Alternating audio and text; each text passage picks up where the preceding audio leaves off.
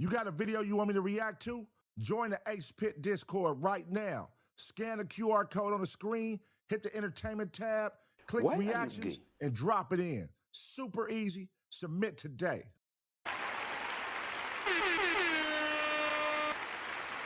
Yes, Sirski! What's going on, Taser Gang? What's the deal? We in this thing, man.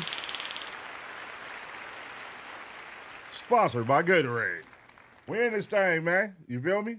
Late nighters, man. What's happening with y'all? Late night streams on Thursday nights. Y'all know how it go. We gonna be in here for the long haul. We probably gonna knock about 4 hours, 5 hours out tonight.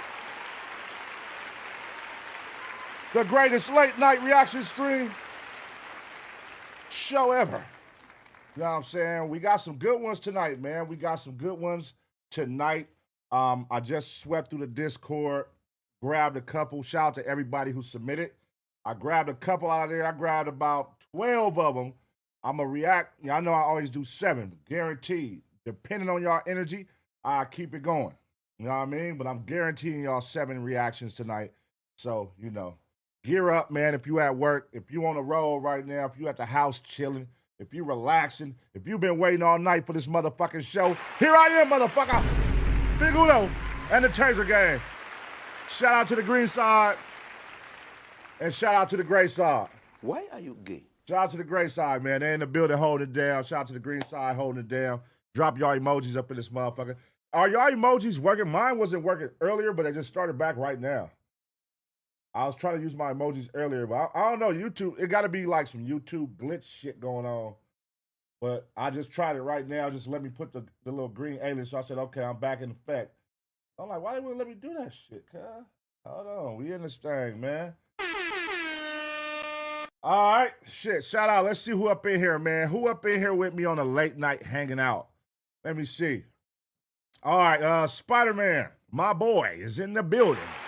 Allen's MW, Nargo Arts, Midnight Stacks, PDX Goer, Flow 92, Dom on your dime, Choco Baby is in the building, man. Sweet Jazz is in the building. Seb Calderon, my boy. Dubs 93, what's happening, man? Joe G 916, Lit Leandre, what's happening? Ellie G, what's up, Ellie? My dog Ellie. Shout out to Ellie in Orlando, man. They hold it down, providing these great shorts that you guys are seeing. They hold it down. Shout out to them, man. Jaji, what's going on, man? I probably fucked your name up, but you know what I mean. Papa E, what's the deal, my boy? If you smell. Papa E is in the building, man. Make sure I use them Papa E emojis. Shout out to you from the Shy, man. Well living from the Shy. Well living Shy, whatever. Yeah. MJG, what's happening with you, man? B Fly, Danny F sent a gift. Shout out Danny F, man. Danny F be going crazy, man. Make sure y'all use that Danny F spin that shit emoji. She got the spin that shit emoji going crazy. Green Side is in the building. That's right, Eric Chapman. What's the word, man? What's the word? DZ Baby. Come on. Cali Grow Trees. All y'all up in this motherfucker. Zeus Mendoza. Mad Hustle. Flow 92. Taser Gang in this motherfucker.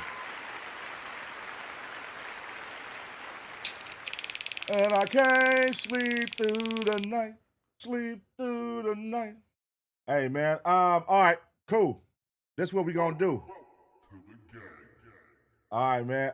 Let's see. Mickey Knox, man, being a member for 1 month. Thank you, man. He said green for now, gray side. Wait, what? Green for now, big gray side. Okay. Oh, okay. My boy said he over here, but he crossing back over. You know what I mean? Make sure y'all tap that poll. Let me know which side y'all represent.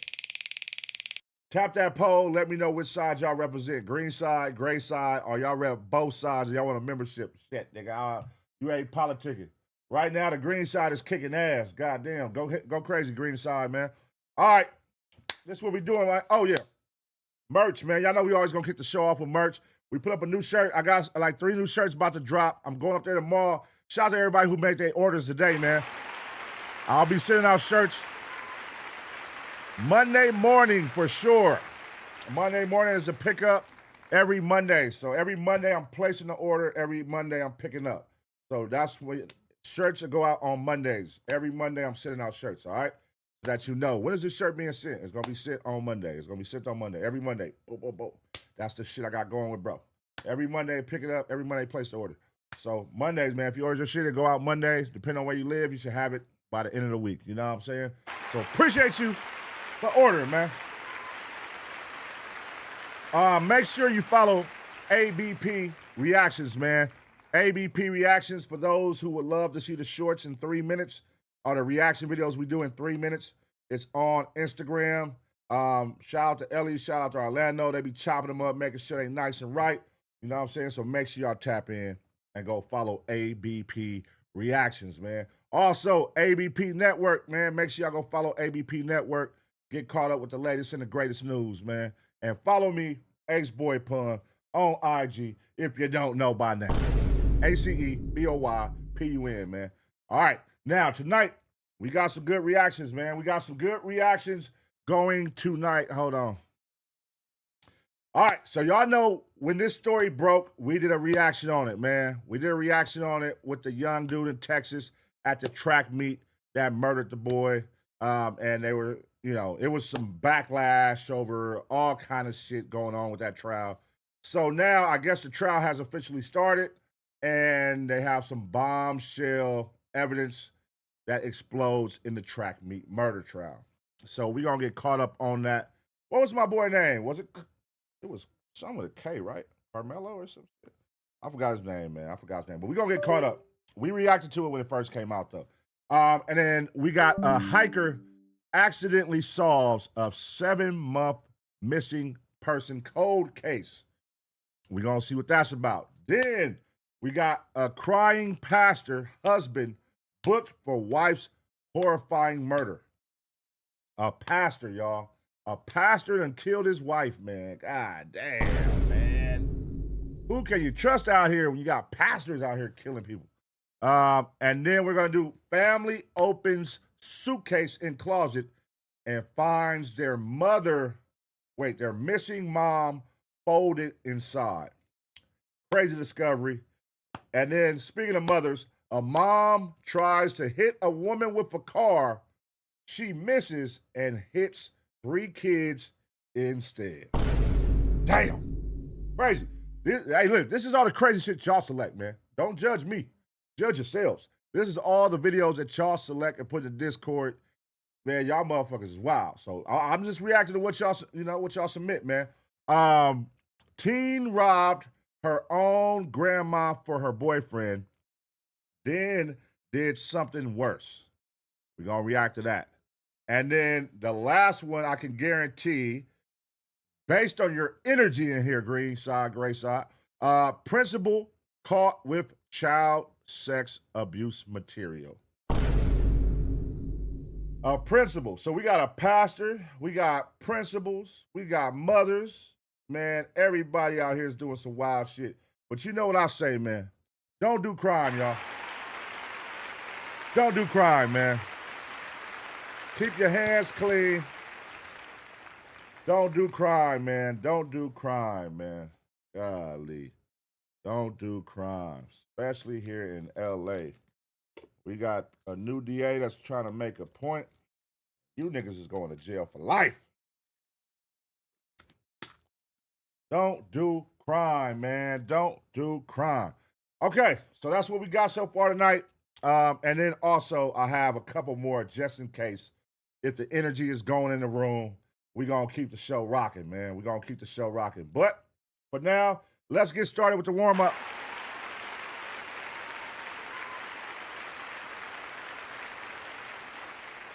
Let's get started with the warm-up. Don't do crime. Don't do crime. We're going to get started with the warm-up, man. And let's get caught up with this track murder. Matter of fact, hold on. Let's put the mom in the front. Let's put that one first. That'll be the warm-up. A little 10-minute banger. Let's put that one first and kick it off. All right? All right. If y'all ready, man, go ahead and drop them goddamn emojis in the chat. Aces, man. Whatever you got. Aces, tasers, aliens. You know what I'm saying? Taser gang is in this motherfucker. Gray side, drop your aliens. Green side, drop your tasers. Let's get it. Let's go. All right. Mom tries to hit woman with car. Boom. Let me make sure this volume is up. Hey, let me see something. I want to see something real quick. Y'all said the volume be low. I wonder, I'll be having it at 73. But let me see. If I turn up at 100, is it too loud? I think one time we did 100. Y'all said it was too loud. That's what I don't want.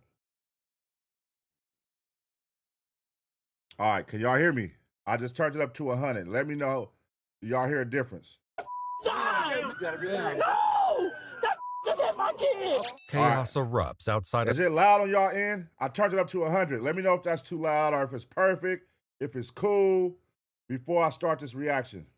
Let me know if it's too loud, if it's perfect. All of them? Yes! Okay. I said that more time! No! That just hit my... Can y'all hear it now? You said it definitely be low? Yeah, I that's what I'm seeing right now. If I put it at 100, if it's straight. Let me know. Do y'all even hear a difference? Danny F, is it straight? Is it loud? Is it cool? I'm going to put it at 100. You still low on your mic? What the fuck, man? How am I low, man? That shit's at 100, bro. Hold on. Let me see something. That don't even make sense, bro. This shit is crazy. I'm at 100. That's at 100. Then let me see something over here. Check. Check. Maybe if I turn, let me see something. Check. Can y'all hear me now? Is it louder? Is it louder now? I put it on, I turned it up on a roadcaster. Is it louder now? Can y'all hear me? Let me know if this shit get too loud, though. I don't want it to be too loud. You feel me? All right. They say you good. All right. I just want to make sure they ain't too loud. All right, let's go. He said, y'all niggas got some T-Move phones, man. All right, here we go. Let's get it. All right.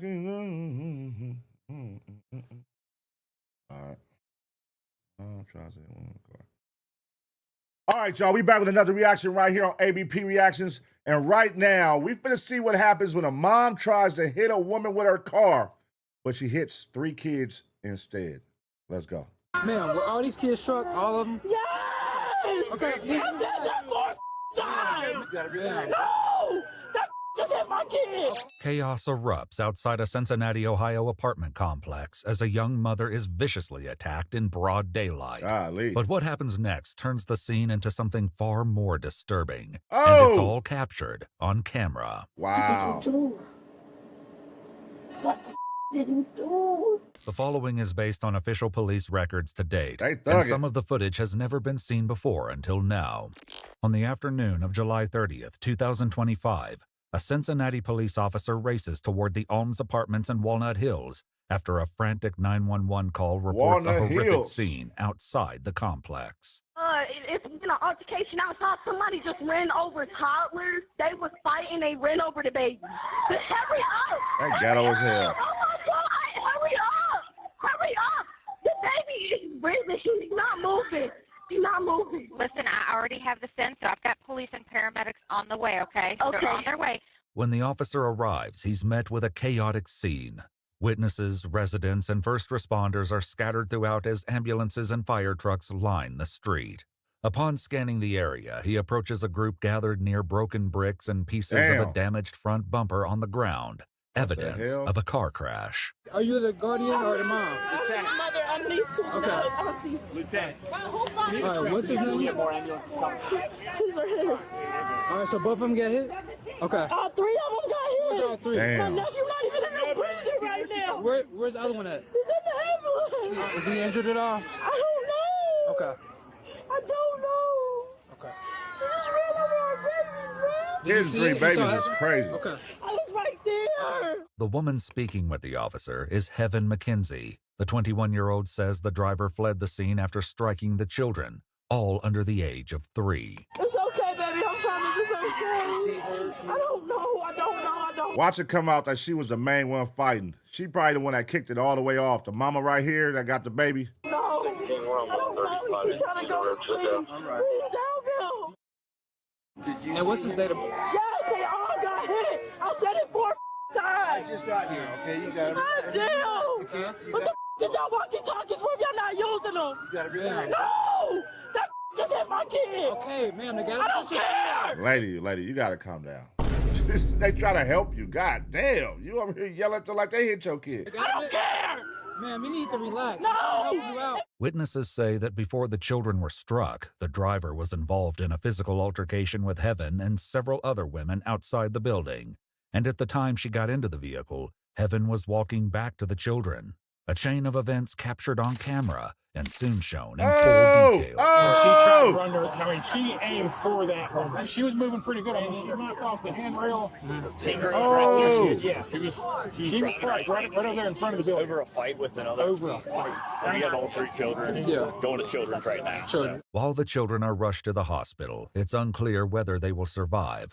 All 3 sustained critical injuries, with one dragged under the vehicle's wheel well. As concern grows that this could become a homicide investigation, the officer begins working to track down the driver. What does she look like? Little short black woman, probably. You want to? Here she is. You want to see what she look like? Yeah, let me see what she look like. This nigga's a snitch. This nigga said, here she is. What's what you look like? My boy took a picture. He was ready on command to show the police. One of the witnesses comes forward with video of the altercation.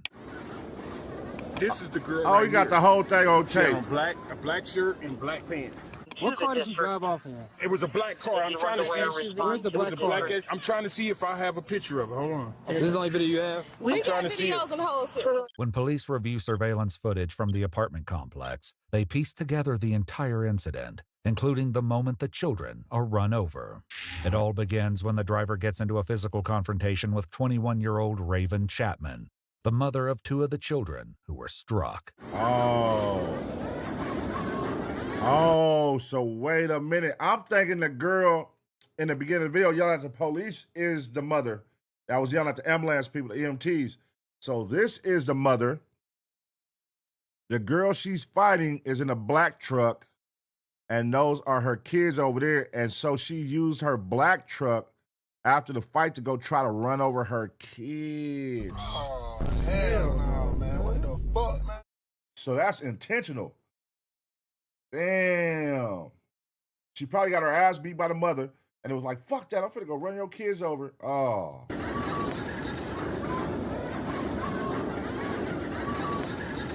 Meanwhile, on the other side of the building, Heaven is with the children, near the spot where the crash will soon occur. She then leaves them alone and heads toward the fight. As the driver struggles on the ground with a second woman, Heaven is seen walking directly toward them and appears to start recording the fight on her phone.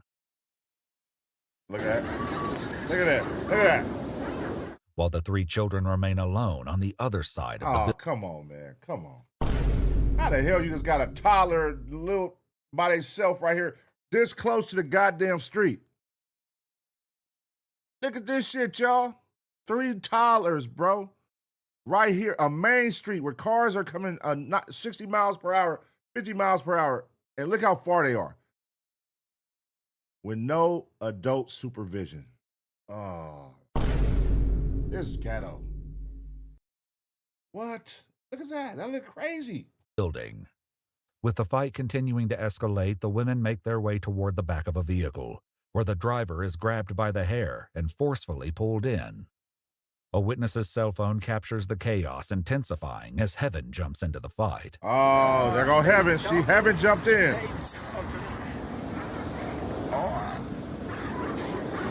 Suddenly, the driver breaks away from the fight and heads to her vehicle, Look. opens the driver's side door, and gets in Oh, as shit. Heaven begins walking back toward the children.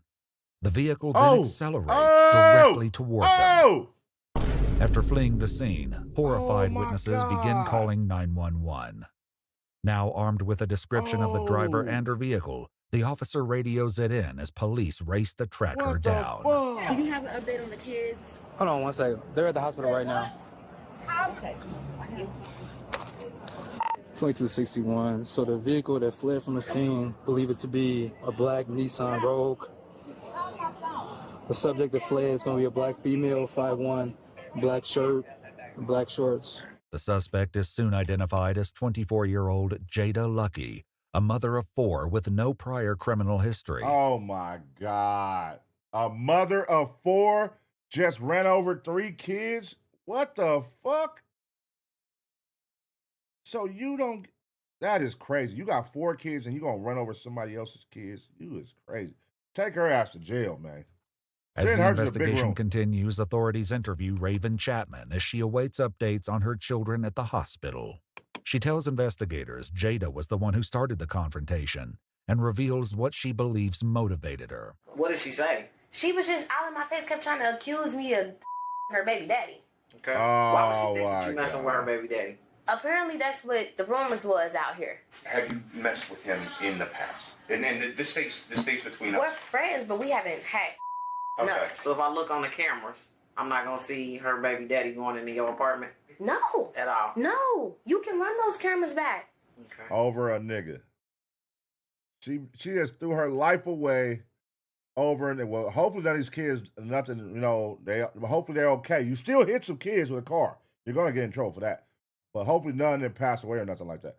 But that's crazy. Over a nigga, you would do something like that. Why are other people saying that he was here? If he was, I swear to God, I didn't see him. He's never been in your apartment. He's been in my apartment before. Police receive word that Jada is about 2.5 miles from the crime scene and rush to the location.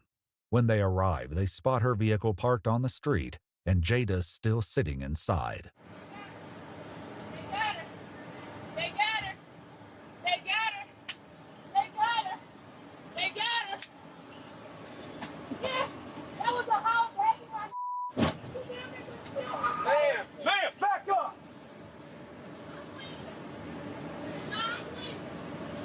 I just want y'all to get her. Jada is cuffed and escorted to the back of a patrol car without resistance. Where do you live at, ma'am? I live right here. Do you have kids in the house? Yes, I got 4 kids. How old are they? 5, 4, 3, 2, 5. Oh my God. That bitch said 5, 4, 3, 2. Damn, bitch, you just don't stop fucking, huh? 5, 4, 3, 2. And how the hell, like, as a mother, you would think she would feel some compassion for other children, not to run them over with a, toddlers at that, to run them over with a car. So how do y'all feel? How do y'all feel about this, man? Ladies, how do y'all feel about her, especially the mothers that's watching? Like, would you run over just because you fighting somebody over your baby daddy? Would you then get in your car and run over that girl's kids? That's crazy. 4, 3, 8 months, 9 months. Is somebody with the kids? I don't know. What? I don't know. Is somebody with your kids? I don't know. You don't How do know. you don't know? What you mean you don't I know? don't have a phone, so I can't contact them. As Jada waits inside the vehicle, she overhears officers speaking outside. They're dead. They're dead, sir. Sir, I killed someone. Sir, excuse me. Lord, please. Lord, no. This can't be real. Ooh. Think just breathe. Just breathe. Shut your stupid ass up. You made a mistake. It was an accident. It was an accident. You're gonna get through this.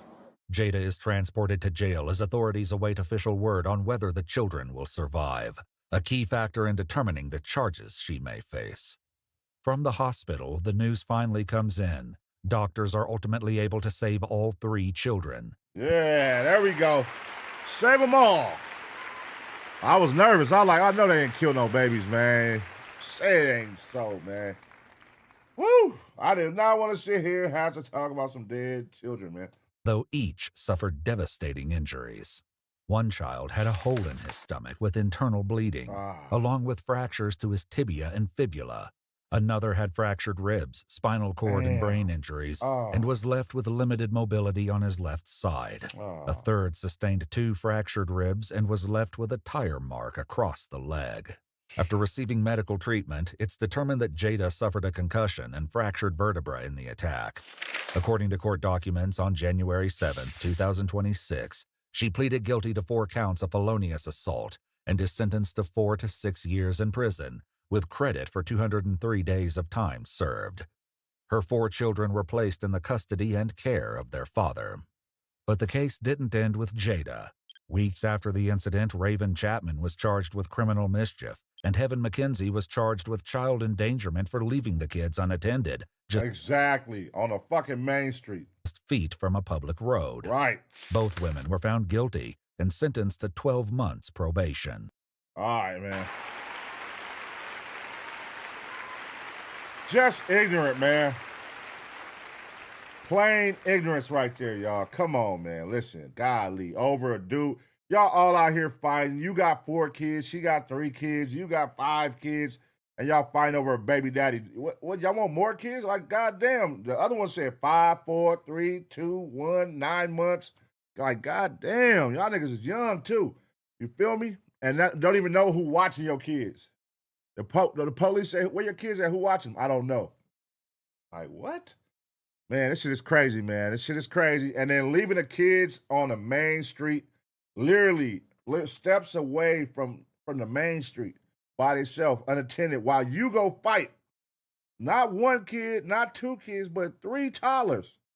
It's crazy. That's insane work. They got 12 months probation. Other one, 4 to 6 years in jail. Let me know what y'all thoughts is on that. Is that enough time, man, for running over 3 kids with a car?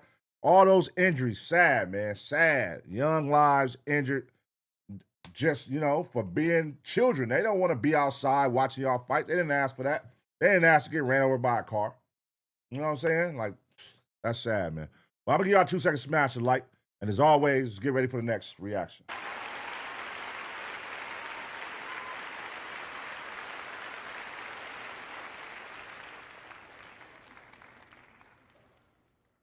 All right, man. Yeah, that's crazy, man. They gave a slap on the wrist. That's wild, leaving those kids right there. That, man, that could have went all bad. It went all bad. It could have went even worse, though, if one of them kids would just walked a couple more steps and walked in the street and a car came by. You know what I mean? Either way, it was a bad decision. It went wrong anyways. Sad, man, sad. All right. Let's see what we got.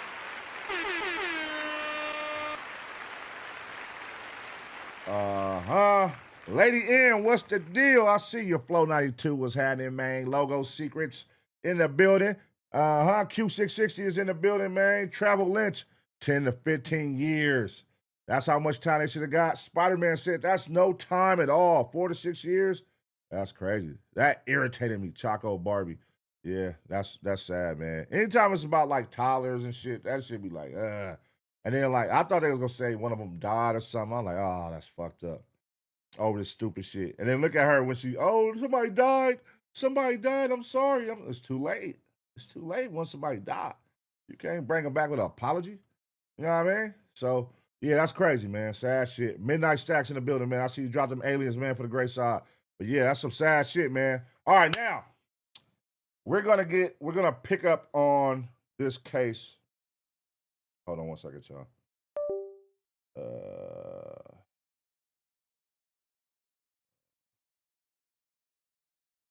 1 second. Damn phone done froze up. What the fuck?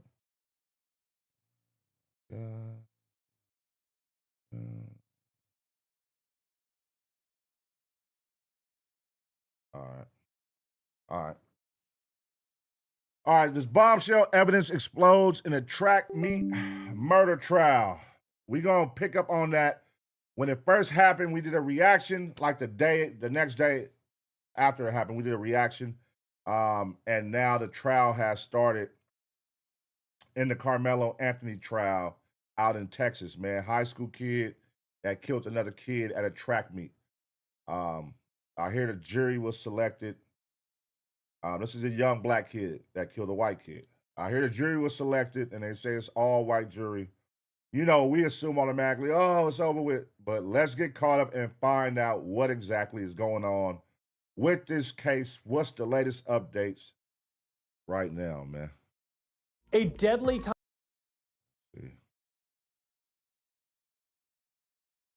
All right. All right, y'all, we back with another reaction right here on ABP Reactions. And right now, some bombshell evidence explodes in the Carmelo Anthony track meet murder trial. Let's get caught up. A deadly confrontation. One teenager dead, another fighting for his future. Today, prosecutors and defense attorneys delivered starkly different versions of what happened under a crowded track meet tent during a rain delay. A confrontation that ended with Austin Metcalf stabbed to death and Carmelo Anthony facing a possible life sentence. Why did this teenager bring a knife to a track meet? What really happened under that tent during a rain delay? We learned a shocking new piece of information about the knife allegedly used to kill Austin Metcalf. We are inside the courtroom as the mystery at the heart of this case begins to unfold. We're on the case presented by Law and Crime. I'm Chris Stewart. Texas, Texas, Texas. Before we get into this episode of On the Case, I got to talk about our partner and sponsor. Fast forward to she's going up. Kalshi, trade what's next. All right, so today the state of Texas began to lay out its case against Carmelo Anthony. And not only did they argue the teenager murdered Austin Metcalf, they say it was premeditated. Now, there is video of the alleged incident that was shown in court today. And Court TV's Cody Thomas is in the courtroom for us for this trial. He saw that video for himself. He's going to join me here in a moment to break down what he saw. Now, as a reminder, there are a lot of restrictions when it comes to how we are covering this trial, because the judge has not allowed any cameras or audio or live streaming of this trial. So really the only way you're going to be able to get insight on this case is if you follow along with us here on the case, as well as with Court TV's Cody Thomas. So let's start with how this day started. And I want you to look at this drone video. We shot this outside the courthouse. This is before opening statements, and there was a line of people here in Collin County. It's outside Dallas. We think there was roughly 200 people outside the courthouse trying to get in to see this trial take place. And there's just 27 spots in the courtroom. Now, before we get to what prosecutors and defense attorneys argued in their opening statements, we need to talk about this jury. Look, there is no question that race is one of the elements that has made this story the center of a lot of attention, on top of the fact that you have a young man who lost his life at a track meet. And the racial makeup of this jury is definitely something getting attention here. Now, this jury, it's 12 people. We're told it is made up of 3 Asian women, 1 Middle Eastern woman, and a woman of color. But reportedly, no African Americans are on this jury, and the rest of the jury is made up of white men. Now, according to local reports... Ah, damn. That sounds like recipe for disaster right there. They about to be biased as a motherfucker. You never know, though. You never know. You never know. This is Texas, man. Again, I don't know what exact part. I mean, I know what they're telling us what city it is. I don't live out there, so I don't know if this is like the racist parts of Texas. If you're from Texas, let us know, man, where this case is being held. What side of the city is that? You know, how do y'all look at that city? You know what I mean? How do y'all look at that courthouse from previous trials that have been there? You know what I'm saying? Fill us in. 3 African-American women were stricken from the jury, claiming they had bias in the case, claiming they didn't want to convict Carmelo Anthony. Now, the court went through more than 600 potential jurors in the selection process. And one question we are told hung up a lot of people was whether they could convict a teenager and put him away for life. Now, Carmelo Anthony is that teenager. and he is charged with first-degree murder in the death of another teen named Austin Metcalf. And we have not seen Anthony on the outside of the courthouse as we did when he posted bond last year. The road surrounding the courthouse has been blocked off, and it does appear that Carmelo is being brought into court away from cameras. Again, very strict rules when it comes to this trial by the judge. We can't film inside the courthouse. We can't film the trial. We can't live stream it. So we just have the words of the people who are witnessing it for themselves, like Cody. Now, prosecutors dropped some new information today, and it's information we didn't know until the opening statements began. And before we get to that, I want to lay out for you the timeline. And I'm going to lay out this timeline using the perspectives of the prosecution and the defense. So all of this took place last year on April 2nd. And it was at a track meet for local high schools in Frisco, Texas. And you have Austin Metcalf's high school and Carmelo Anthony's high school. Those were two of the schools competing in this track meet. Everything changes when a rainstorm moves into the area, and it delayed this track meet. So everybody's going to maybe back to their bus, maybe they're going to a tent underneath, and Carmelo's high school did not have a tent, but Austin Metcalf's high school did. And Carmelo ducks under the tent of Austin Metcalf's high school. Now, this is where the versions of events are very different between the prosecution and the defense. So you have the prosecution who says that Metcalf's team told Carmelo Anthony to leave from being under the tent and Carmelo wouldn't move. And the defense says that the reason that Carmelo went to the tent is because he had recognized a close family friend of his girlfriend. Now, the defense says that once Austin Metcalf and his twin brother noticed Carmelo, they told him to leave, and Carmelo was just confused as to why it was a big deal that he was under the tent. Now, the prosecution says that when Carmelo was asked to leave the tent, he said something along the lines of, "Make me." And when Austin Metcalf stepped up to Carmelo to tell him to leave, they end up having some words, and that's when Carmelo Anthony allegedly stabs Austin Metcalf in the chest. And a big piece of information that is new information to us. That's crazy.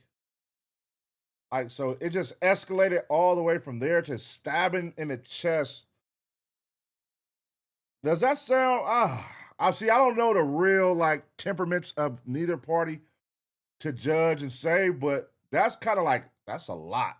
If we're here on a track meet and just saying, hey man, you got to move, make me, and then get in your face and somebody just pull out a knife and stab you, it's high school. They wouldn't fight first. It got to be something there from previous altercation, or they must know each other some type of way. If this is the case where he just stabs you, who just stabs a random person at a track meet just for saying you can't be under my tent? I don't know, man. What do y'all think? What do y'all think? Related to the alleged murder weapon, prosecutors say it was a folding knife, and that knife was already opened. And they allege that the knife was ready, and they say that Carmelo Anthony was looking for a reason to use it. They characterize what happened as Carmelo baiting Austin Metcalf into a confrontation. Now, the defense side of it, again, very different from what the prosecution is saying. They are arguing that Carmelo had to act in self-defense. They say that Austin Metcalf was the aggressor. They say that Austin made the first physical contact with Carmelo, and Carmelo had to react in a moment of chaos, and he used that knife to protect himself. All right, listen. This is 2026. We're talking about high school kids at a track meet, the era where kids record everything. People in general record everything. So with all these kids sitting around because they're not on the track meet because of rain, they're all just sitting there, which means they're probably got their phones in their hand, you know what I'm saying, sitting underneath those tents. Are you saying that nobody recorded an altercation? Nobody. You guys don't have no footage nowhere. Do y'all know if they got footage of this? If not, that's crazy. But I guarantee somebody recorded. So after the stabbing, Carmelo ran. The prosecution argues that the fact that he drops the knife and he takes off, it proves guilt. They also say that he tried to allegedly blend in with the crowd when people went looking for him. The defense, they say that Carmelo ran because he was defending himself, that he was trying to get out of the situation. And they say that he went to one of his coaches until police arrived. Now, once police arrived, Carmelo is quoted as saying, quote, "I'm not alleged, I did it." And prosecutors say That proves that Carmelo knew what he did. They also say that Carmelo said, quote, "I told him not to," when speaking about Austin Metcalf. And they say that also shows that Carmelo wasn't afraid for his life, that Carmelo, they argue, murdered Austin Metcalf. Now, the defense, they look at the sequence of events a little different. They say that the fact that Carmelo said, "I'm not alleged I did it," that doesn't prove anything. They say, if anything, it shows that he wasn't hiding the fact that he was involved in this altercation and that he had to do it because it was self-defense. Now, of course, a big question that was raised by prosecutors right out of the gate this morning is, I think, a question that hangs over this trial. And it's, why does a 17-year-old kid competing at a high school track meet, middle of the week, why does he need to bring a knife? Yeah, that's where you're going to get fucked over at. That's the one thing where I can see the jury like, nigga, it don't matter what you say at this point. Why do you have a knife in your hand ready to go at a track meet with other high school students? That's where they're not going to show compassion. They're not going to care, and I think that's where it's fucked up, right? Because it's like, what is a kid doing with a knife at a high school? Who's bringing a weapon to a high school? You got to think, if this was your kid that got stabbed or killed, or if you have a child, you'll be like, why is this other kid at school with a weapon? You're going to be mad at the kid, and you're going to be mad at the school. You know what I mean? So on that right there, I feel that. Like, why do you have a weapon at a track meet, nigga? I'm like, hey, I'm from the era where we fight. Just fight, nigga. Like, you don't need no weapon. Just fight. Fight, get it over with, and go about your day, man. You know what I'm saying? But let's keep watching.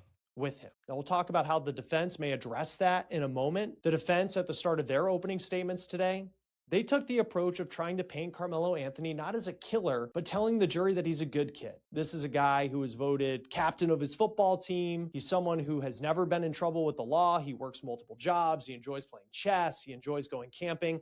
They say that he is not the monster that prosecutors are alleging that he is. Now, witness testimony is going to be a driving force behind this trial, but also today, prosecutors showed surveillance video of the incident. Cody Thomas of Court TV was in the courtroom today for all of the testimony. See, that's going to be a deal breaker. They got video. So there is video, surveillance video. So this is going to be a deal breaker.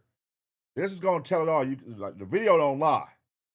So if it lines up with what he's saying, yeah, you might get a little leniency, but is that extreme? Just because somebody say, get from out my tent and get in your face, is that worthy of them getting stabbed and killed? That's what the question is. Just because this guy got up in your face, told you to get from underneath the tent, do you have to go to the extreme of killing them? And that's what y'all got to decide. Like, is that too extreme?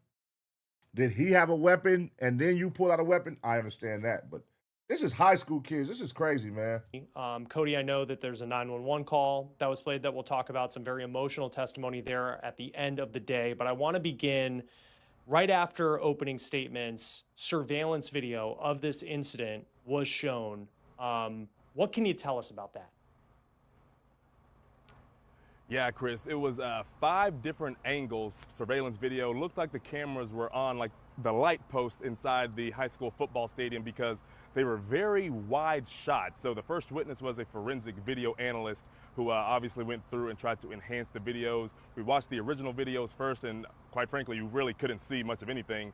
And then after a few minutes, we zoomed in. He showed all the enhancements, and he had spot shadowing and highlighting who we're supposed to be looking at. You can't really make out any distinct features, and the prosecution admitted that before they even played the video. They had to look at clothing and identify the person of interest, who, of course, is Carmelo Anthony, and the victim, who is Austin Metcalf. So they outlined all of that based on the photos that came out later once Carmelo was taken into custody. But, again, the videos, it establishes what happened. You can definitely make out what happened, but it wasn't, to me personally, as compelling as I thought it would be, because it looks like gas station video. It's really grainy. It's zoomed in. When it's zoomed out, it looks high quality, but when it zooms in, as you know, with any picture, it loses some of the quality. But you can see the tent where everything goes down. You see Carmelo Anthony walk under the tent 2 minutes before Austin Metcalf and his friends get to the tent, and then everything starts going down within 4.5 minutes. You see, just kind of some humanoid blobs under the yellow Memorial High School tent, and then you see one figure kind of jolt, really fast jolt to and from, which they were saying, the prosecution was saying that was the initial push. They're not denying that Austin Metcalf, made physical contact. They admitted that there was a physical altercation. All right. So he got physical. What happened after that? Because I believe when we watched the first video, they alleging right after the push, Carmelo responded with a knife. Now, is that what happened? Or did they jump him? Then he put out the knife? Let's see. But that was the moment you saw the push. And then, of course, you see the 25, 30 kids start scattering throughout the bleachers. And then you see the person of interest, again, Carmelo Anthony, running down the bleachers, running a ways away from where the tent was, out onto the track and into the arms of another coach, Chris. But again, the video, of course, establishing, giving us, painting a picture of what it looked like that morning. This all happened around 10:02 in the morning, right when the track meet was supposed to start. Just really giving us a scene setter, just to allow us to understand what was really going down that day.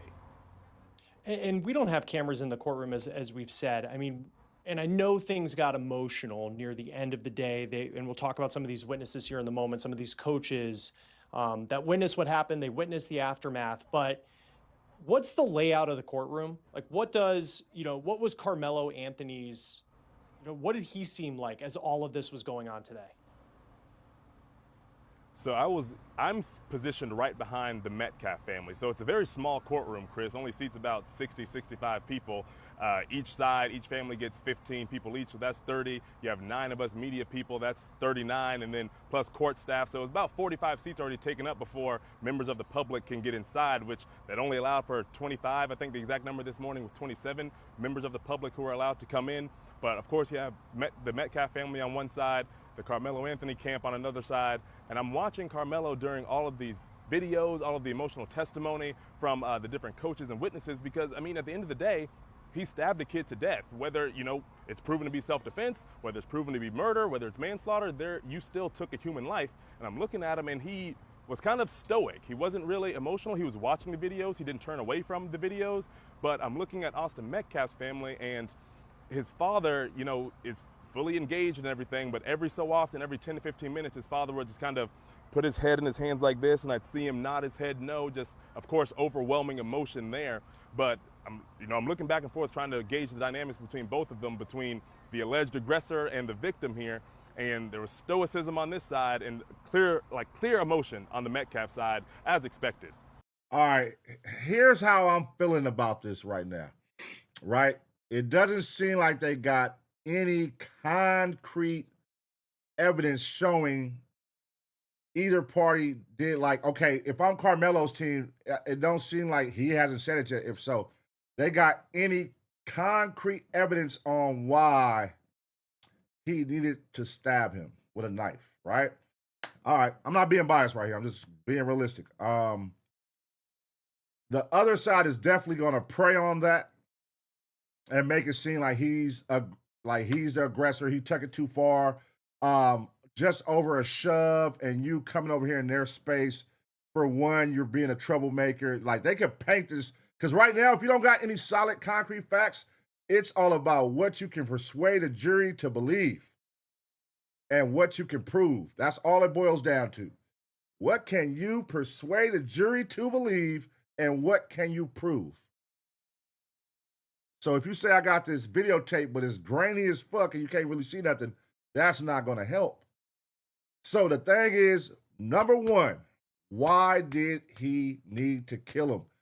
If I'm Carmelo Anthony's team, I need to get the jury to understand why he needed a knife, and two, why he needed to kill him. If you can't present that, he's doomed. And that's reality. This isn't being on no black, white shit. This is just, you know how the justice system works, man. At the end of the day, somebody was killed, regardless what color you are.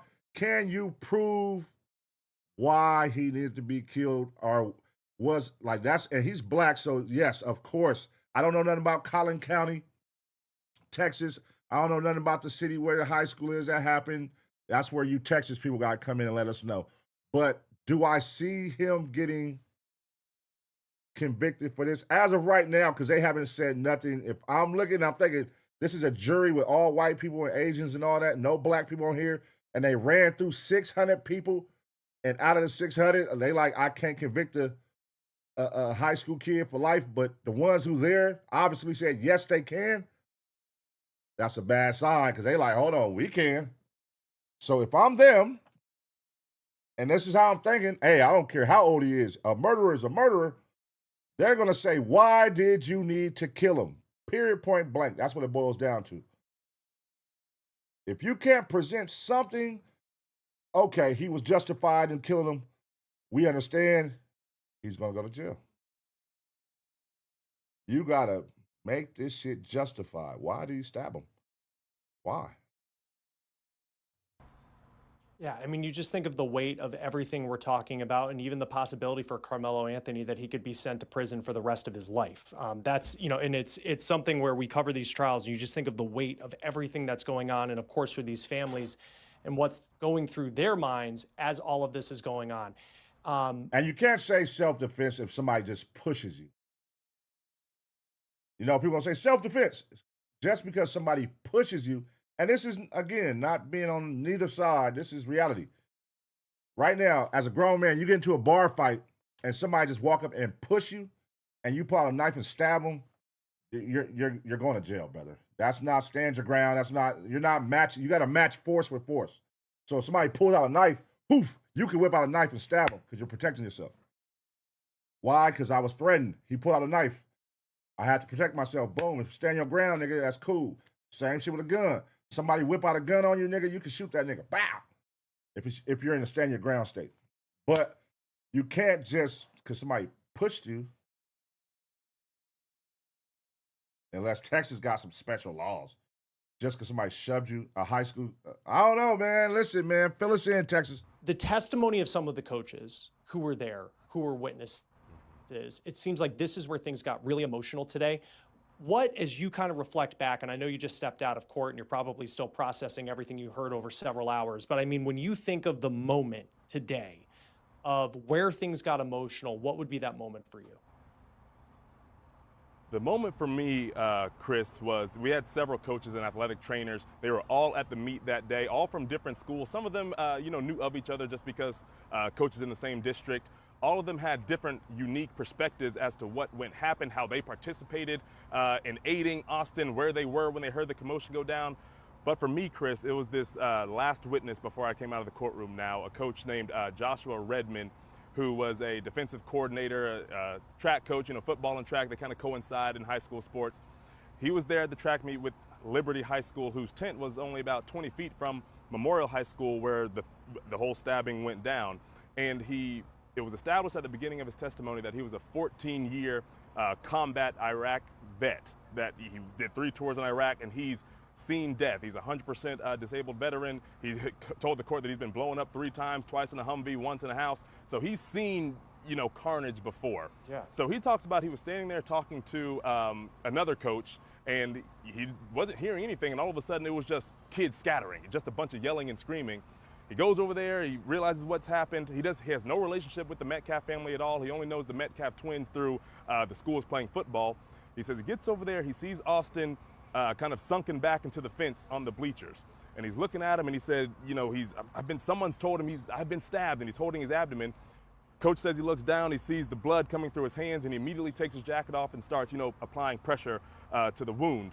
And he says he sees, the color draining from Austin's face, and eventually starts seeing his eyes roll back. So while that all sounds emotional, Chris, this is the part that got me. Because he's seen death before, this coach who was a more than a decade combat vet, the kid, Austin, he stops breathing at some point in time. Yeah. He loses a pulse. So he's back there doing the CPR, doing the chest compressions. Another coach is doing the mouth-to-mouth.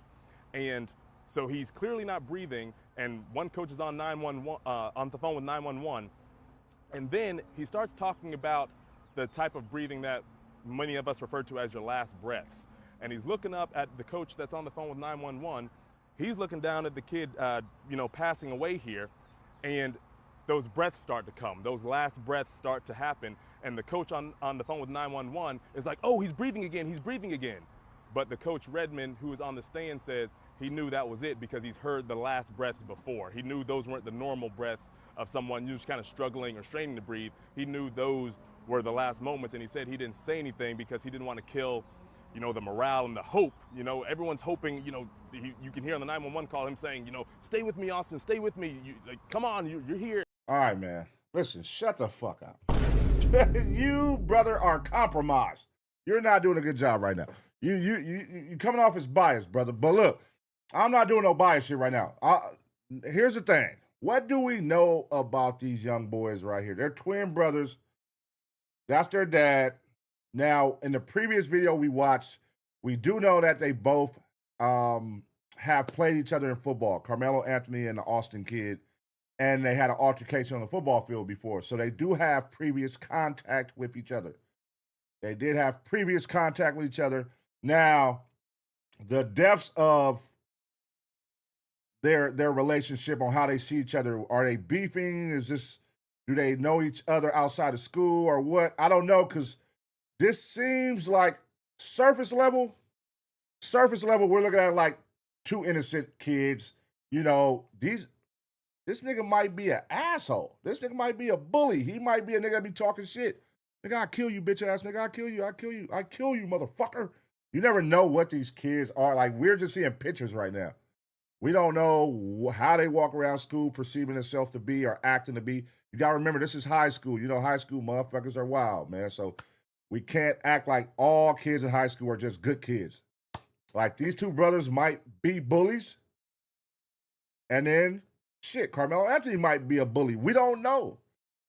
You know what I'm saying? But again, this is what you can prove, and that's what it's going to boil down to. Can you prove that stabbing was justified? Or can you prove, vice versa, on the other side, Carmelo Anthony is a quote-unquote thug who walks around gang banging and threatening people, and vice versa? Can you prove these brothers right here, Austin, was a racist? Because some people were saying that. He's a racist. He's a racist, and he walks around threatening people. But then you still got to justify why the stabbing happened. And that's what it boils down to, man. That's what it boils down to. Because right now, we're just going off of pictures. Outside looking in, all of us who are outside in different states and we don't know nobody involved from a can of paint, we're just going off colors. Hey, black, free them. You know what I mean? And ain't nothing wrong with that. Free your people, man. Free your people. I feel it. But then you got the people who live on a legal hey, fuck all that. If this was my child, I would want the person that stabbed my child to go to jail. They're not looking at color lines, black and white. They're looking at the actions.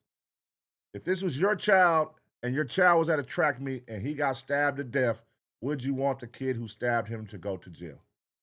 You know what I mean? So I get all angles. I get all sides. Let's keep watching. Everything's fine, but he said even when he was doing those compressions, he heard those last breaths. He just knew it was over. And when you hear that, coupled with the 911 call, Chris, that was the most emotional moment for me right before walking out of this courtroom just a few moments ago. Yeah, I mean, I just like reading the notes of the day of like what happened. Like, I got chills just reading it, you know, and you just think of the chaos of the moment and the fact that this was a high school track meet. And, you know, suddenly you have a combat war veteran trying to save the life of a young man who had just been stabbed. What did the jury look like, you know, in all of this? Because I just think of the idea of this 911 call playing and just the description of, you know, Austin, stay with me, and to hear that chaos. Like, when things got emotional, what did the jury look like? So, of course, you know, you had throughout the day some of this testimony is going on. You know, the jury's mixed, kind of evenly split between men and women. And of course, you have the people who are just kind of shaking their heads, you know, closing their eyes, maybe looking away. But when I saw real emotion where, you know, tissue had to be handed out to some of the men on the jury, no less as well, Chris, was during that 911 call. It went on for maybe 10 or 12 minutes. You heard you know, the other coach, Coach Thayer, who wasn't a witness, but his name was established.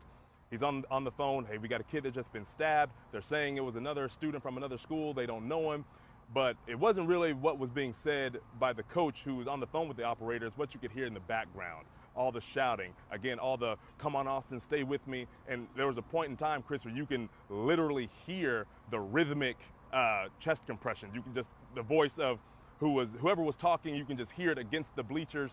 And I looked over at the jury and you see it was 2 or 3 men wiping their eyes. Of course, a couple of the women had their face in their hands, tears were falling. You know, not visceral crying to where it's audible, but you could see the emotion was definitely running throughout that jury as they were watching.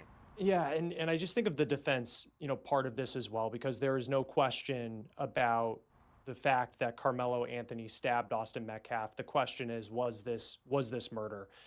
For a lot of these cross-examinations today, where you would have the emotional testimony of what people witnessed, like how would you characterize how the defense is going about kind of trying to weather the storm of so much emotion coming from what Carmelo Anthony allegedly did to Austin Metcalf? Yeah, Chris, the defense didn't really attack as aggressively as I thought they would during this emotional testimony, which can be looked at in a positive or negative way, depending on how you look at it, on what side of the fence you're on. But one of the questions that the defense attorney asked every single witness, we're talking about the tents. And a lot of these coaches, being coaches in competitive sports and being in the culture of track and field, they were talking about track and field culture, how each tent is kind of like your locker room. For example, if you're in the NBA or the NFL, you have 2 locker rooms and, players don't go back and forth between each other's locker rooms. And they were trying to explain that the tents were kind of the same thing. You might walk by and see a friend that you say, hey, what's up? But you're not hanging out under the tents. But what the defense kept harping on with each witness, there was the whole idea of the rain delay and the rain was... This nigga's compromised, man. My boy, you ain't got Carmelo. You ain't got Carmelo back at all. You are Team Austin, brother. You are surely showing it, my guy. Coming down. Centennial High School, where Carmelo Anthony went, was the only school here that did not have a tent posted up that day. And he kept saying that to each witness. Did you know the Centennial High School did not have a tent? And they were, no, I was unaware, what have you. And then he would follow up saying, well, it would make sense for a student to want to get out of the rain. And they were, that's a fair assessment. No one wants to get drenched. He asked that question pertinently with every single witness. I understand the generality of the question, but I don't know what that question has to do with a first-degree murder charge. But other than that, Chris, he didn't really harp on anything in an aggressive manner with any of this emotional testimony going on here today. Yeah, I thought it was interesting because it was constantly noted, like track and field culture. Listen, man. See, this is a thing. Just because they say, there's a black guy on the jury, sometimes the black guy might be like this guy. Just because you're black don't mean you're with us. You know what I'm saying? You're with Carmelo. Like, this nigga right here is not with Carmelo, y'all. He's probably worse than the white man on the goddamn jury stand. Because this nigga right here, goddamn, brother. Listen, man. Shit. Goddamn. I'm like, oh, come on, man. Say something about, bro, that possibly could sway. Everything is just Team Austin right now he's talking about. And let's keep watching. About these tents and maybe talking about like why Carmelo Anthony was there and then what led to a confrontation as to why Austin Metcalf really wanted Carmelo Anthony out from under that tent. One witness that stood out to me, I think his name is Vincent Hooper, and he was another coach. He's the head football coach, and a lot of these coaches coach track, of course, at Heritage High School. And he was someone who was with Carmelo Anthony right after all of this happened. There's no question after Anthony allegedly stabs Austin Metcalf, he runs. And the question is, was he running because he knew what he did and that it was murder and he was trying to flee? Or was it a situation where he was defending himself and he was just trying to get away from the situation? What stood out to you about what Vincent Hooper had to say as far as what Carmelo Anthony was doing just in the moments after he had stabbed Austin Metcalf? So before we talk Hooper, Chris, we got to establish the moments before Carmelo got to Hooper. Yeah. And that was the coach that was testifying before Hooper took the stand. All these coaches, by the way, are from different schools. But she was an athletic trainer, one of the girls coaches with another opposing school's track and field team. She was saying, where she was when she heard the commotion, she had, CPR training. So she ran to Austin to try to render some aid. When she got over there, she heard all the kids saying, oh, that kid right there, he stabbed Austin, that one right there, they're pointing at him. So she turns around, she looks at him and, calls him out. Hey, says whatever she says to him, and Carmelo stops. And as soon as she stops, Coach Hooper's right there, and she looks to Coach Hooper saying, they said he stabbed this kid, Austin Metcalf. Don't let Carmelo Anthony leave. So Hooper's like, what do you mean stab? He's flustered. He said he didn't even register what was really going on. He heard the commotion. He saw his students running and they're saying the stabbing thing, but he said it just wasn't really computing in his head. So he looked to Carmelo Anthony, who was standing right next to him, and he said he just put his arm around him and they just went walking around the track. And Hooper said that he looked at him and said, "You stabbed someone, son?" And then Carmelo responds to him, "He put his hands on me. He put his hands on me. Yeah, I stabbed him." And Hooper says he looked at him and told him, "Well, if that kid dies, your whole life changes today." And then he said Carmelo looked back at him and said, "Well, he's not gonna die." And then Hooper said, "Okay, but if he does," and Hooper said before he could even finish, Carmelo started crying and they just continued to walk. And Coach Hooper said that he felt that Carmelo's emotions were genuine. He said he didn't feel that they were some kind of fabrication. I mean, he was literally crying moments after what happened. So it was kind of this intimate moment he was describing. And, you're looking at a 17-year-old kid who just made the biggest mistake of his life here. So yeah, and it's high school. It's high school, man. You never know what these kids are going through mentally in high school, man. A lot of kids go to school and get bullied, for years. Some kids get bullied and bullied and they reach a boiling point. It could be that narrative. We don't know if he was a good kid, a bad kid, a thug, a square. That hasn't been presented to neither one of the videos I've seen. I don't know neither side about neither. I did see that the dad was kind of like one of them red side crazy motherfuckers that like to hunt, and he was talking crazy when the murder happened. So the household on the white side is definitely, might have a little racism going on. I don't know nothing about the kids, though. You know what I'm saying? And then Carmelo, was this a boiling point? Was he previously bullied by them? Always bullied by them? Was there something, these kids communicate on Instagram and Facebook, and that's what I'm waiting to hear. Me personally, I'm waiting to hear, what is the real reasoning that he would need a knife, that he felt he had to bring a knife to school. Was kids picking on him? Was he told, "Hey, next time I see you, I'm going to do this to you"? So he was bringing a knife for protection? Or is it just, "Hey, I have my knife, I keep it on me every day, and I was just protecting myself from these guys who ran up on me and I didn't want to fight"? I don't know. They present some goddamn facts already. That really stood out to me, Chris, just the intimacy of what he was talking about. He's just walking with this kid whose life clearly has changed in the last year since April 2025. Yeah, and to think, again, what his reality may be if this is a guilty verdict. Of course, it's only day one of this trial of Carmelo Anthony facing a charge of first-degree murder. Cody Thomas from Court TV, just an amazing job today. I know those are long hours in there following every single detail, but it's great for us because, of course, we can't have cameras in the courtroom to see it for ourselves, so your eyes, your ears in there. Thanks, as always, for taking the time. We appreciate it. Thanks for having me, Chris. Happy to be here. All right, man. I'll definitely stay and keep y'all updated on that as videos roll out. And let's see what happens, man, in this situation with Carmelo Anthony. Let me know how y'all feeling based off what you have seen, what you have heard thus far. How are you feeling? Are you one of the people that's going off of facts, or are you one of the people that's just going off of, "Hey, my people"? You know what I'm saying? Free him because he's black. Or what is your true take on this of a stabbing being justified at a track meet in high school? What makes it justified in your opinion? Just because he pushed him? Hey, he had the right to defend himself. They shouldn't have pushed him. Hey, they shouldn't have walked up on him.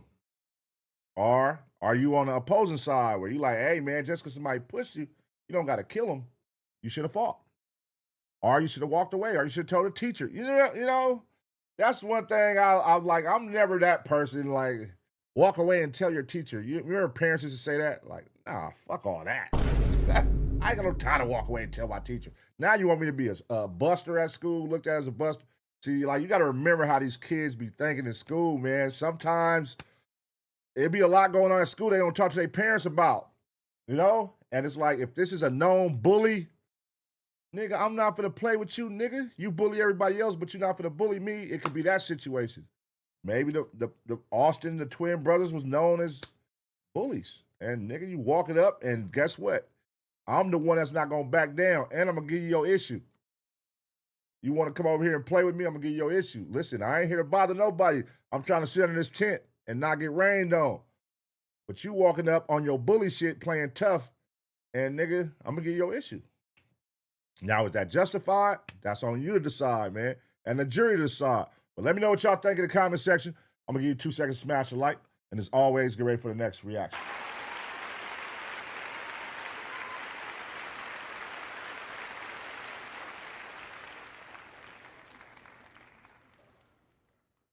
Yep, man, that's gonna be an interesting one.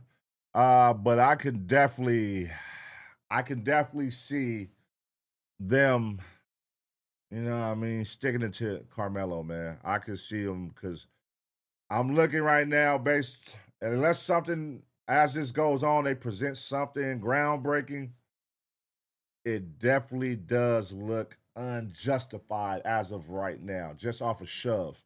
Like, give us more details about the encounter. Give us more. Was it like 4 niggas walking up, Austin and his homeboys saying some crazy shit? What, like, you gotta sell it though. That's the thing. Like, when you get you a great lawyer, you gotta sell this shit to make us be like, man, that's fucked up. Yeah, he should stab that nigga. Like, you gotta sell it. You can't just be like, oh man, he was in there because he knew his cousin. A friend of a cousin was in there, and he was sitting there, and he pushed him. He pulled out a knife and stabbed him. Like, nobody's gonna see that as justified, bro. Like, justify why that knife came out and killed somebody. Justify it. You know what I mean? But hey, all right.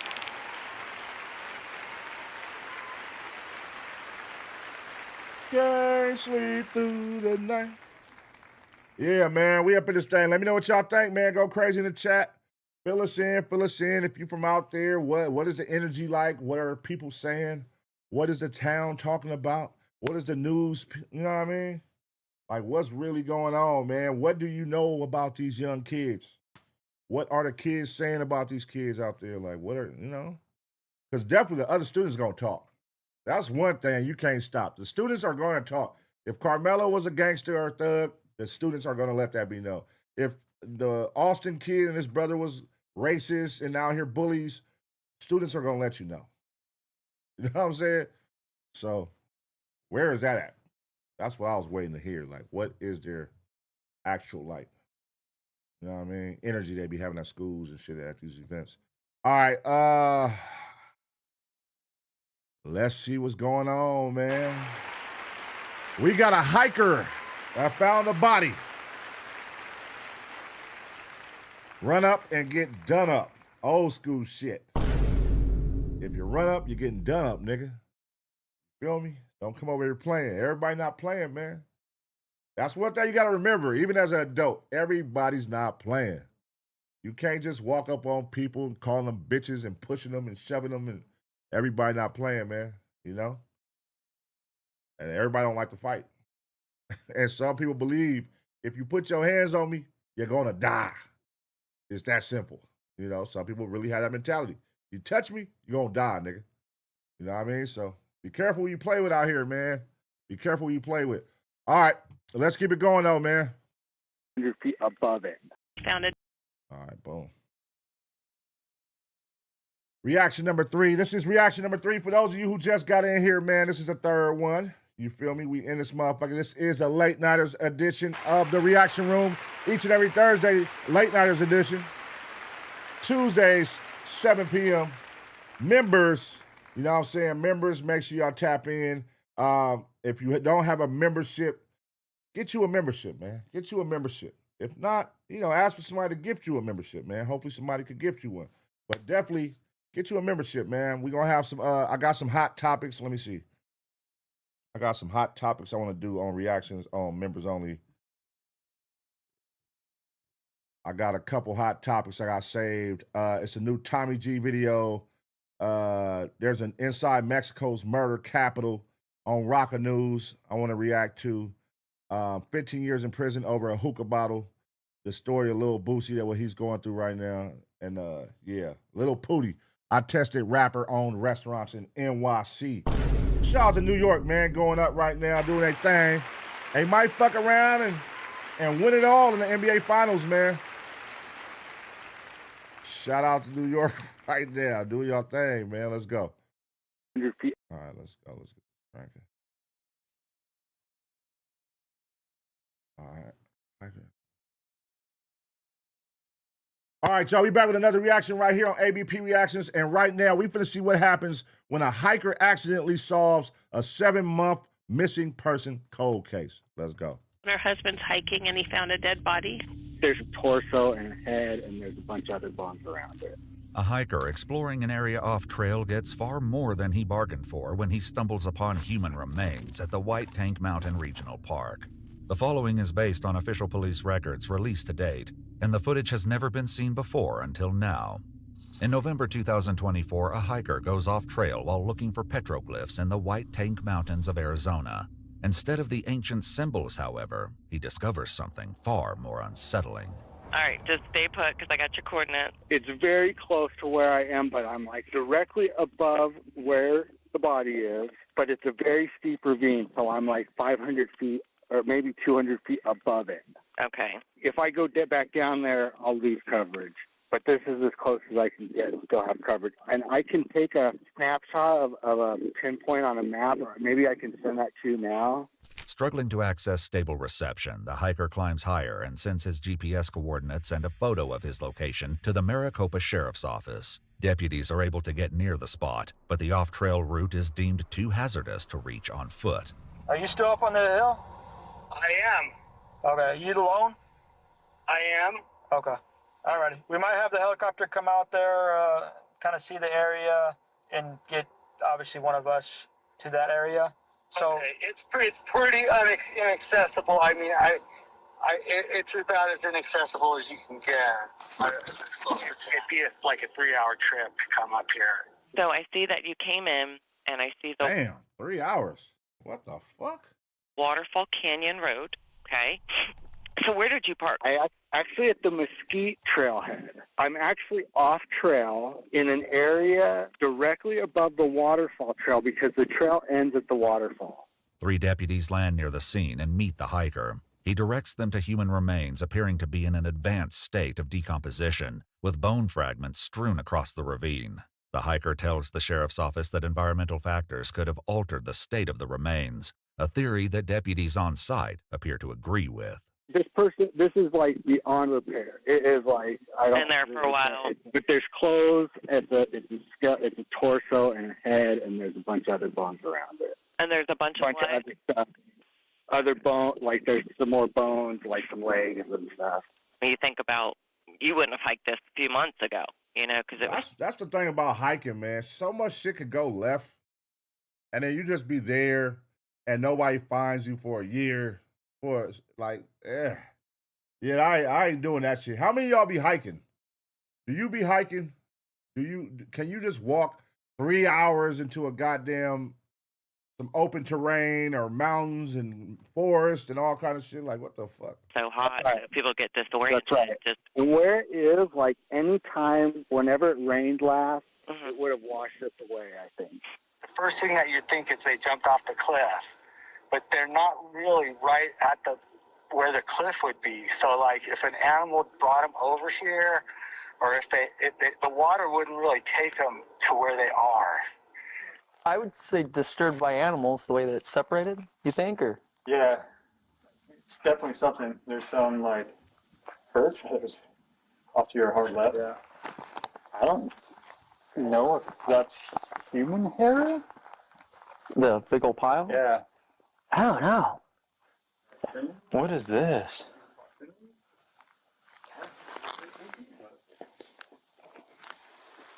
That's crazy, man. That you just be hiking, boom, something happened, you can't walk no more, you fall, hurt yourself, and then in the middle of the night, a fucking coyote or something come up and start chewing on you and all kind of shit. Oh, hell no, man. Now fuck off me, man.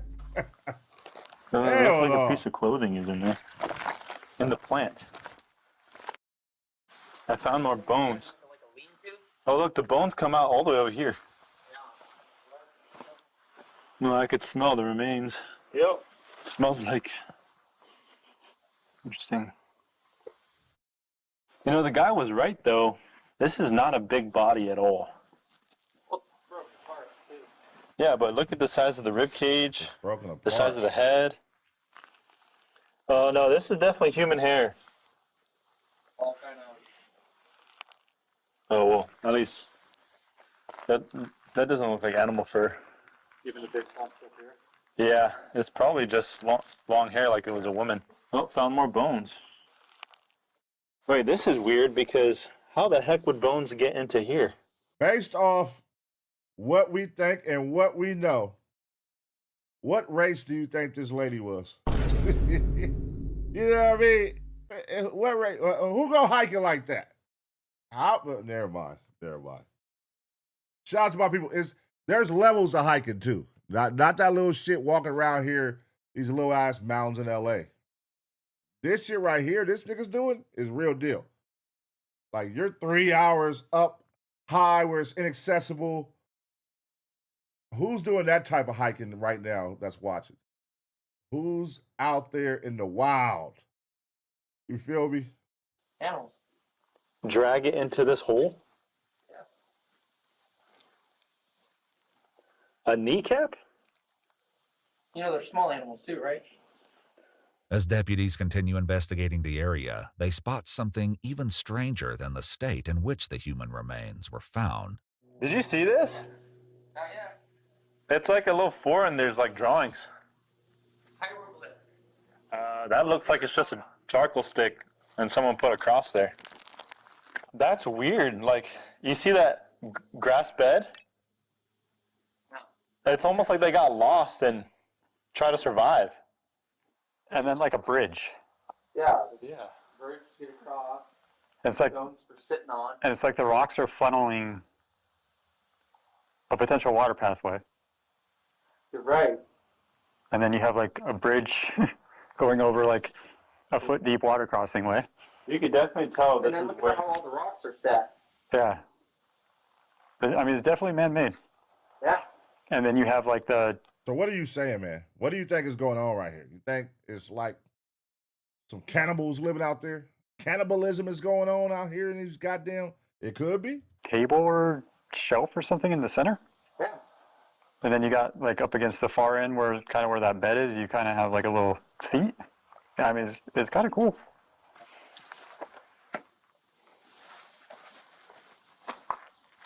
Yeah, it's like someone made a bed and tried to survive down here.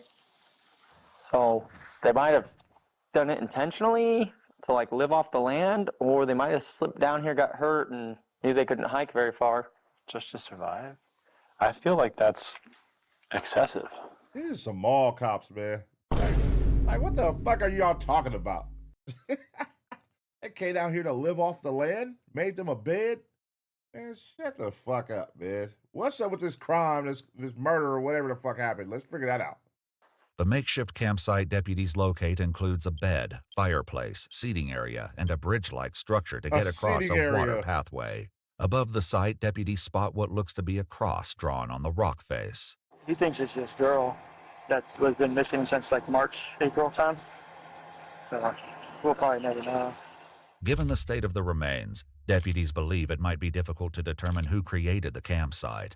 As the bones are moved to a nearby parking lot for further examination, an SUV approaches deputies at the bottom of the mountain to ask them a pressing question. My mom? We have no idea. We don't even know the race. All we know is that there is a skeletonized body up there. We're going to recover the body. Then we take it down to the medical examiner's office, and they're the ones that will work on identification, and they'll do that by dental records. When she first went missing, the police asked me where her dental records were, and I told them that she was getting dental work done in Mexico. The woman in the SUV is the daughter of a hiker who went missing in the White Tank Mountains in April 2024. But wait, how did the daughter know the police was there? How did the daughter know the police was there on that exact date at that exact time? That's random. with few recognizable features left on the remains, deputies believe confirming the identity may prove difficult. That person contacted a private investigator who contacted me. Oh, gotcha. Okay. And that person, the hiker, said that the person was wearing a floral shirt. From the photos I saw, I couldn't make out any shirt. There's clothing there, but it's so dirty and worn out, I couldn't tell you what it was, no. That picture of her right there, I mean, I'm sure you've seen pictures of her, but her smile's very distinct. She has really big gap teeth. And then she has 2 missing bottom teeth where she wore like a flapper that could come in and out. Obviously, we can't say for sure until they do the comparison. If you do dental to that person, they would take my DNA to match it with her. So that's going to depend if there's bone marrow inside the bone still. Depends on how long they've been out there. She has red hair that's like shoulder length. Yeah, from the... All right. Something is off with his daughter. I'm still trying to figure out how, okay, if your mama been missing for months, how the hell did you know he was here? How the hell are you here, and how did you know? And why is you pressing me so hard right now? I'm literally telling you I can't make out shit. You trying to talk about color and gaps in her mouth and what she had on? Listen, lady, sit back, relax. You found my mom? Did the daughter got something to do with it, y'all think? What if the daughter... How do you even know we here? Photos, there's no hair at all. While in the helicopter, the deputies spotted something unusual above the ravine where the remains were found. They decide to climb up to investigate and soon locate several personal items on the trail above the campsite. Hey, I found it! This empty water bottle.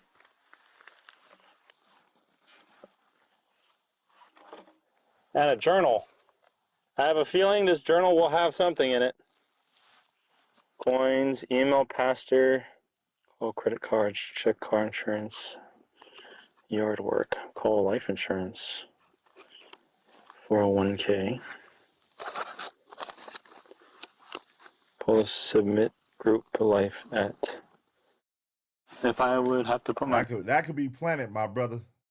That could be planted by the daughter. And the daughter probably, she's trying to get this life insurance from the mother and make it seem like the mother was out there. Because what? Okay. No, I don't know. I'm just putting it together. You never know. People be crazy, man. What do y'all think is going on right now? Bet it's definitely women's clothing. Those are more indicative of somebody coming out here to hang out. It's interesting why it would be up here, though. Nothing real with the face.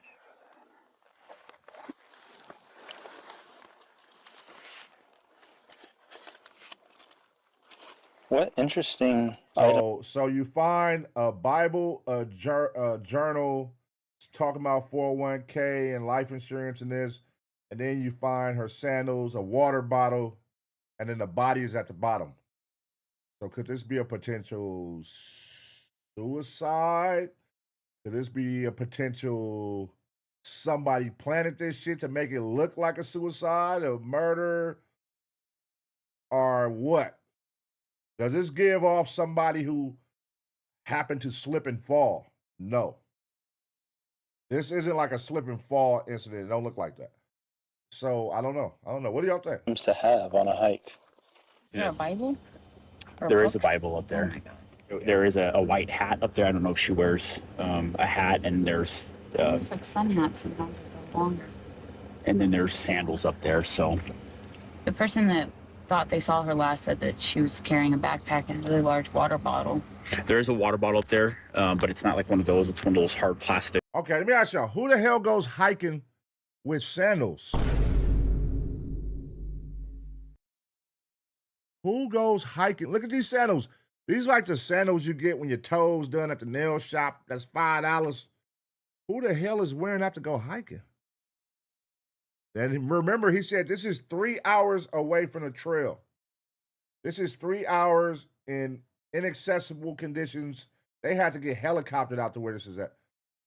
So you're climbing with open-toe sandals on. I don't know, man. Y'all think the mother was off like drugs, off meth? Y'all think she was solo? Because you're taking a Bible, you're leaving it out. You're taking a journal, you're leaving it out. Like it's intentional. I don't know. Like refillable, reusable ones. Well, Detective Mogul went and got the surveillance of my mom the day before she went missing, and she went into Ross and bought a new big plastic water bottle. Okay. She said that it was really distinct. The missing hiker's daughter recounts that while detectives and the sheriff's office were trying to locate her mother back in April, a witness came forward claiming to have seen her the day she disappeared. We both did question that witness that saw her on Mesquite Trail the day that she went missing. Sheriff's Department said that witness sounded credible, and then later on they thought maybe not as much, and then Mogul brought her out here and took her on the trail. I'm just following this little game trail here. Yeah, I don't want to get caught up here at dark. Interesting. This trail is like pretty worn. Yeah, because it stops right there, so that's as far as they could have walked. Yeah, because right after this rock outcropping right here, it gets pretty narrow. Yeah. And then she climbed that in sandals, is what y'all want us to think. Okay. I mean, and then after that next rock outcropping, you're basically bouldering. You're shimmying on the ledge. By the time they make positive confirmation, and at that point you'll be notified if it does happen to be your mother up there. But from talking with Phoenix PD, they're not quite sure if it would be, because it's so remote that we have to get hoisted in by a helicopter. From my understanding, I guess she had some hip issues or medical stuff going on, so they're not sure if she would have been able to hike all the way up into where it's at, because there's no trails or nothing like that. It's very... What? So now she got hip issues, and she made it all the way up there. What? So she got hip issues, and she's wearing sandals, and she made it in this crazy ass terrain, these steep cliffs. How did she get all the way up there? Steep cliffs.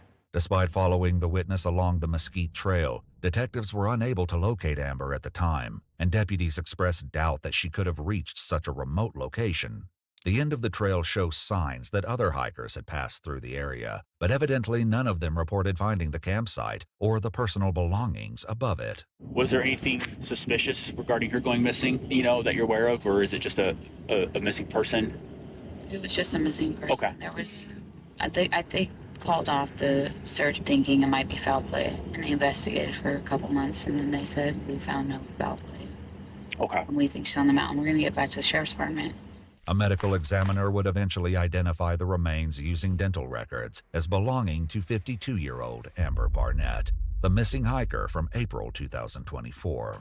According to Amber's missing person report, this was not the first time she had gone missing. The report further states she had a history of mental health issues. Here we go. Mental health issues. But Amber's family says she had been facing multiple personal challenges in the months leading up to her disappearance. Father thinks that she came out here to go on a 40-day fast for spiritual reasons. So maybe she had been fasting. She had lost quite a bit of weight leading up. I don't know if you know this, her husband died here. Oh, I did not know that. He had a heart attack here. They were camp hosts. And he had a heart attack in an RV and died. What? Just more facts keep coming out now. So the husband died. She's psycho, basically. She's psycho. She's going on a 40-day fast. She's losing weight. I mean, listen, man. That can't be true. That can't be true. This area right here holds something near and dear to her where her husband died. She don't got it all in the head. She may just be one of them crazy motherfuckers like, fuck it, I'm finna go out here and die where my husband died at.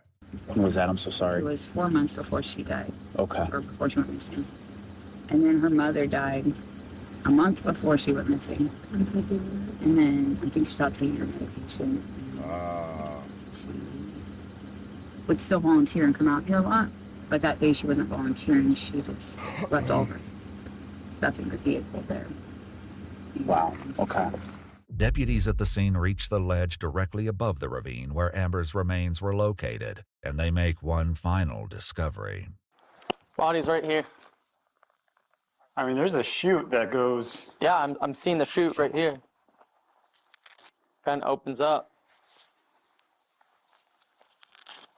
What are you saying, brother? Broken branches up here. Yeah, it's kind of... Think they could have been up higher and slipped down, or you think they slipped from right there? That's definitely a possibility. I mean, there's kind of a nice little path right here.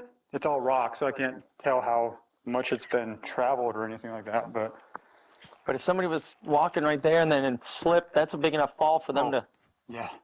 Why would you be walking right there on that? It leads to nothing.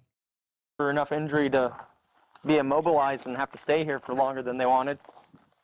In the realm of possibilities, I would definitely say plausible. Well, that's kind of my concern is did they fall and they've been surviving down here for a little bit, and that's the reason they didn't hike out is because they were too hurt to hike out. Yeah, and they were basically just crawling, putting rocks up. I mean, it's definitely doable. I don't know, man. Especially with the will to live. Based on police records I don't released to know. date, Amber Barnett's official cause of death remains undetermined. And while deputies from the sheriff's office noted signs of an accidental fall and an attempt to survive out in the mountains, the circumstances surrounding Amber's final moments remain unclear. Man, I don't know about that one, man. I don't know. What do y'all think? What do y'all think? Because we can believe, she's going through depression. She jumped off or she slipped and fell. But what if there was a hiker or somebody thirsty out there that probably seen her, took advantage? You know what I'm saying? Somebody that knew her. They said she was out there all the time. She was always out there helping out. So it could be somebody she got a previous rapport with that knows that she be out there and took advantage of her and then probably, staged it to look like she killed herself or something. It could be a lot of things that could have went on. And, I don't know. Let me know what y'all think happened. What do y'all think is the case in this situation, man? I'm going to give y'all 2 seconds to smash a like. And as always, get ready for the next reaction.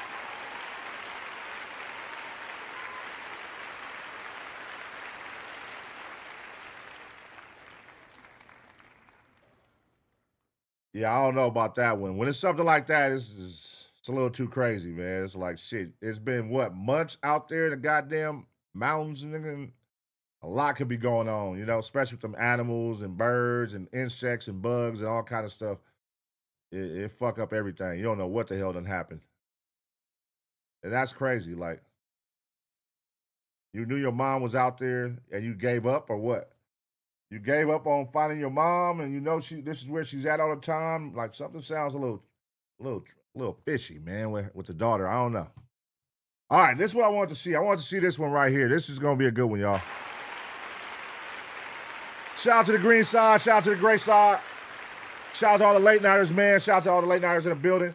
You feel me? In here going up with these reactions, man. If you enjoy Law and Crime, this is Law and Crime. Every Tuesday and Thursday, we do Law and Crime right here on ABP Reactions, man. So make sure y'all tap in. If this your first time watching, we appreciate you, man. Make sure you smash the motherfucking like. Let's get them likes up one time for the one time.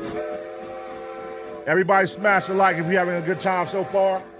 If you're ready for more reactions, smash that like for me one time. Hype the page up. And let's keep this shit going, man. Let's keep it rocking and rolling. Let's go. This is gonna be a crazy one, y'all. I like these type of reactions right here. All right, y'all, we back with another reaction right here on ABP Reactions. And right now, a crying pastor husband is booked for his wife's horrifying murder. A pastor, y'all. Let's go.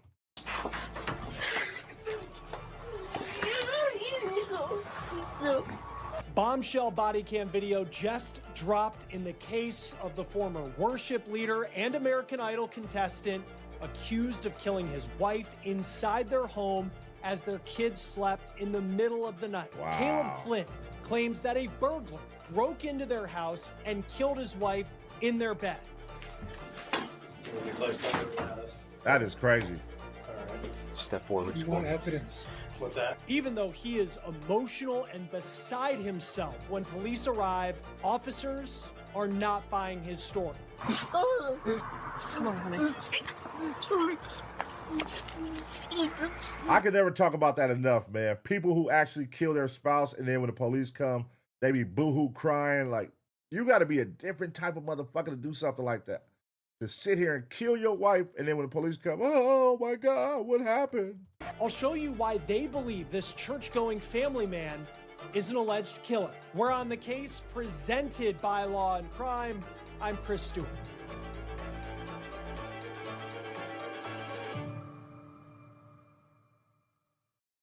Hey guys, most people don't realize how exposed their digital lives are to scammers. Hold on, let's go. Back it up. For 50% off your first month. We just got a major drop in body cam video on a high-profile case that we have been following of a husband who's accused of killing his wife in the middle of the night. This is a husband who, you will see, had a lot of members of the public on his side, people who believed that he was not capable of doing something like what police say he is alleged to have done. Wow. Police, though, were not buying his story. I think it's this one, Colin. No?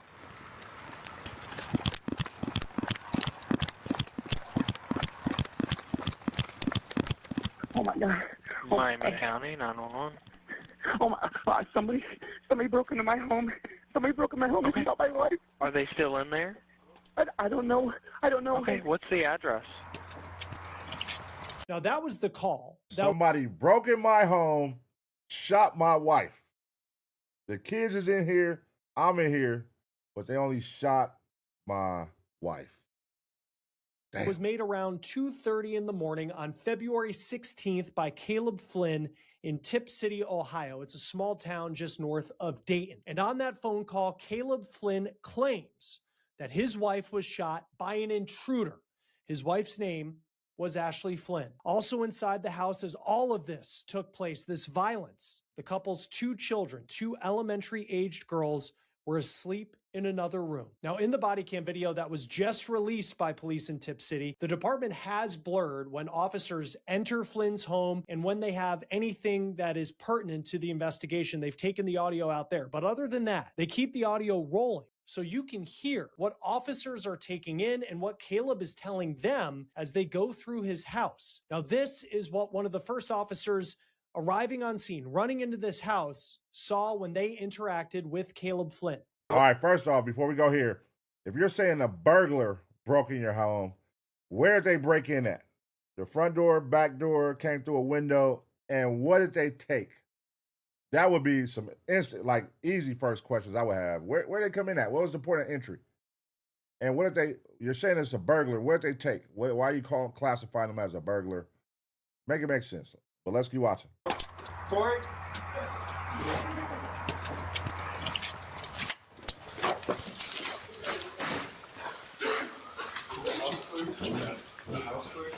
Okay. I checked this right here, nothing else.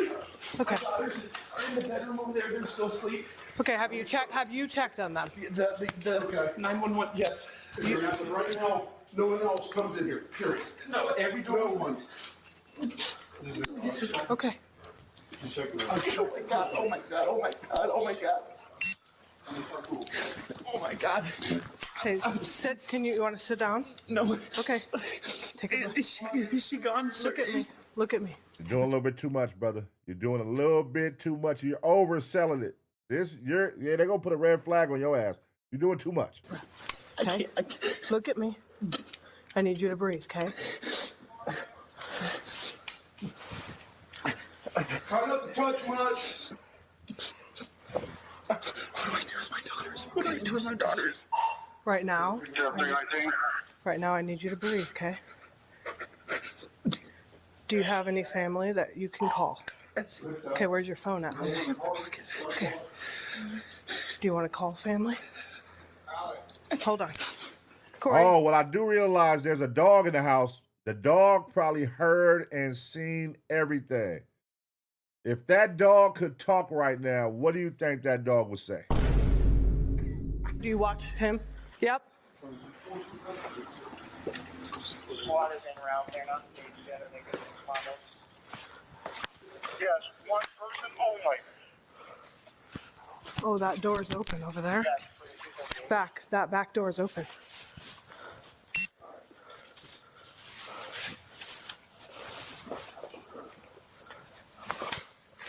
Is that lead outside? Because I can't see. Is that a closet?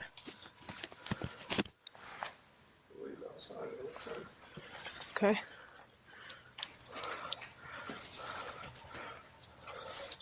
The center console of the truck. It is. Should we have him Okay, look at this. Watch out. Oh, this is about to be bad for him. Paint. Do you see any blood along the truck at all?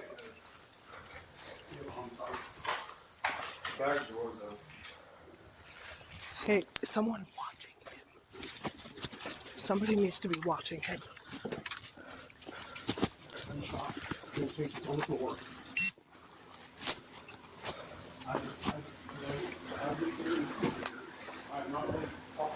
Where's he? The dog is the only witness, bro. You want me to call Mike if you want to? A burglar broke in the house with your dog there. It's a lot of shit, man, that's kind of off. So what your dog do, man? Your dog did do shit with a burglar there? And then why? What's stolen? Your kids are perfectly fine. Nothing's wrong with them, but they killed her. And then where was you at? Are you saying you was in the house or you were gone? You just got home? Because if you was there, why didn't they kill you? But I take it, if you're saying your wife got killed, that you must, there's no way that you could get that off. They killed your wife, but they didn't kill you, and y'all's in the bed together. So it got to be something like you wasn't there, you just came home. Let's find out. Okay. Are there any firearms in this house? I have a shotgun. Okay. And, what's that? Oh, I said okay. A shotgun and a 22 and like a pellet gun. Okay, where? And I have a handgun in my truck. Okay. In the glove box. Okay. Okay. Now, police are at this point just trying to gather facts from Caleb Flynn and take in what they can see inside of the house. Now, you will notice that the center console, police say, is open in Caleb's car. They also notice that there is a door open in the garage. It appears to be a door that you would have to shove a refrigerator out of the way to get in. Caleb says that he has a couple of firearms in the house, but he specifically says he keeps a handgun in the glove box of his car. Now, it's unclear at this point, even after the release of this body cam video, whether police have the murder weapon in this case. Police then work their way through Caleb's house into the room of the Flynn's daughters, who still appear to be asleep. Sit down on the couch, okay? Do I call somebody?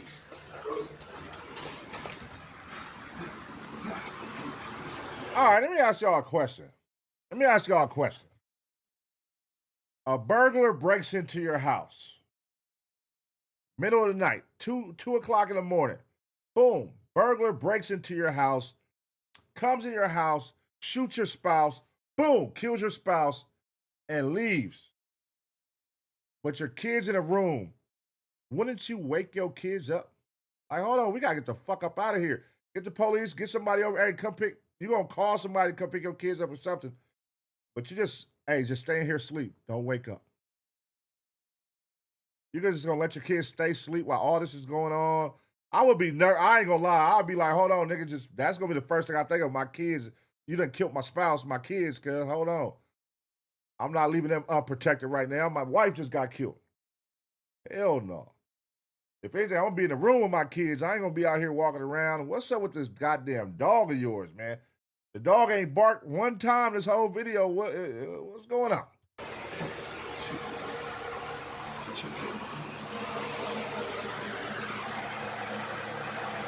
Awake. Both of them? Yep.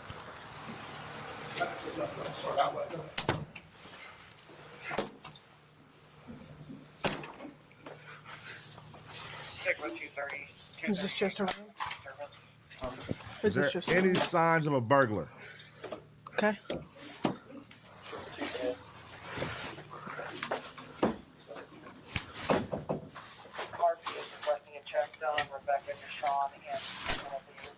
Clear.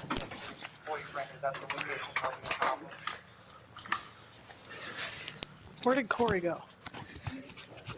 What's that room? Here.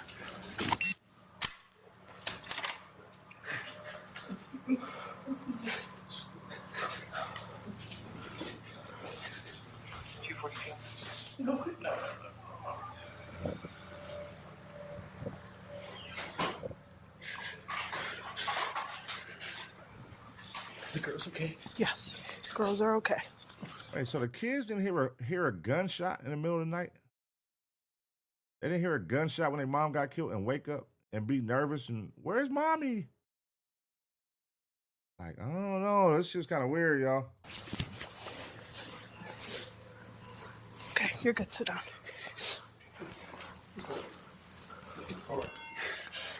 Do I call anybody? Hold on, honey. Okay. God. Do you want to let him? Is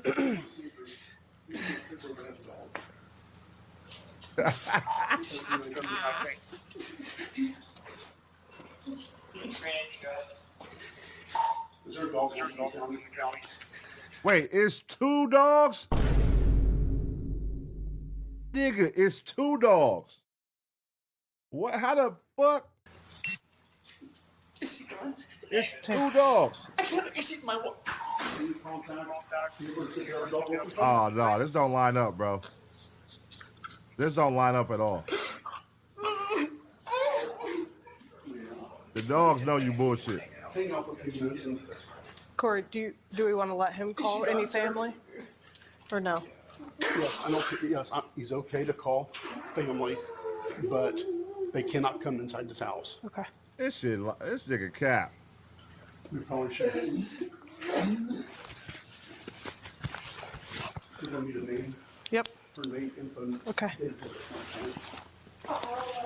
Man, it ain't no way a nigga breaking in my house with 2 dogs. One of my dogs better be shot. Why didn't they shoot the dog? Or do like in the movies, cuz, when they put the goddamn sleeping pills in the bread and throw it in the door and make the dogs go to sleep. Why you ain't knock the dogs out or shoot the dogs? How the hell did you get past 2 of my dogs, man? And why are my daughters just sound asleep? It was just a whole murder, a whole burglary, allegedly. A murder in my house. The police are here. Why you just letting the kids stay in the room? Why are you not right next to them, brother? The kids are okay. Yes. Both the girls they woke up when we walked in.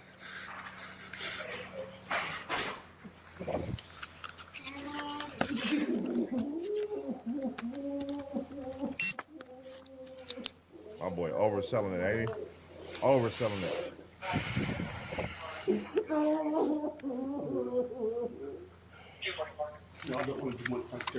I don't want to ask him questions right now. That's fine. That's fine. Wait for a few minutes.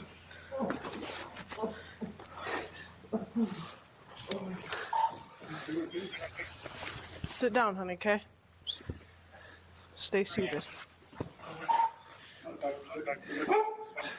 There go bark. First bark all night.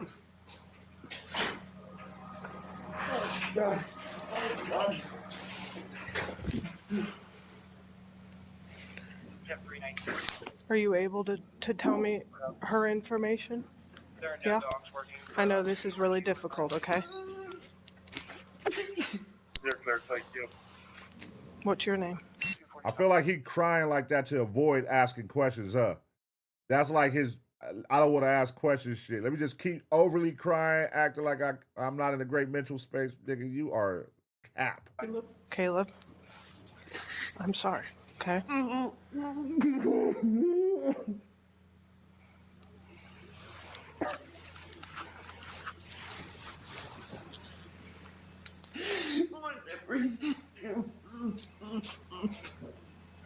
Oh my God. Oh my God. Oh my God. You can call family, by the way. They just can't come in this house. They're not going to be able to come, near the house or anything like that. I'm going to call it, Mom. My parents live in Minnesota. Okay, before you do that, Listen, sir, let me tell you something, man. Let me tell you something, brother. If somebody killed your wife, you're not going to be sitting on the couch. I would expect you as a man to be tripping. I'm going to kill the motherfucker who did this. Y'all got that video? We got to find the video. We need some video. We need something. Like, you're going to be on it. You're not going to be on a couch curled up with a blanket crying like a bitch.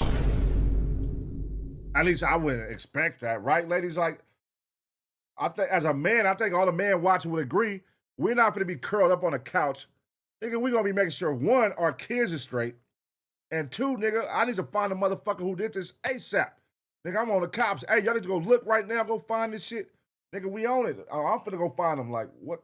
There's no way. I don't know, brother. It's weird what you're doing right now. You do me a favor, okay?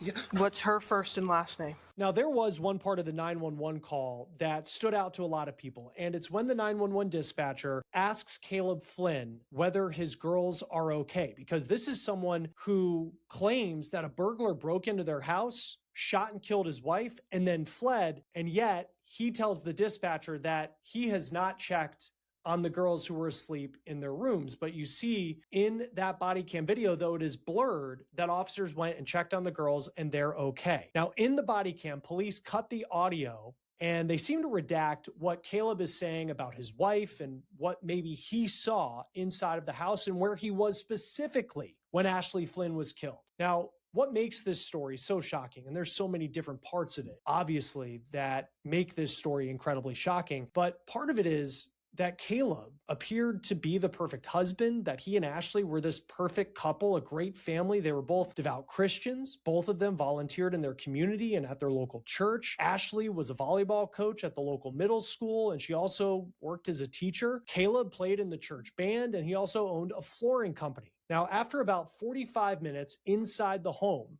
Caleb makes his way outside, and at that point, he is so incredibly emotional, and he is embraced by someone who appears to be either a family member or a close friend.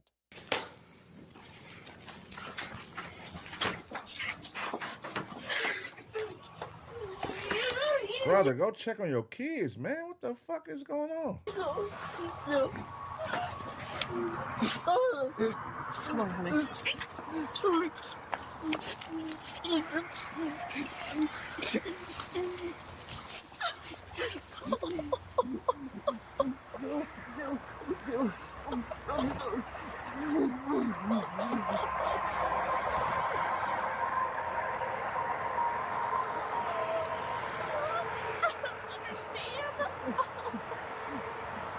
What we haven't seen them talk about yet is the burglar. The point of entry. Where did he come from? Where did he exit from? What do we know about the burglar? They haven't mentioned shit about a burglary yet. It don't even look like nothing was burglarized.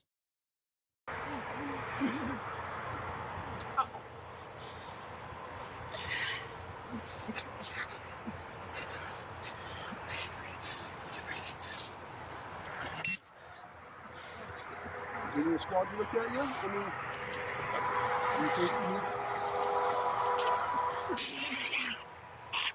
Look at this nigga. Just look at him. Look at this nigga, man. He cow. The girls don't know. The girls are sleeping. Can I take... I don't know what to do. I don't know what to do either. I'm just total I'm in shock. Yeah, I think maybe. Do you want to sit down on the steps? If you have a blanket, can you get him a blanket? Yep.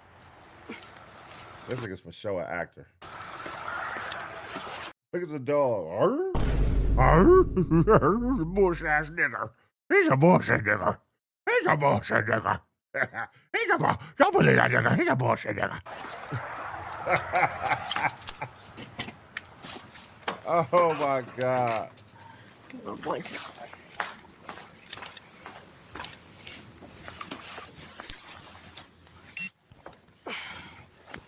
What did he steal, man?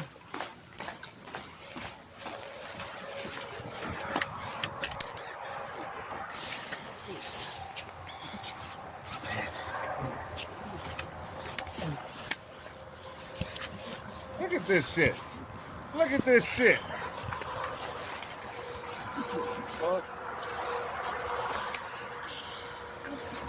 Does this look like a husband whose wife was just murdered by a burglar, whose kids are in the house unprotected? You outside with a blankie on the porch crying?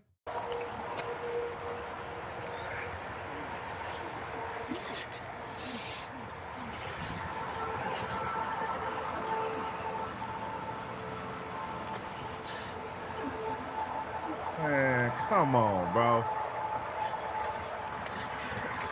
Get it the fuck together, man. What's that? Who walked around in the back? The deputies? Deputies. None of us have walked around in the back? No. Do you not want us to? I don't think, I don't.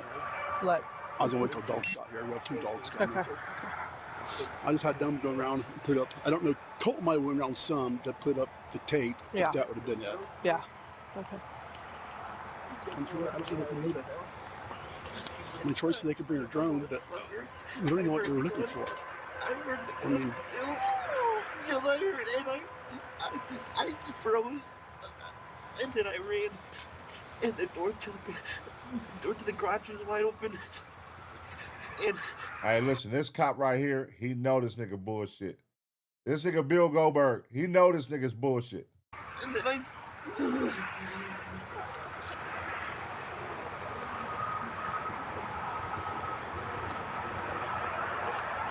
How long were you here before we got here? Like 20 seconds? yeah, not too long. Okay. 'Cause I think I seen you guys' lights. Yeah. No cars came driving out of No, here? I didn't see nothing. I didn't see anything either. All down Hyatt. And I didn't see anything. first when I came in, I started going fast, and they said, Yeah. Yeah. I hit my siren. Oh, yeah. And then I turned the siren off a ways down, so Yeah. I didn't scare no one. Yeah. And then I couldn't find it at first. Well, the side door is what's open. It's open still. Yeah, it is. There was a fridge in front of it.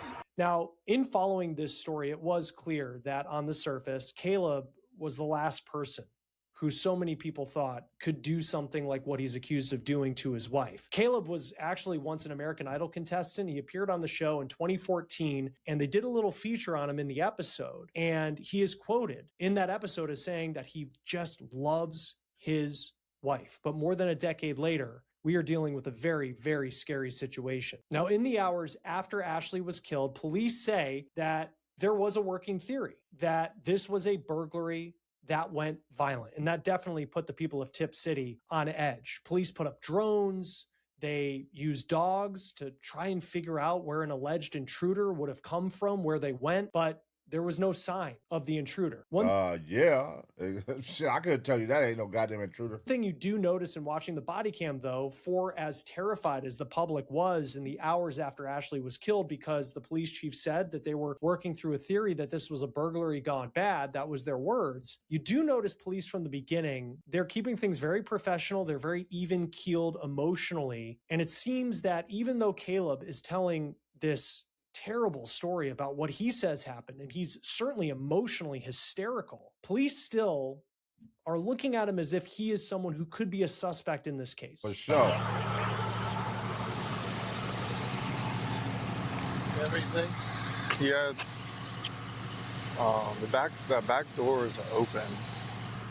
There's like a door on the side right there. It's open, so. You guys cleared the garage and everything? Yeah. We didn't. The truck, the center console with truck's open, and that's where he said he keeps his gun, so. Now, I ain't gonna lie, that look like some nice ass houses, so I would assume there's cameras around these houses. You feel me? So nobody picked up on nobody nowhere creeping around the neighborhood, coming in the back door, nothing like that. Who shot? The wife. In the same room with him? Yeah. In her bed, in the bed. He didn't hear anything? I haven't talked to him. Corey's the one that's talked to him. Now, here's the body cam of an officer talking to an EMT about what they saw when they went into the bedroom and saw Ashley's body.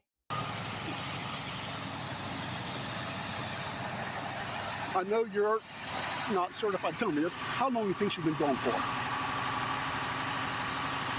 I mean, just by Not looking at it. long. Okay. Because we're just trying to figure out why in the hell, where was he at? Because we got here about a burglary call. Yeah, I'm guessing, but not hours. Okay. But they'll be able to get her body temperature. Okay. And they will be able to tell you a time. Okay. It hasn't been 5 hours. No. Okay. Her color Recently, the color was still good. Okay. But not cold. But okay. It was gray matter at the exit wound. Yeah, I seen I knew she was gone, but I don't have to get a name and date of birth if you come by the station later. yeah, we'll get the stuff. Or we can hang out too. Yeah, if you want. Yeah, We just hang out. We're gonna be. That's what I was waiting for them to present. Where was he at while this was going on? Because I would assume he wasn't there. Because there's no way you could sell me this story saying that you was in the same bed with her, but they only chose to shoot her in the head. If that's your story, we was in the bed together and they killed her. When you heard that gunshot, you for sure woke up. What happened? What happened then? So your story would have to be, I wasn't there. Because how the fuck can you wake up in the middle of the night, somebody just shot your wife in the head, and what did you do, nigga? Go back to sleep, close your eyes, like, what did you do? Make it make sense. Let's see if they talk about it. Pretty much hanging out here too until detectives get here. Okay. So. Yeah. Now, police definitely seem to have questions, but they say since Caleb is so hysterical that they're waiting for him to calm down and for detectives to arrive before they question him further. Here is that friend on the front porch of their house, comforting Caleb with a blanket, asking questions to police. It just happened that he just called Yeah. Yeah. I would say probably 40 minutes ago now. So he can't talk. So.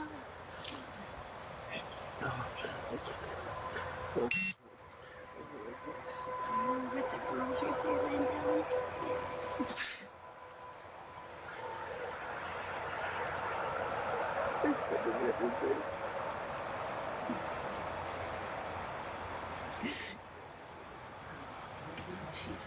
So as a man, you can't talk and say what happened. You're a man, brother. I've never seen a man when his wife get killed or kids or anything get hurt where they can't talk at all. Nigga, you gonna be spazzing the fuck out, nigga. Where the fuck? You gonna be trying to find who did it. You know, she knew. She told me to sleep on the couch and I was coughing. I shouldn't have listened.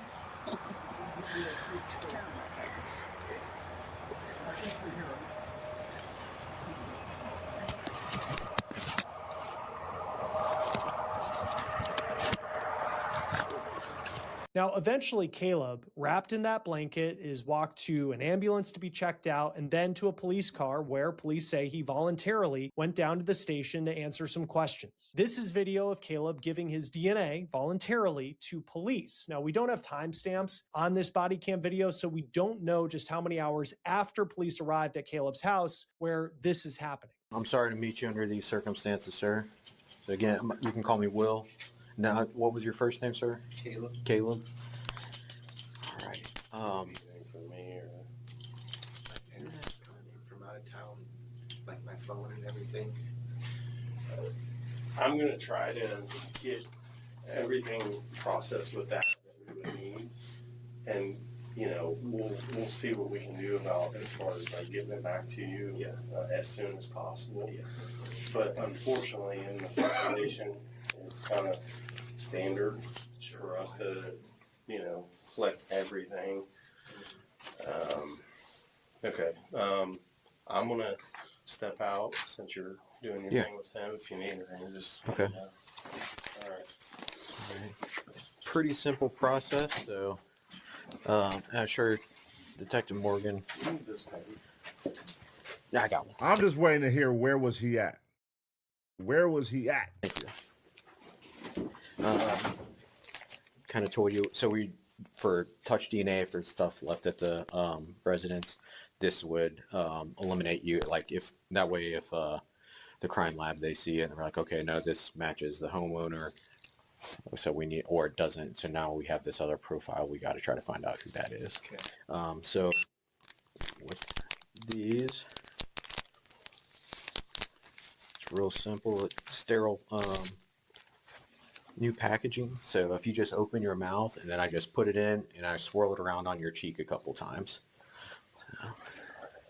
Now, we don't have interrogation video of Caleb, the back and forth that he had with officers when they questioned him about his wife's murder. We do know, based off court records, the 911 call, and body cam video, what Caleb's side of the story is. But it is unclear what, for police, was the reason they decided to arrest him and charge him with his wife's murder? What is that key piece of evidence that could lead to a conviction? We're obviously a long way away from that. Now, police have also not said what they believe the motive is, though there is a lot of speculation online about it.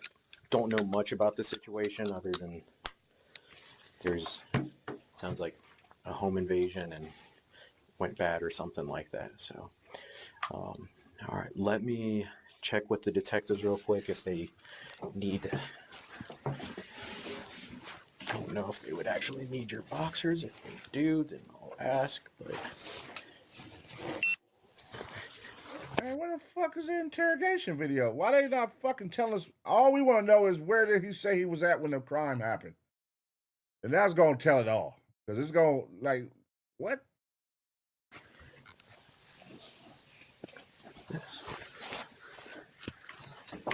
yeah, you can open. Now, here's the moment where Caleb is put under arrest. I need you to stand up for me, like. You'll be placed under arrest. All right. Step forward. You want evidence. What's that? Turn around for me, sir. We're not going to discuss that here. Okay. Put your hands together for me, like. Did Patrick call you? What's that? Did Patrick call you? Now, I didn't know that he was calling me. So. His lawyer's supposed to be calling right now. Okay. Yeah. We'll get in touch with him. I'm being cordial and being cooperative. So I'm not being. You want to give him a hug? Man, come on, bro. How they gonna do a fucking video and not put the interrogation video in this motherfucker, man? Like, where are y'all hiding the evidence or hiding the testimony? Like, what the fuck happened? Nigga just said, we know what he said his side of the story was. Tell us, motherfucker. I'm sure it will come out. There's absolutely no evidence. We know how much you love that woman. You're going to be okay. If he's drunk, you're Sandy. He's drunk. You're okay. Why they not telling us what the fuck happened? Sir, do you have anything that's going to poke or stick me? Any sharps or anything?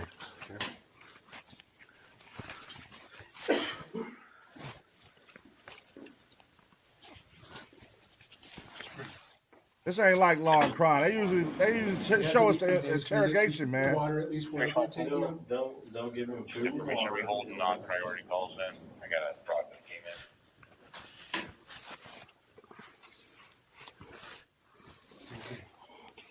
in. Relax your arms for me for a second, sir. Can you spread your legs for me real quick? Come on, man. What did he say happened, man?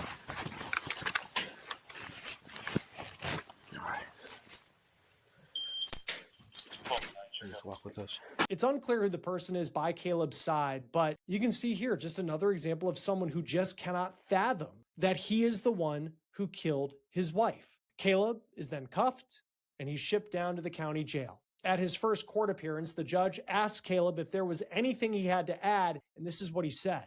Is there anything you would want to tell me about that?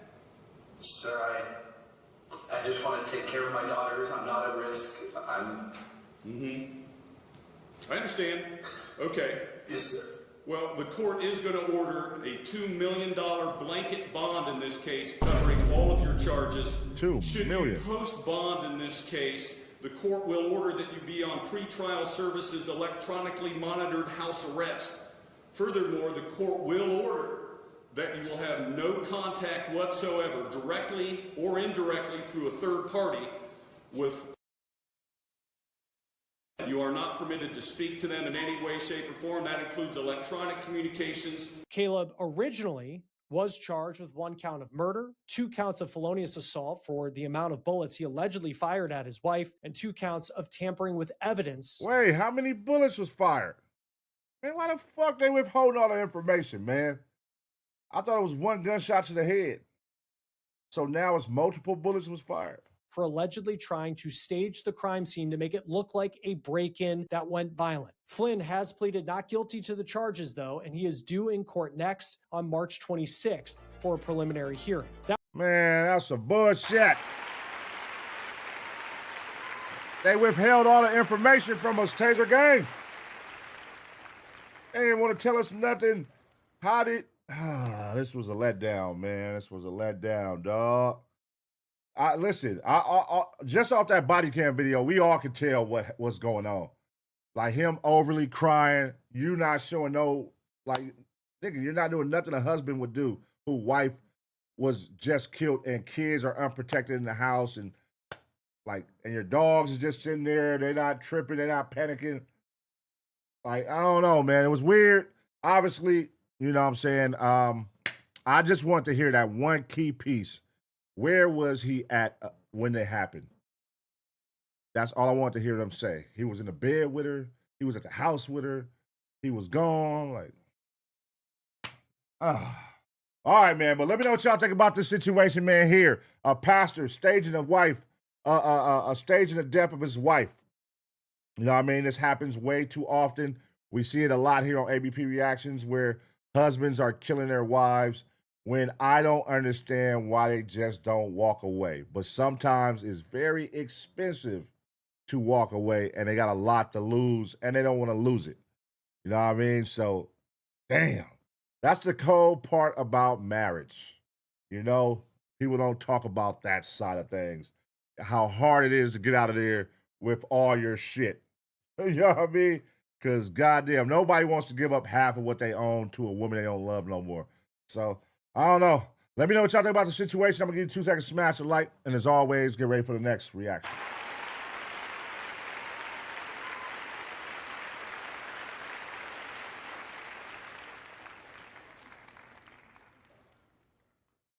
That was some bullshit right there. That was a bullshit case for sure. Like, I think you could easily see what happened, man. Like, just off the body cam, I can only imagine, like, in person being there.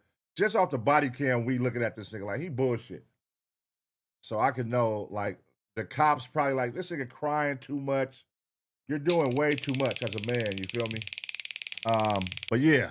All right, man. Now, what was that, number 4? Shout out to everybody up in here, man. Appreciate y'all for sticking around, especially through that one. You know what I'm saying? It definitely was getting a little dragged out, man. Shout out to everybody subbing up, gifting, all that good stuff. Hey, but it was a little dragged out, that one. And no interrogation. That was upsetting. No interrogation room video. Like, what the fuck? How you gonna do all this and no interrogation room video? But yeah, man, let's see what else we got here. We need something to bounce back. Let me see. I know Law and Crime gonna have this one right here. Okay, real body cam, family open suitcase. All right, let's see this one, man. Let's go ahead. Let's see what's going on. You already looked? Yes. All right. See something? Hopefully this is a good one, y'all. All these videos are from y'all, so you can go on the Discord and see who sent what. It's in the Discord, and y'all can get on their ass if it's some bullshit. This is y'all videos, man. All right. All right, y'all. We back with another reaction right here on ABP Reactions. And right now, a family opened a suitcase in the closet and found their missing mom folded inside. That's crazy. Let's watch.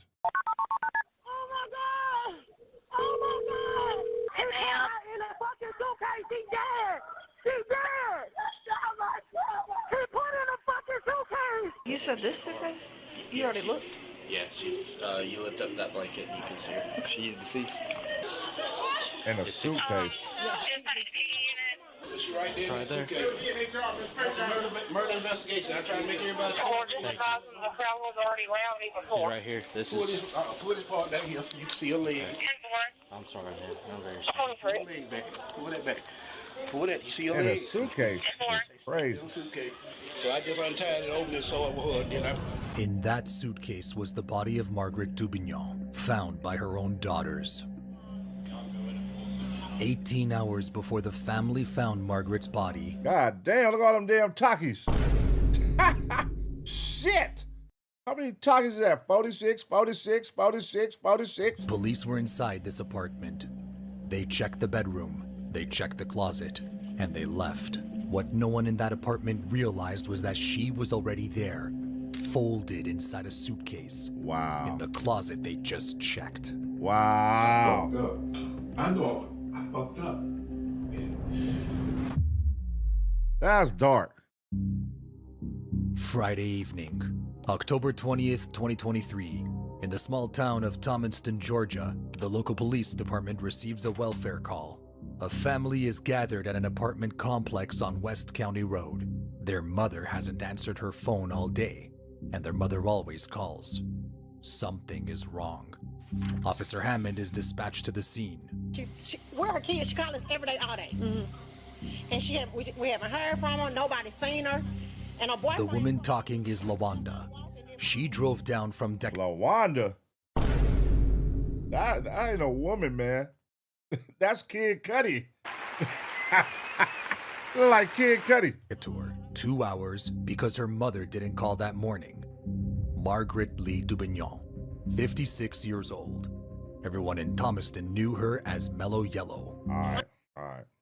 I'm gonna hold my jokes. I'll rest in peace, her. The thing about her, when she wake up in the morning, she calling us. She calling her kids. She going down the line calling. And she don't say out there. The boyfriend, Frederick Durham, he told the family Margaret left the apartment on foot at 7 a.m. to go to a doctor's appointment, but the family isn't buying it. She bought a car, but he's somewhere in it. And it's not out him. That nigga got her a new car. I seen my girlfriend seen that car going like he was going up 19, like he going.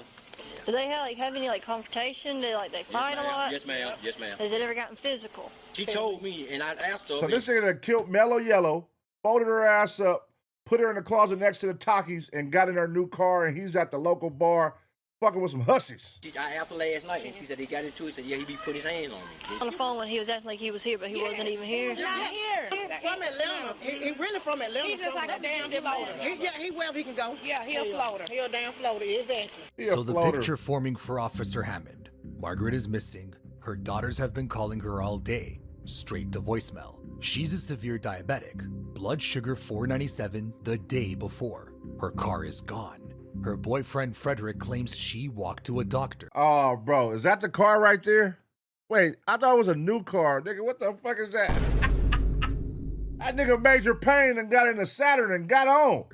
A neighbor saw him driving the car out of town. Is that a Saturn? He lied on the phone about being at the apartment. His phone is off, and he has a history of putting his hands on her. Putting his hands on LaWanda? But the strangest thing about it, my sister was talking to the alleged boyfriend, but he now his phone is called off. The officer can't find a missing person report, the 24-hour rule. But I can't file for missing person right now. We have to wait for the 24-hour period. The family has to wait until Saturday morning. But before the officers leave, they enter the apartment. Police department.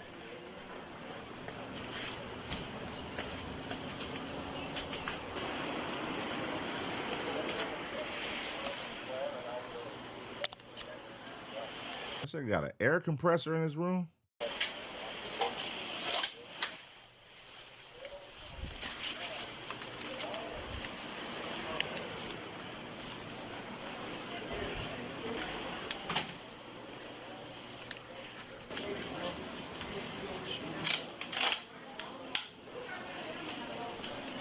That's a sick nigga, man.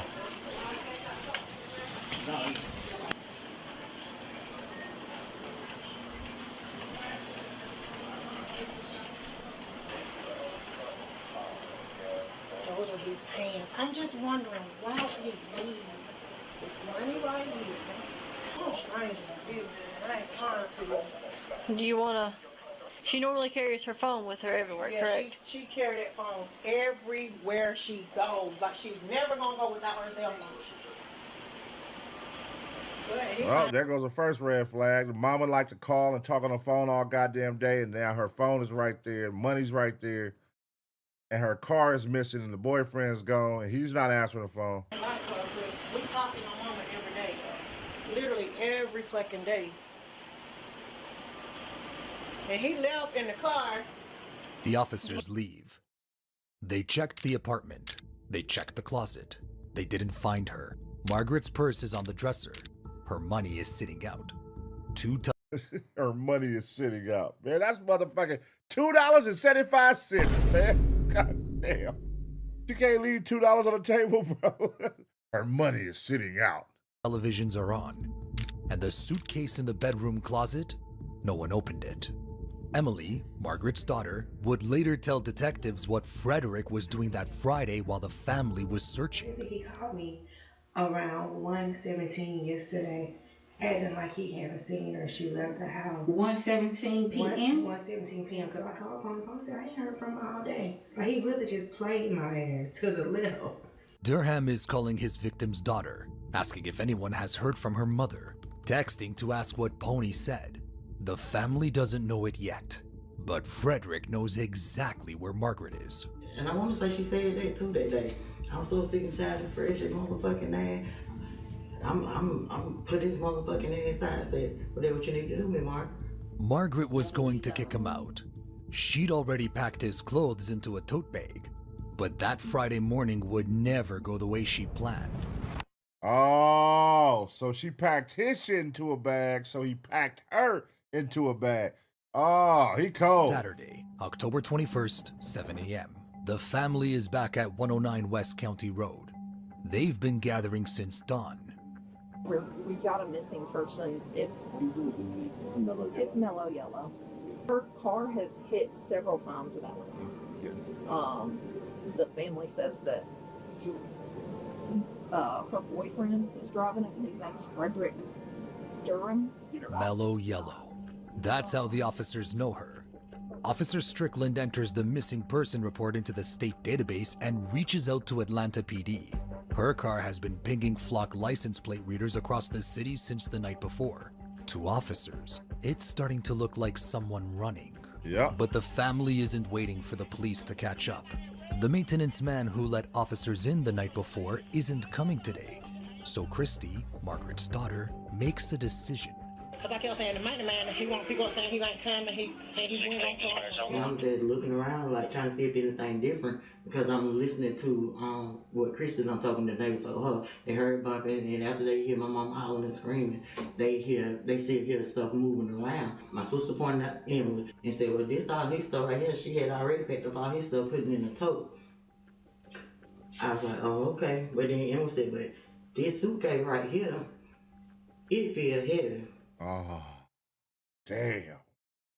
That gotta be crazy, finding your mama in a suitcase. Ugh, damn. I said, "Well, pull it out."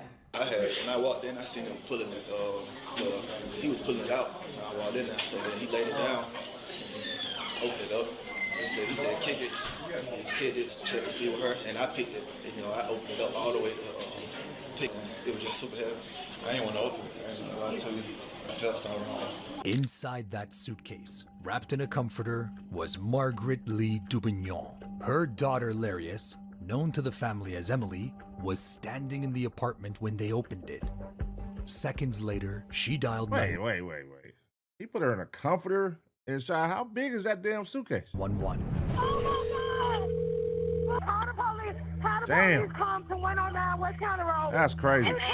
Rest in peace. Suitcase, he dead. They put in a fucking suitcase. He dead. You found the missing person? Yes, he fucking dead. Where? In her fucking apartment, in a fucking suitcase.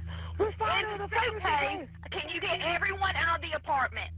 Do you need an ambulance? Anyone there need an ambulance?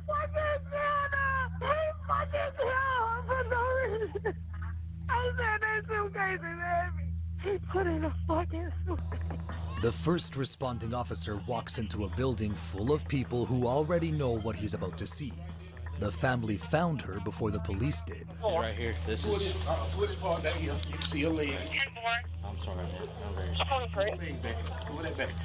Pull that. Goddamn gloves on, man. See your legs. They stuffed in a suitcase. So it's 38 to the units is confirmed. All right, I'm getting out of here because they were scared to go. They found the suitcase, but they were scared. So I just untied it, opened it, saw it with her, and then I told everybody to get out. Are you related? I'm a brother-in-law. We already tracked that car down as a child. I wasn't gonna give up the search. We are so sorry. Look. And he put it in the suitcase. You got tape in your car? Yeah, she's. You lift up that blanket and you can see her. She's deceased. Sergeant Matt Allen arrived shortly after. His report, one line. I observed Dubignon curled up in a suitcase and deceased. A bloody nose, a swollen left eye, fingernail marks on her right arm. Whatever happened inside that apartment, Margaret fought back. Damn. A bloody nose, swollen eye, and fingernail marks on her right arm. So he beat her up. Beat her and then stuffed her in there. Oh, yeah, he about to go down. You better hope the family don't get to him before the police do. Durham. Frederick Bernard Durham, I believe, is going to be our suspect. Took her car. It already hit on APD's flock. You better hope the family don't get to him first. The bolo goes out. The alert hits every county between Thomaston and Atlanta. Pike, Lamar, Spalding, Monroe, Georgia State Patrol. Durham is classified armed and dangerous. A murder suspect on the run in his victim's car. Dispatch tries to ping his phone through AT&T, but AT&T won't do it. Their protocol says the subject has to be in harm before they'll cooperate. Dispatch keeps pushing until they agree to ping every 15 minutes for the next 24 hours. But Durham already has a 12-hour head start, and nobody knows what he's willing to do to avoid going back to prison. Damn. 80 miles north, Margaret's gold Saturn has been pinging flock cameras across Atlanta since Friday night. APD Officer Watson is looking for it. All right, 2358. I'm trying to see if I get eyes on this homicide vehicle. Shortly after, Watson catches the gold Saturn pulling out of a gas station. He All right, we about to get some action, y'all. tails it to a shopping center off Sylvan Road and pulls in behind it. Hey, sir. We about to get some Get on the action. ground for me. Get on the ground for me. All right. Hey, just get on the ground. God damn, that nigga tall as a motherfucker. That nigga like 7 feet. All right, this is the Saturn. I got two in there. Sam, Charlie, Tom, 6339, 1974, Sylvan Road.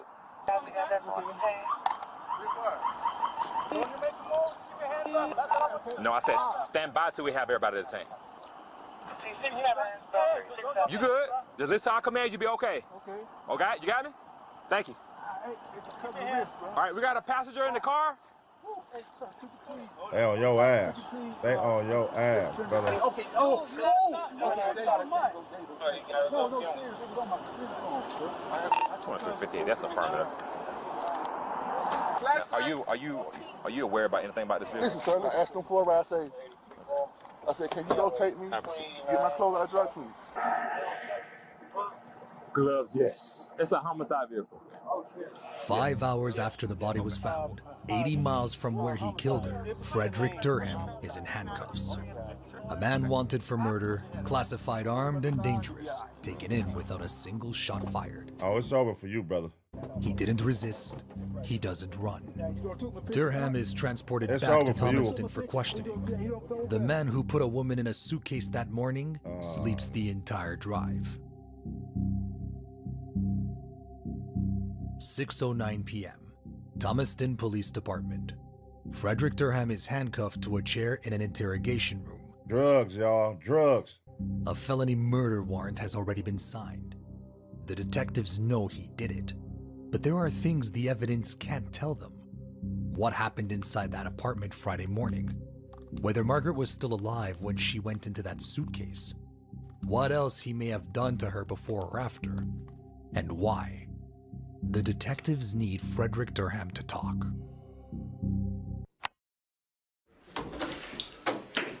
Sergeant Allen, to start this call. Y'all think he's about to tell it all, or he's about to lie? What do y'all think? What signs are you giving right now? I think he's gonna admit to everything. I think he's gonna admit. He know he's busted. I don't think that's even a question. You're busted, brother. All roads and signs lead to you. Investigators who are investigating the death of Margaret Dubignon.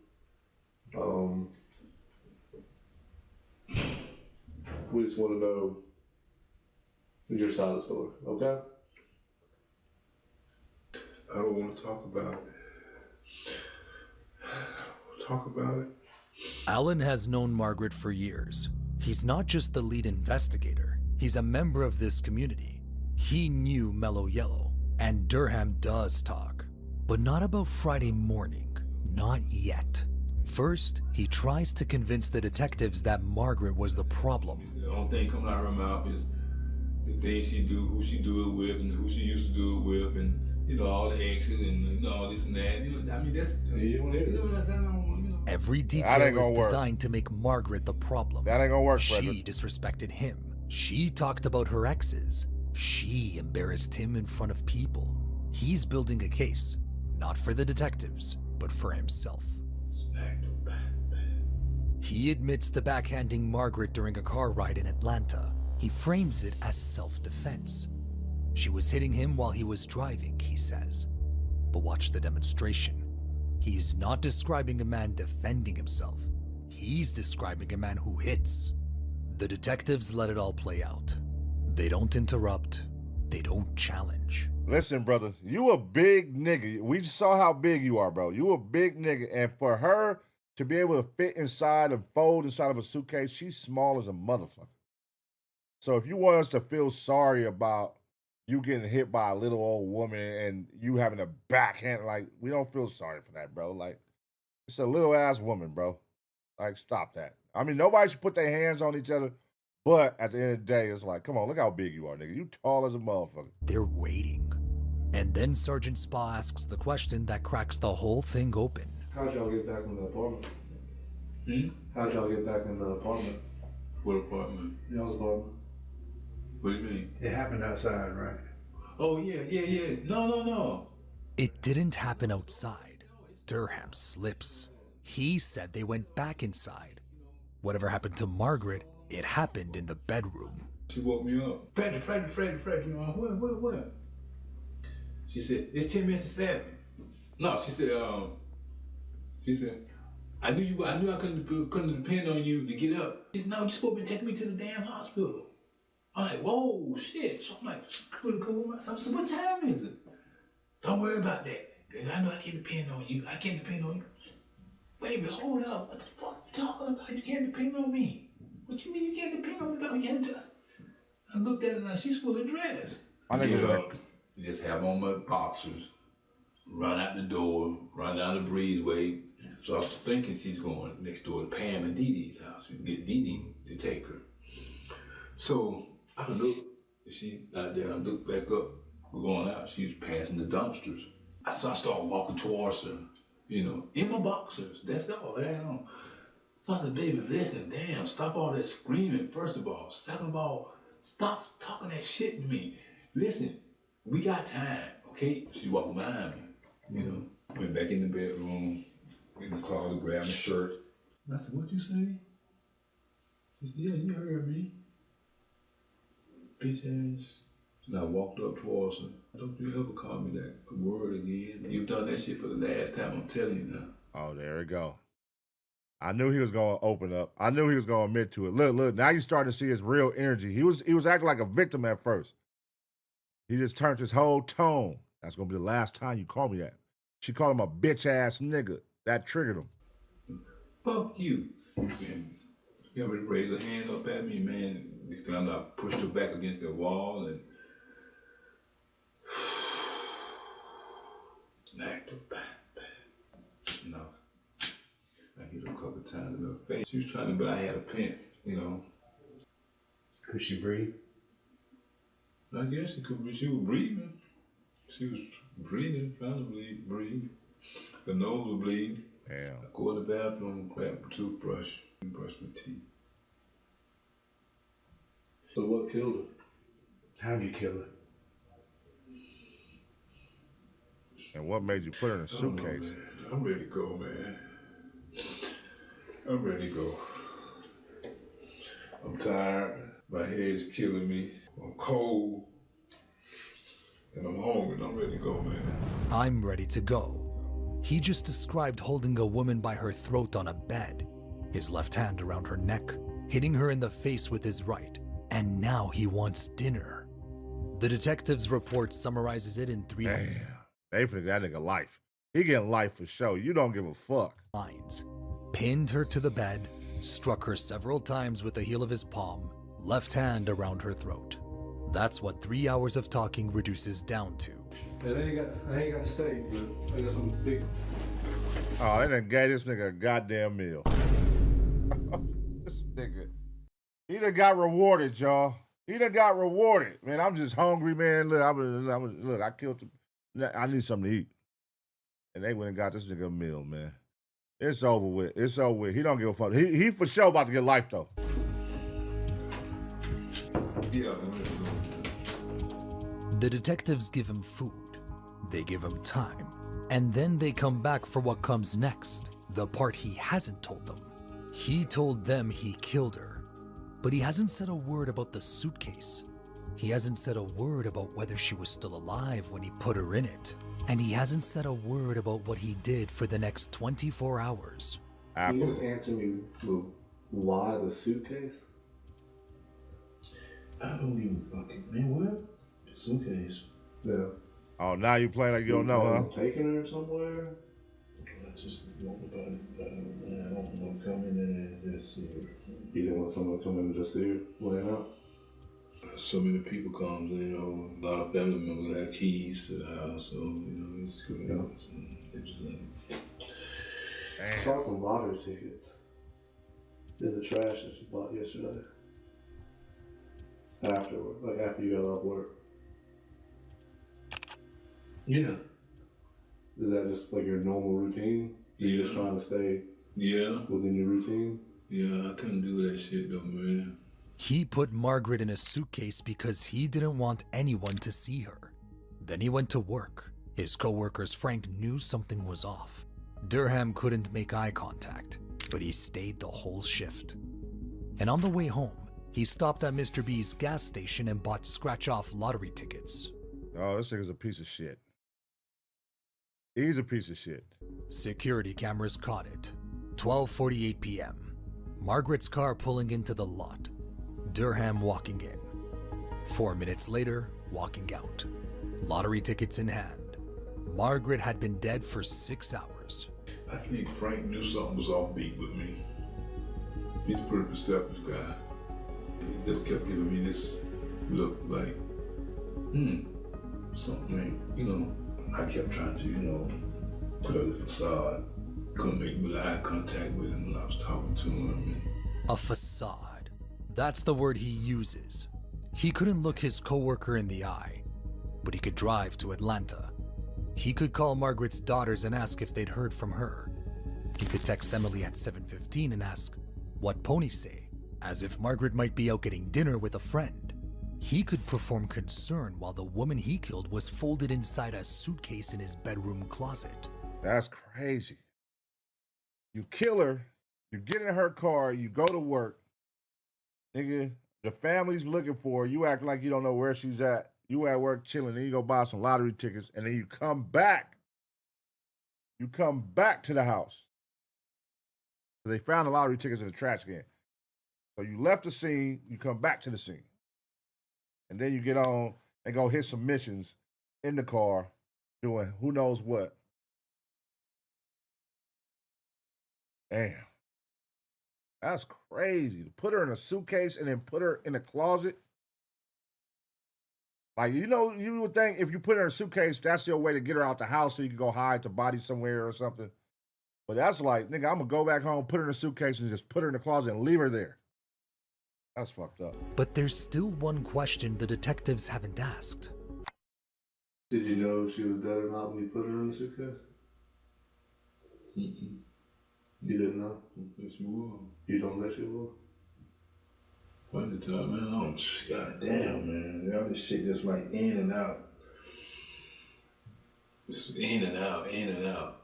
Blinking in, blinking out, blinking in, blinking out, man. Was she choked out, knocked out when she went in the suitcase? I did not punch her. So she was awake when she got in the suitcase? I didn't punch her. Huh? I'm saying, was she awake? What?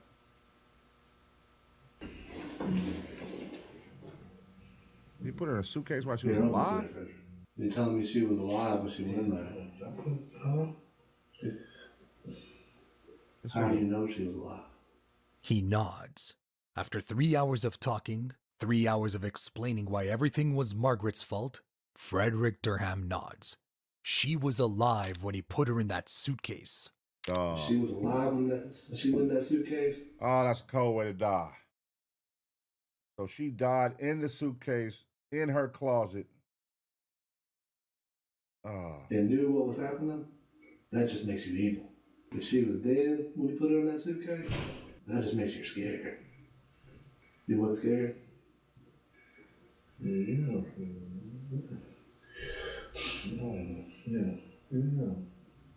So was she alive or was she dead when she went in that suitcase? Yeah. This nigga laughed. No, man. Well, it's gonna go down as you just being an evil person that shoved a lady in a suitcase to let her suffocate. Yeah, that's dark. It's one thing, like, none of this shit is cool at all. Let's get that out the way. None of this shit is cool. But you beat her, then I feel like that was part of your shit. Like, I'm about to torture her. I'm gonna beat you, boom. You're not dead yet. I'm gonna put you in the suitcase and I'm gonna stuff you and leave you in this closet. As torture. And she suffocated and died. That's that's some dark shit, bro. Like, to even think about that. I'm gonna put you in this suitcase and I'm gonna stuff you in the closet while you're still alive. Damn, nigga. All because she wanted you to leave, brother. How long was they together? She said her boyfriend. How long was they together? I don't know, man. You better sit your ass down, boy. No. The detective's report notes one line. Durham stated that she may have been alive when he put her in the suitcase. He nodded under pressure. He couldn't say it out loud, but he couldn't deny it either. Months later, the official GBI autopsy report was completed. Cause of death: blunt force injuries of the head and neck, and asphyxia, including strangulation. The injuries Margaret sustained were severe: bleeding on the brain, a crushed throat, 2 broken vertebrae in her neck, 3 broken ribs, both eyes. Whoa, he went to town. Damn, that's sad, man. Rest in peace to her, man. God damn, broken ribs. Swollen shut, bruising on her tongue, and burst blood vessels in her eyes and mouth, which is what happens when someone can't breathe.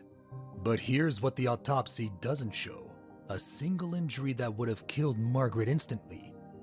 The beating was brutal, the strangulation was real, but none of it was necessarily fatal on its own, which means there is a very real possibility that Margaret Dubignon was unconscious, not dead, when Frederick Durham folded her into that suitcase and zipped it shut, and that she suffocated inside it. Damn. The autopsy found something else: old injuries, healed scars across Margaret's torso, up to 8 inches, healed burns on her legs, her back, her arm, up to 14 inches. Oh, man. These weren't from Friday morning. These were old. So he'd been torturing her. And in the social history section of the report, one line: boyfriend has a history of sexual assault. Frederick Durham had an active parole warrant out of Atlanta he'd been running from since 2021. Frederick Durham was charged with 7 counts: felony murder, malice murder, aggravated assault, aggravated battery, life, concealing the death of another, tampering with evidence, life, theft by taking a motor vehicle. On December 10th, 2025, a jury found him guilty on 6 of 7 counts. He was sentenced to life without the possibility of parole, plus 5 years. Hello. Margaret Lee Dubignon left behind 12 children and 27 grandchildren. Oh my God. Damn. 12 children, 27 grandchildren, grandma gone, and this, or my brother, you are doomed, nigga. That's a lot of seeds, brother. They gonna get in that prison. One of them motherfuckers gonna get in there and kill your ass. The whole town knew her as Mellow Yellow. Rest in peace, Mellow Yellow, man. Damn. That's sad. That's sad, man. A mother gone, grandmother gone, and over what? Because she wanted you up out the house, man. Seemed like y'all was over there fighting over some small minor shit, and she just wanted you up out the house. She told her kids she was ready to kick you out, and you couldn't take it. And look how much, like, overpowering. Look how big you are compared to her, man. Like, and to beat her up in that fashion, break her ribs, break her, like, just choke her out, bust her nose, and then stuff her in a suitcase to die, to suffocate, and leave her there for her family to find her. You an evil motherfucker, man. You are an evil motherfucker. You know what I'm saying? Yeah, karma's gonna come back to get him. That's some sick shit. Karma is definitely gonna come back tenfold to get that nigga in jail for sure. I predict that now, man. But let me know what y'all think about this situation right here, man. Rest in peace, Mellow Yellow again. Condolences to the family. I'm gonna give y'all 2 seconds to smash a like. And as always, get ready for the next reaction.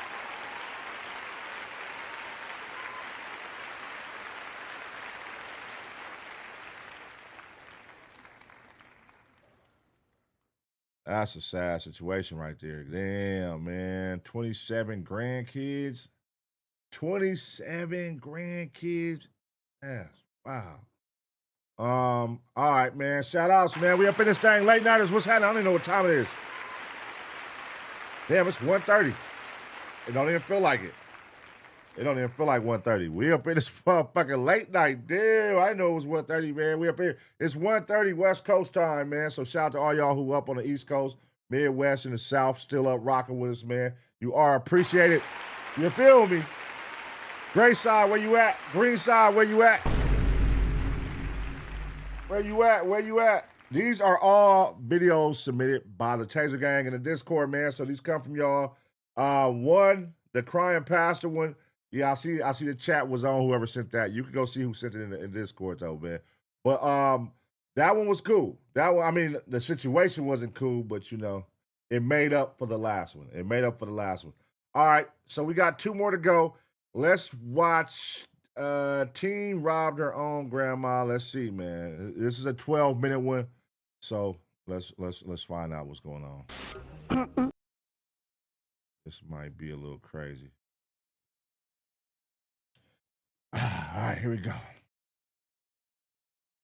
All right, y'all, we back with another reaction right here on ABP Reactions. And right now, a teen robbed her own grandma for her boyfriend, then did something way worse. Let's find out. Get back! Get back! Oh! You're not gonna play by your rules. You're playing by my rules. Look at me. I am white, 115 pounds, blonde hair. I don't want to go to jail. On August 26, 2025, deputies in Florida were called back to a residence after slow, a distressed grandmother called 911, reporting her granddaughter had just physically assaulted her. She was throwing dresser drawers into the hallway and breaking vases. Okay, not sure where they are right now. I'm in my bedroom. I have 2 locks on my doors. I've been through this many times before. I hear her. She's still here. Earlier that same morning, deputies had already been at the home to intervene in an argument between the granddaughter and her boyfriend. Here's what the deputies did next. I'm leaving peacefully. You're not leaving yet. Go over there. We're moving. Go over there. We're moving. Go over there. I'm not going to tell you again. Look at these motherfuckers. Who they think they are? Have all of my stuff. That's fine. Set it down. I'm leaving. Lay it down. You're not leaving yet. I'm leaving. Come up here by the porch. Drugs. I'm leaving. This is drugs. Sit down. No. No. I don't want you in the car. Okay. I'm sorry. Get back. Get back. Boom! 2 North 71. 79. Get your ass down. Deputy Zerillo calls for backup as the confrontation has now gotten physical. Sit down. Okay, I will sit down. Sorry, Sit down. Sit your ass You okay? down. No. No, you slammed me on the... Yeah, you don't charge me. Why was she just on the floor sitting like that? She was just on the floor laid out waiting good. That's crazy. I'm sorry. I thought you wanted me to go in my car. I told you not to go in the car. I'm sorry. I was confused.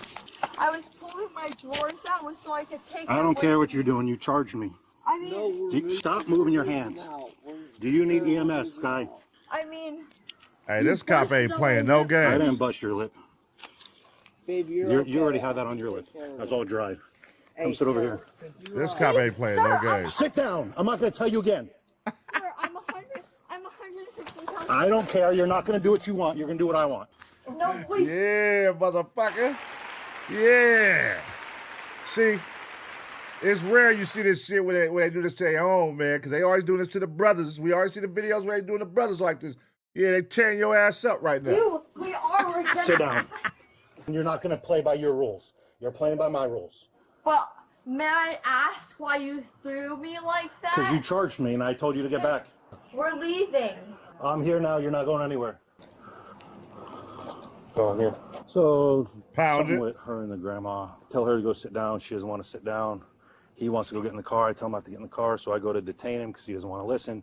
She charges me, and I pretty much just stiff arm her and knock her down. Because last time I spoke that's to you, why I asked for party. Shut up, square. Did you like loosen up my No, jaw? you just sit there and listen. What's your first name? Luke. I was pulling my drawers out, so I can get all my stuff in my drawers. It wasn't hostile whatsoever. Okay. My nana is just not like. Hold on a minute. Ma'am, listen. Take a couple deep breaths for me, okay? Do you live here with your nana? Like What? I don't understand. on my mail address. Yes. Yes. Supervisor Laws arrives on the scene, and Deputy Zerillo explains what has occurred. I get here, they're outside, and they're trying to move out. I'm walking her over there to sit down so I can keep them separated. I told him. That's my fiance. Stop, I'm talking right now. You're not talking. I'm sorry. He doesn't want to sit down. That nigga is a hoe. That nigga said, that's my fiance. Shut up. Oh, yeah, I'm sorry. That's my fiance. These motherfuckers is kids, ain't they? Then he wants to get in the car. I told him no. He goes to get in the car anyway, and he wouldn't listen, so I pull him out. I put him in cuffs, and she charges me. And I literally just stiff arm her and knock her down. Okay. You know what? I've been dealing with y'all since I was 13. I'm not even finna ask to loosen these goddamn cuffs. Listen to me. My nana asked me to take out the trash. I have text if I can get my phone. I don't want to go to jail. Okay. Look at me. I am fair. white, 115 pounds, blonde hair. I don't want to go to jail. So I called 911 to ask what were the ramifications. Sorry, these hurt so bad. I hit my head. That Do you need EMS? Wait. Send her ass to jail, man. She said I'm 115 pounds. I'm white. What the fuck that mean? Oh, ass could go to jail too, motherfucker. If you want EMS, I'll call EMS to check you out. I was just trying to leave. No, you aren't. You charged me. You see anything that happened between her and her grandmother? Okay, she was grabbing her, like, childhood pictures, and then she accidentally knocked over, like, a vase or something. Okay. She was on the phone with the bank, and she's very bipolar. Okay. And she has an issue where she sits behind closed locked doors for hours. Since their stories are not lining up, Deputy Zerillo goes into the house to interview the grandmother. Yeah, go talk to Granny, man. My nana just thought that maybe I was taking things with an attitude. Okay, she called the cops. And she was holding wine glasses. And this will make sense. Oh, she's trying to make it seem like she a drunk. Server. Okay. And I didn't want her to break her great-grandmother's wine glasses because I was just trying to help. Okay, so did anybody hit anybody here? This is definitely a Karen, a future Karen for sure. Y'all see how she lying right here out the top of her dome? She just coming up with shit as she go. On her own grandmother, she's just letting shit fly, making up shit. Even though we heard the phone call with her grandmother calling them, saying that she's throwing shit in the room, and now she's denying doing any of that and putting blame on her grandmother. And she's highlighting that she's white. I can't go to jail. I'm white. No. Okay, no one slapped anybody, No, threw things at anybody, threatened anybody? No, the only person who really got hit was me by an officer. No, but as far as you, him, and your nana, no one in that three of you hit anybody. I just want to get my cat and go. Okay, so he got here and you came running out of the house because something's wrong with No. He slammed my boyfriend against the car and I ran to my boyfriend. But I didn't know that I couldn't go after him. How do you know that you're not going to shoot him in the back or something? What do you think he thinks? We don't know this. You'd be surprised at what people do. I feel like she might got a little bit of spec. You know what I'm talking about? A little bit of spec. It's giving spec. You know? Sometimes, okay? Okay, yeah. My bad. That was the officer I was talking about. We told you multiple times, just sit down. Okay, Sky, listen to me. I got something to read to you, okay? Having gotten the grandmother's statement, Deputy Zerillo makes Sky aware of her rights. Having those rights in mind, do you wish to talk to us? Yes. Okay. All right, so what happened here with your grandma today? I heard my Nana on the phone with the bank. Now, here's the thing, guys. My Nana's door is very, very thick. Okay, so sorry. what transpired in the kitchen earlier when your grandma was washing dishes? So I'm a busser and a server and a bartender. Okay, so you're trying to help her with the dishes, and then what happened? I tried to shimmy in between her. And the open dishwasher. No. Okay. I shimmy through this way. Shimmy, and y'all. I think I hit her a certain, like my shoulder or something, but she never fell. Why would she tell me she fell? Why would she tell me you pushed her? I didn't. I don't know, but I literally, I swear to God, if there are cameras. A little sprinkle of speck. All right, it's sprinkle of speck. I was just trying to help her clean dishes. Okay, well, right now you're going to be going to jail for domestic battery on a person over the age of 65, which is a felony. 65? Okay? Damn. 2 North 7, show me 1015 one white female. Baby, what's that? They're arresting me, felony charge. What? Wait. Stay there. Sit down, Buster. I'm not being rough with you. I'm just putting you where you need to be. Stay right there. Sit down, Buster. I'm sorry. Okay. That's a depressing. No, baby. I'm sorry. I'm so sorry. How many times do I have to tell you? Sit right there. Where is she? A little bit of speck and a touch of tism. She's fine. She's fine. So you could call your mom to come get you because you're not okay to drive. So whatever you guys were doing, drinking, smoking, pills, I don't know what it is, but you're under the influence of something. Call your mom and you have your mom come get you. You're out of here, buddy. She's going to jail. Your girl's going to jail, Carrot Top, and you're out of here next. What the hell is all that shit on your shirt, by the way, man? Go clean yourself up, you filthy animal. For how long? She has to see a judge. It's domestic related. No, but like... Tomorrow morning, she'll talk to her judge. Okay, EMS is here to check the back of your head to make sure you didn't hit the back of the head. She said she wants you to just check the back of her head. What's hurting you right now? Head. So your head hurts. The back of your head? I'm sorry. Does it hurt at all back there? Baby. You better sit down. You better stand down. I love you so much. I'm waiting for you. Post my bill. There's no bail. Hey, you guys! Y'all ever see the Goonies, cuz? Don't she look like that nigga Sloth, cuz? There's no bail. You'll see a judge in the morning. Baby, I love you. I love you. You want to end up in handcuffs again? No, I'm not gonna. Just start listening. Baby, Quicker. it's okay. Let's go step back in here. Ouch. Ow. That's all you. I'm just holding your hands. Where is she going? She's coming here. She's coming to pick you up. Your parents. No. Yeah. No, I just want her. So I grab him to detain him, and she charges me from the front. Oh. I just stiff arm clotheslined her all at once. Sounds like she was out of control when you got here. All right, this female deputy is going to search you. Step out. Spread your feet. Yes. Wider. You're out of here. You're going to be okay. Nah, dude. No, dude. You're going to be all right. Yes, sir. Okay. Yes, sir. Imagine being a grandma having to deal with this couple every day. I know this was a headache.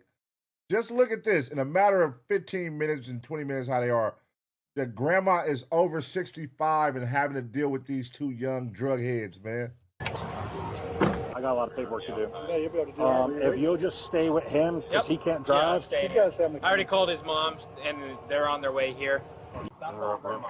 Hang on. What? Yes. Stop calling grandma. And she doesn't want you ever to come back again. It's not trespass. You're So once you banned, leave here, brother. You're not coming back. While Deputy Zerillo drives Sky to the hospital, the other deputy waits for Luke's parents to come get him. This nigga was trying to call the grandma to go back in the house. You're banned, brother. You're trespassed. Just take a seat on the ground. I'm not going to say it again. Take a seat. All right, well, motherfucker, I'm not You want to go to jail? I'm sorry. Hi, I'm his father, unfortunately. I'm his father, unfortunately. That nigga walked up disappointed. I'm his father, unfortunately. That nigga said, unfortunately. Nigga, hey, take this nigga to jail, man. Hey, why did you guys even call me? Just take his ass to jail. Look at his mother. Why, Iona? Look at her shoes. She got them tied super tight, too. The motherfuckers is tied. Tight as a bitch. She ready to set trip. Story short is they've been arguing, I guess, this morning. We've been out here throughout the day. I swear to fuck God, I'm gonna marry that bitch, and there ain't nothing you can do about it. You can haul him away. They've also been. You can haul him away. I knew he was gonna say that. Pop said, fuck that. Take him to jail, man. I would put it up with this nigga. Taking money from grandma. He's been part of it? They took $400. Well, Sky pushed grandma today in the kitchen, knocked her over. So Sky got arrested for felony battery. Your grandma had to be checked out by EMS. That's what she's stating. That's what she's alleging. Your boyfriend said he didn't see it, so you're going to jail. We didn't arrest him because we didn't have a reason to at the time. I believe he was taken to the ground, though, because he wouldn't listen to officers. Yeah, Pops. Show some respect. Look, Pops is lit now. Hey, he about to go over there and kick his ass. I do. So you can haul him away. What? You can haul him away, officer. Yeah. All right.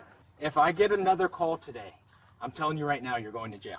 So don't have me come back out. Can I get my red badge? Luke, get off the property before you're arrested for trespassing. Hey, can I get my red badge? Luke, you're good to go. Stop.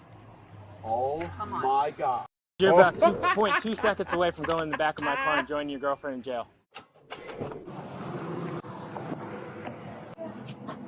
Oh, Hell over those doors.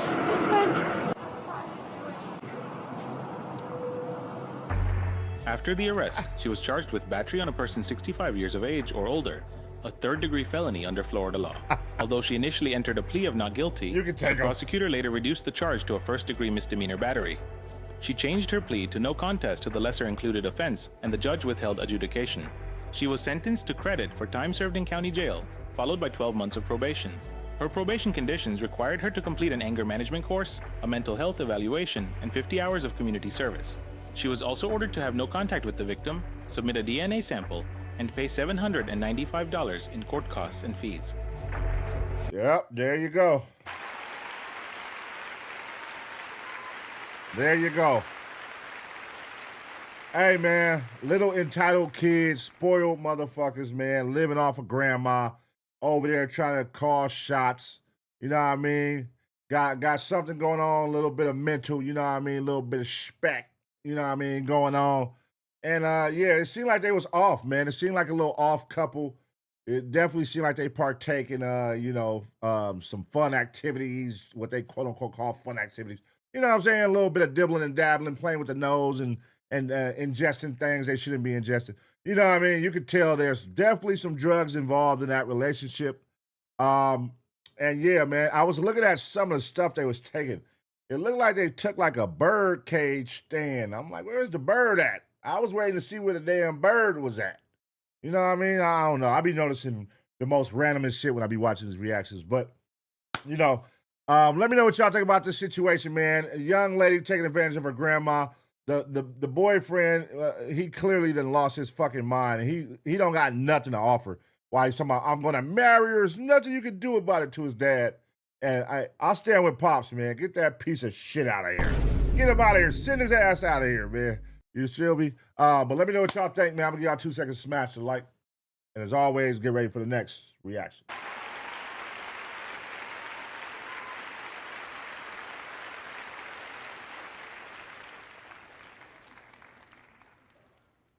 That was some wild shit right there, man. Shout out to whoever sent that, man. Shout out to whoever sent that video.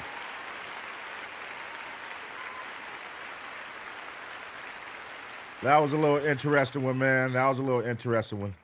All right. Now, let's go, man. It's going to be the last banger of the night, man. Last banger of the night, man. We're going to finish this with some law and crime. This is going to be a 30-minute banger. A 30-minute banger. Principal caught.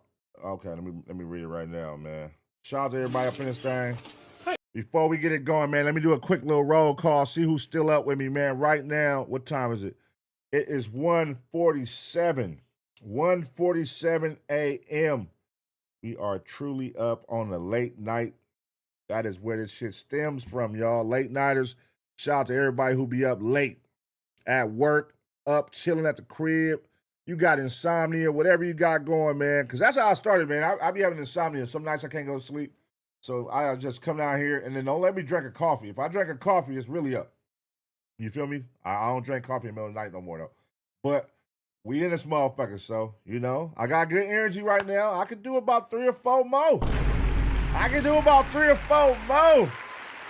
But I don't know if y'all gonna be up like that. I don't know if y'all want to be up that late, man. You know what I'm saying? I don't know if y'all want to be up that late. So let's watch this and let's see how we feeling, man. I'm gonna see how y'all feeling after this. But let's go, man. If not, this will be the last reaction of the night, man. Let's go. Let's get ready. Turn up. Get your drink. Get your smoke. Whatever you got to do, man. This is going to be an interesting one. 30-minute banger. I wish Dr. Insanity dropped more because I like ending the show with Dr. Insanity, but unfortunately, he doesn't drop as often. But when he do drop, he drops bangers, man. So let's see what this one is all about. Law and crime, man. Law and crime. Hold on 1 second.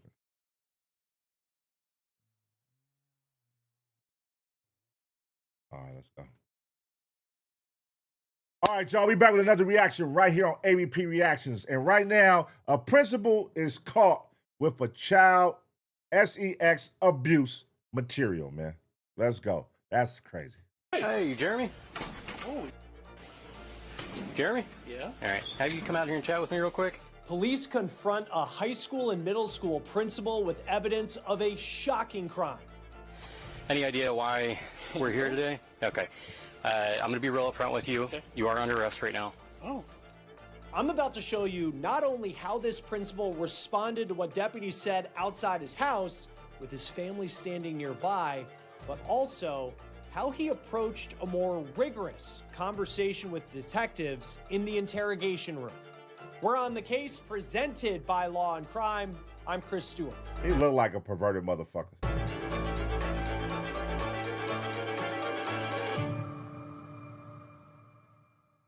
The man in the video that you're about to see was the leader of a school of about 480 students. And let's be clear, anybody caught with child sex abuse material or CSAM, it's disgusting, it's hard to fathom, unforgivable. But a principal? That makes it even more disturbing. A principal, man. Me too.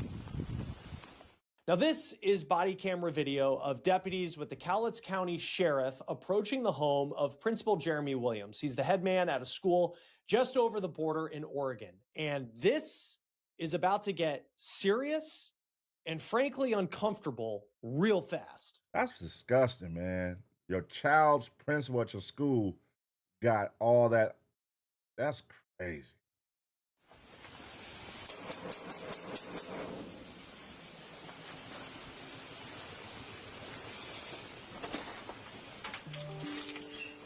Hey, Jeremy. Holy. Jeremy? Yeah? All right. Have you come out here and chat with me real quick? Sure. I catch you at like your gym time or something? I'm gonna mow the lawn, but Okay. wow. Just take off over here real quick. I was gonna mow the lawn. Just but real quick wow. to let you know, I am audio video recording. Yeah. Actually, we all are. Just body camera stuff. So, any idea why we're here today? Okay. I'm going to be real upfront with you. Okay. You are under arrest right now. Oh.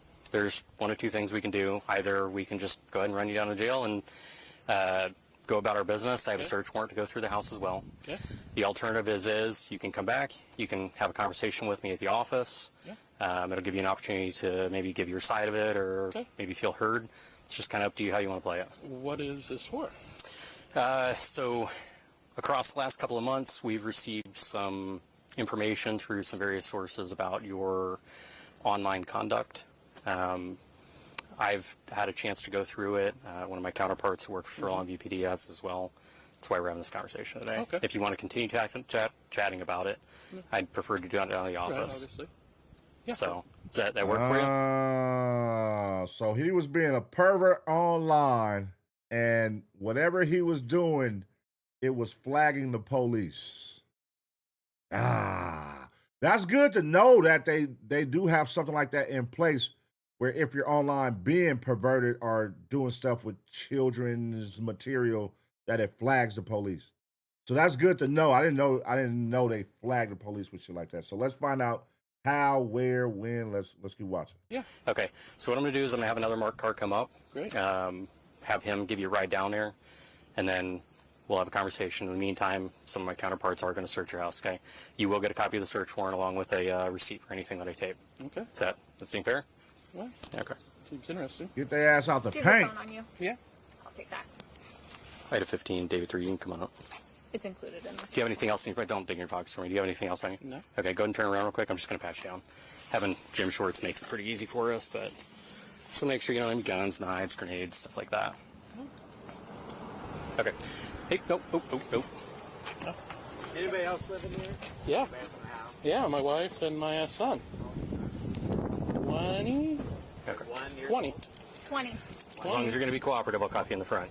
Oh man, imagine what's going on with Pops outside, your dad, and then they walk up to you and tell you that your dad is being arrested for the child stuff. Like, finding out your dad is a creep. Oh man. And then for the wife gonna find out her husband is a creep. And then the block and the school and the city finna find out their principal is a creep. That is crazy. Where am I going to go with? Is he autistic or anything? He's on the spectrum. He's Tourette's-ish.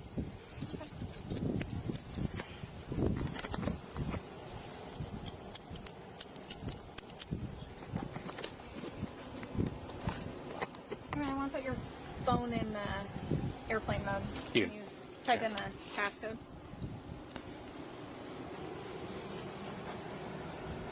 Here. Nope. Perfect. You got it?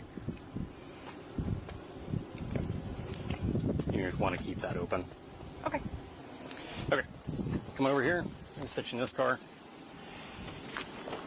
You good with this side? Yeah. Okay. I already gave him a pat down. If you want to check him again, that's fine. It's gym shorts, so there's not a lot going on. What's your wife's name? What's your son's name? Okay.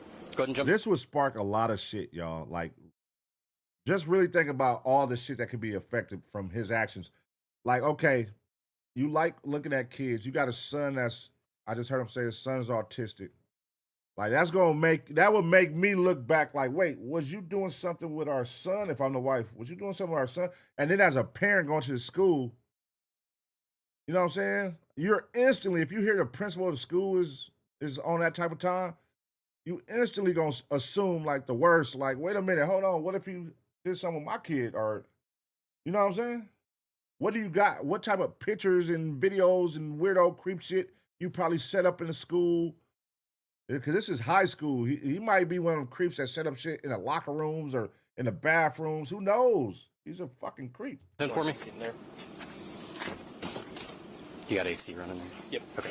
I'm going to chat with the wife real quick, just kind of let her know what's going on. And then if you'll I'll have you follow me, or I'll follow you either way. And we'll head down to the office and put him in one of my interview rooms. Okay. Principal Williams is being cooperative, but you can also see the second that he just made that little movement, turning away from deputies, they were very quick to make sure that he knew that he wasn't going anywhere. Now, Williams was the principal at Rainier Junior Senior High School. Williams lived about 2 hours or so south of Seattle. Look at that outfit, man. What the hell kind of outfit is What the fuck type of outfit is this you got going, big dog? Yeah, man, lock him up. Throw away the key. Right along the Oregon border, and then he taught at a school over the state line in Oregon. Now, at the time all of this was taking place, this is September 16th, 2025, the deputies go to his house. And when they go to his house, Williams was actually already on paid leave from school because just a week prior was when conservative activist Charlie Kirk was shot and killed. And Williams said after Kirk's murder, he was angry about Kirk's murder, and he had gotten into some sort of verbal altercation with someone about Kirk's murder. And because of insensitive comments that he made, the school put him on paid leave. But now, with these deputies at Williams' house, he is about to be in a lot more trouble. So these are all of the reports that I've gotten. There's a abnormal amount of them. Oh, wow. I'm going to show you how Williams' interrogation went. But before I do, I want to go back to the scene and go back to that newly released body camera video, because after Williams is taken to the sheriff's office, the deputies have to go and talk to the principal's family, his wife and his son, as they're executing a search warrant. Yes. Hi there, you Sandy? I am. Hi there. Just to let you know, we have a search warrant for the house. Okay. Okay. And we were looking for specific items, electronic items. Okay. Is there anybody else in the house? My son is here. Okay, that's you right there. You're Trevor? Yes. Okay. I'm Jason with the sheriff's office. These were his headphones. I'm going to give them to you. So, is anyone else in the house besides the two of you? Nope. Okay. Big dogs, small dogs. Nope. Two kittens. Do you have any idea what this is about? Nope. Okay. I have no clue. Okay. He possibly could have gotten. Okay. Yeah, what he's done. Okay. To let you know, we're recording. It's audio, video. I'll let Detective Moore explain what's going on. Okay. Is there anything that you need to put away before we start digging into the search warrant? We don't have illegal things. We are actually really law-abiding citizens. What we're looking for is any sort of electronics, computers, Well, cell phones. I mean, we have those things, of course. Damn, she's out the loop. She don't even know her husband is a fucking creep who's been on here doing some creepy shit and sending alerts, getting alerted to the police. She about to find out the hard way right now. Let's see how she responds to that. Yeah, that's what we're looking for. But, I mean, yeah, I mean, if that's what's on your search warrant, like, I mean...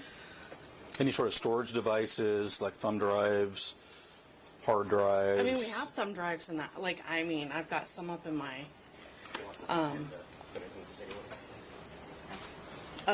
I have no idea what my son has. He's 20. Of course, he has his own computer and his own, like, you know. Like his own computer that he especially uses by himself? No. We have a communal, it's actually my computer. I use mainly for schoolwork. Okay. I have a work laptop in here. He doesn't even have his work laptop right now. Okay.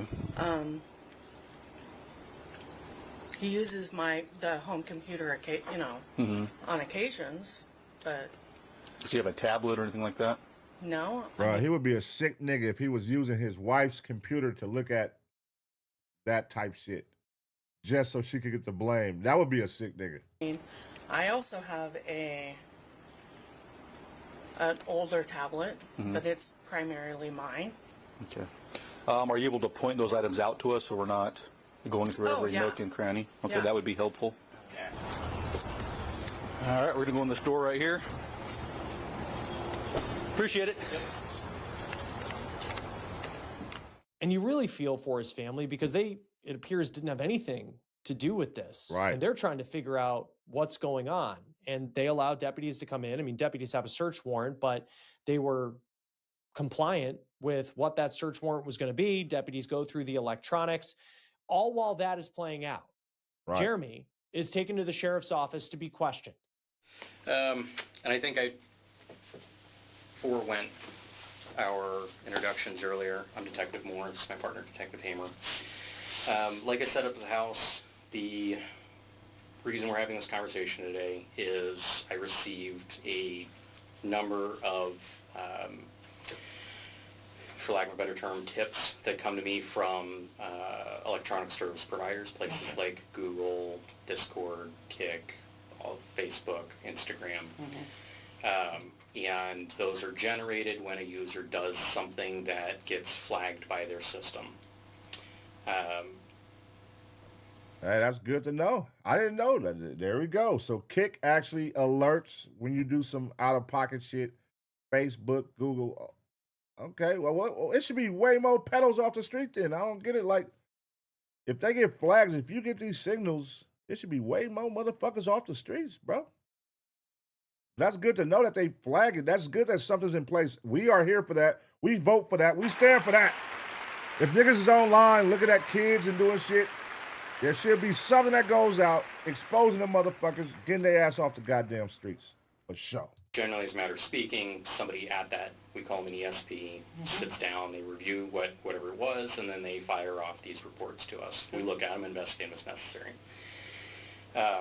That being said, do you have any idea why we're talking today? You can keep talking. Okay.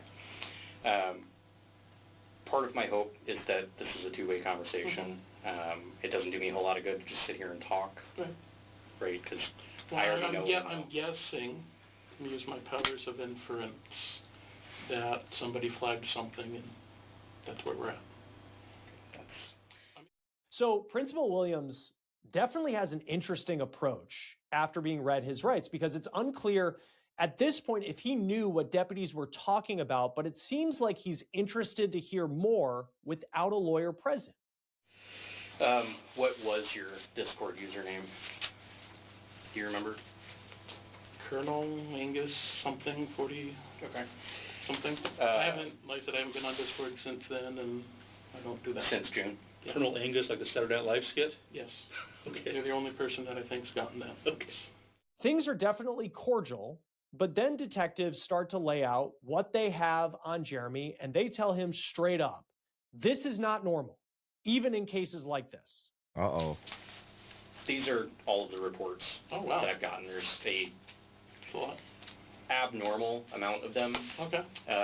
And part of the reason is it's because of continued use.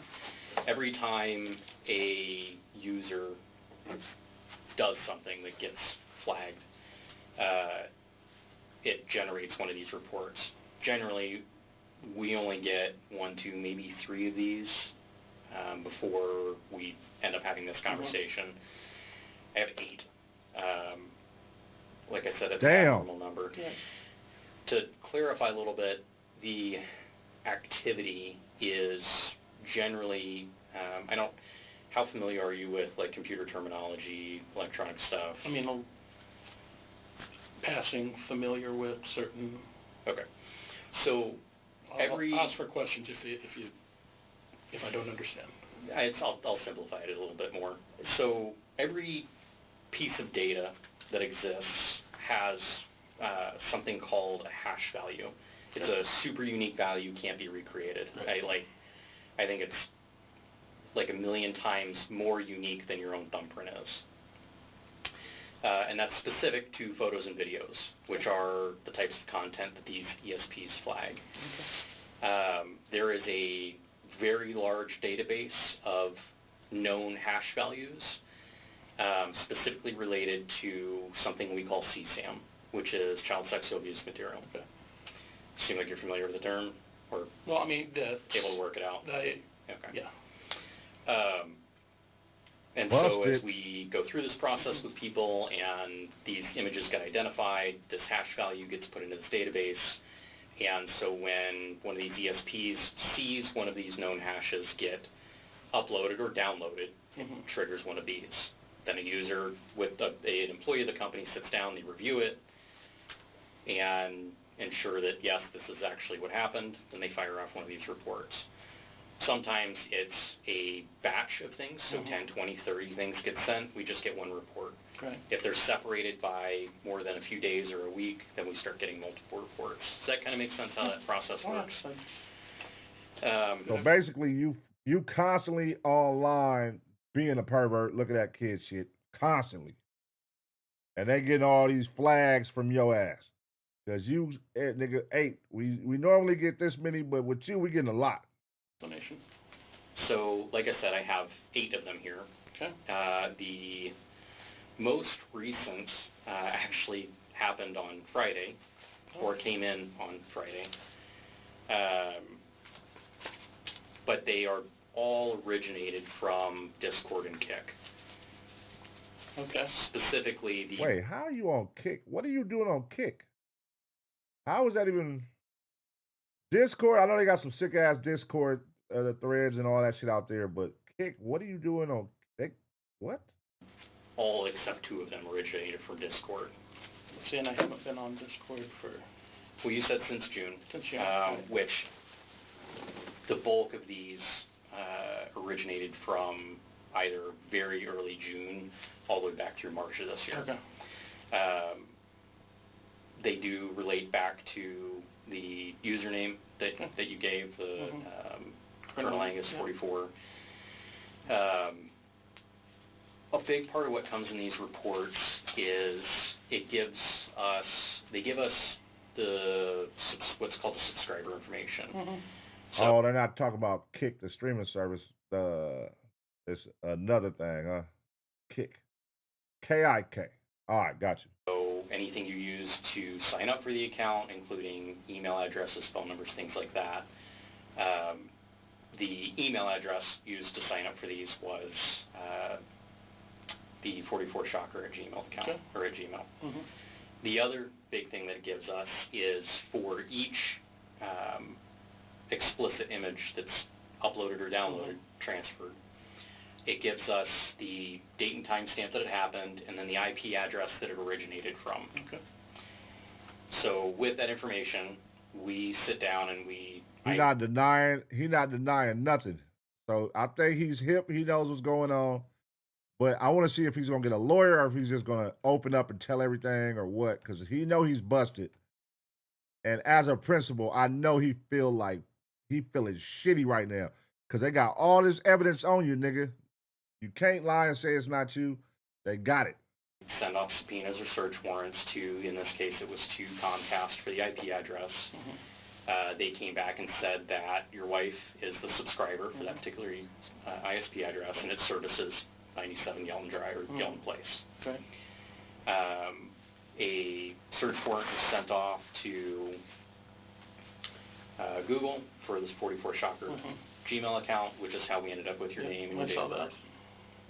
They sent a report. Okay. Now, authorities said they found at least 31 images of CSAM material associated with Williams. And according to KATU-TV, one includes, and this is not easy to say, but I do think the specifics are important so everyone understands just how disturbing this crime is. One of the images, according to the TV station, includes, quote, an image of a sexual act on an infant child of concern. Williams... Come on, man. Come on, man. This nigga watching babies and sick motherfuckers. Bro, and this nigga's a principal, bro. This is the nigga over people's children. 400 students. And he's getting his rocks off by watching a baby get... That's sick, dog. In this interrogation, he's being confronted with some pretty strong evidence that there were CSAM images on his devices. And detectives then ask what he knows. And again, I'm going to warn you that some of this conversation, it is incredibly disturbing. Maybe you kind of knew this was coming, or? No, I didn't know this was coming. I just said, they said as a matter of course they had to submit my data or whatever it was, and they couldn't talk about it, but now they could. Okay. And that didn't seem... It seemed concerning, but what am I going to do? Okay. When did you receive that? Last week. Okay, so just 3 recently? weeks ago. Okay. Yeah, something like that. Okay. So, with all of that being said, we're not here by mistake. Right. Right? We've put in our due diligence to get to this point, and I'm extremely certain of why you're in the position you're in. That being said, we like to have these types of conversations to try to give you or whoever it is an opportunity to explain, what it is that was happening, or maybe the motivators, or is this something that's been going on for a long time or something that's come up new. In your case, I am one of my concerns is you are in a position of authority at a school. So clearly there's some additional concerns there, right? You have access to children that are the same content that was uploaded and downloaded being discussed. And how long has he been like a principal? How long has he been a teacher? Whatever the fuck. How long has he been in the school system, like around kids, working with kids? Like, that's what I'm saying. When something like this is exposed, it's going to make you go back. Like, hold on, wait a minute. He probably used to work at a daycare. He used to work here. He used to work at kindergartners. He used to work with this. He used to work. And it started making you question, like, hold on, did he touch them? Did he do anything with them? Like, for you to be turned on by watching a infant is sickening, dog. That's some sick shit. And for you to, like, get it, watch it, and then save it to watch it repeatedly, that's even crazier. Like, you're downloading and saving this shit to your phone. And you're a fucking principal. And you're a father. You have a child at home. That's crazy. I mean, is this something that you're willing to talk about with me, or? To an extent. Okay. To an extent. How long have you been, I guess, doing this, seeking it out, collecting?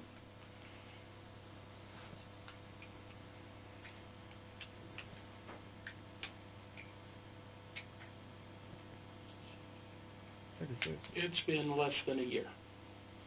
Okay. So like maybe probably late fall or February. Probably February. Okay, so about the time that these reports started, because I think my first one's probably early March-ish. Yeah. Okay. What drove that? Accidentally, I was talking to somebody on Reddit, I think, and they sent it to you? Yeah. Okay. And then you just kind of were like, oh yeah, this is kind of the thing, and went down the rabbit hole? Never sought it out. Didn't go looking for it. Didn't do internet search. Not looking for any of that. It's, as you well know, there's folks out there that have a lot of things. Very aware. Yeah.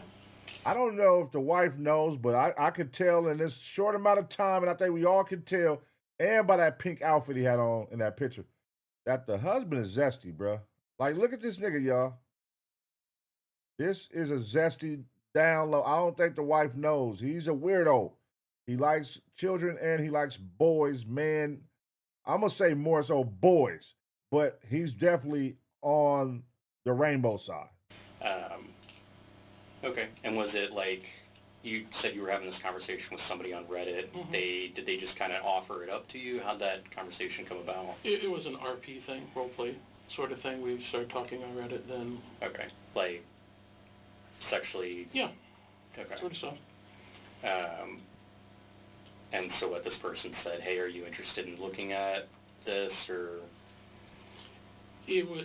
I think it was sent without any. We were sending clips back and forth of. Okay. What?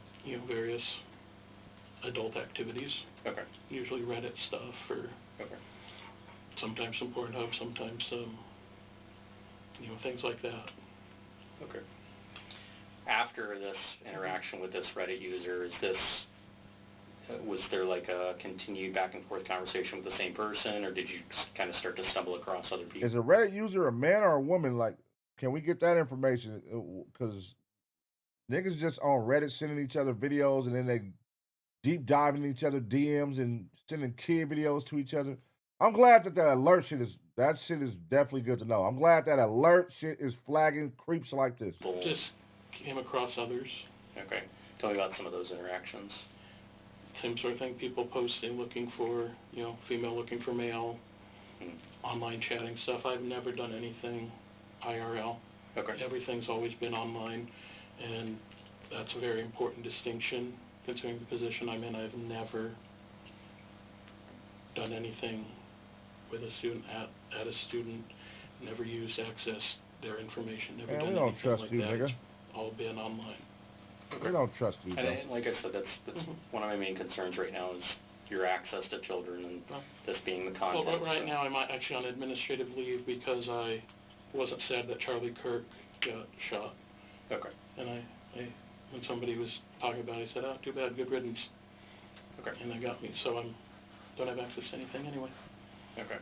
Is that the meeting you were at earlier Yeah. today? Okay. Were they just now placing you on admin leave, or I don't No, know? that happened on Thursday. Okay. The thing happened on Wednesday. Okay. So just random interactions with other users. Yeah. It appears like it's mostly through Discord. Is that? I use Discord for very, very little. Okay. Honestly, and that one was more. I don't know. I didn't use Discord. I had a couple of good connections that I used, but. This is what the niggas be like that be on Discord, that be trolling people and shit, and that be on there. Like, these niggas be creeps and perverts.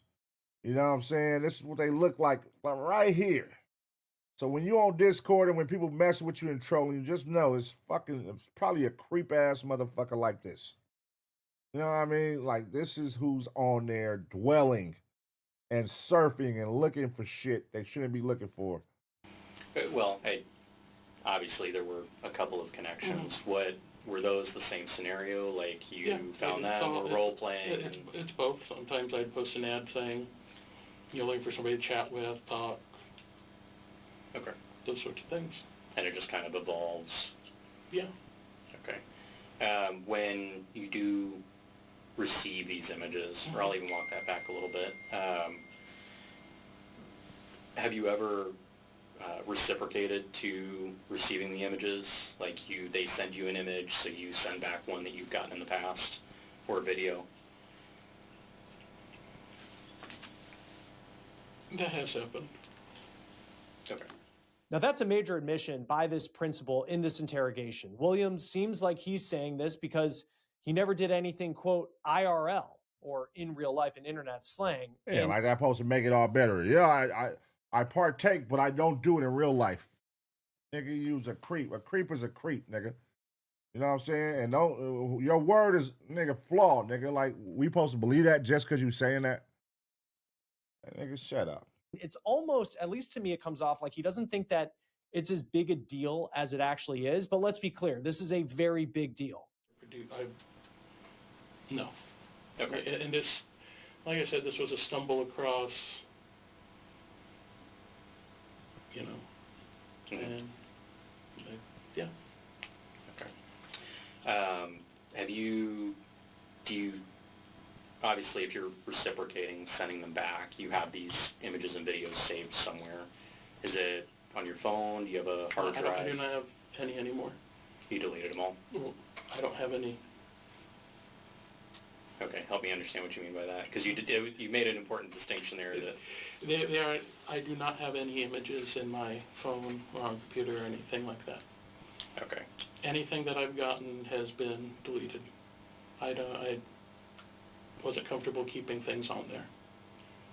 Okay, so you only held them for the couple of months you were doing it and purged it. Times going back, and then, you know, it's like, no, I can't have this. This is not good. And prior to this year, when you were interacting with people doing fantasy or role-play type stuff, were you doing this regularly with adult porn prior to this year? Not really, no. And so, at some point when you got into exchanging and role-playing... All of a sudden, this year just kicked in, that you want to start exploring and being creepy.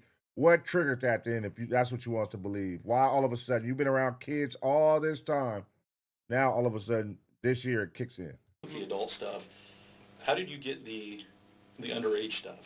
How did that transpire? As you're aware, there's a lot of folks who like to do age play sort of things. I mean, that's not... Yeah. That's kind of what I felt like you were alluding to. Yes. Yeah. That, you know, it was age play. Okay. And then the images were given to you through that without your solicitation, is that correct? At first. Okay. And I never, and it's very important, I never said, hey, I'm looking for this. I want to see this. Okay. I'm seeking this. It usually ended up happening in a matter of course. Okay. And I think what my partner's trying to work out here is, when you say in a manner of course, is you're role-playing through this age scenario where is it that you're the older person and this other person is playing? I have been. I've gone. You've done both ways. I've gone. Okay. Creepy motherfuckers, man.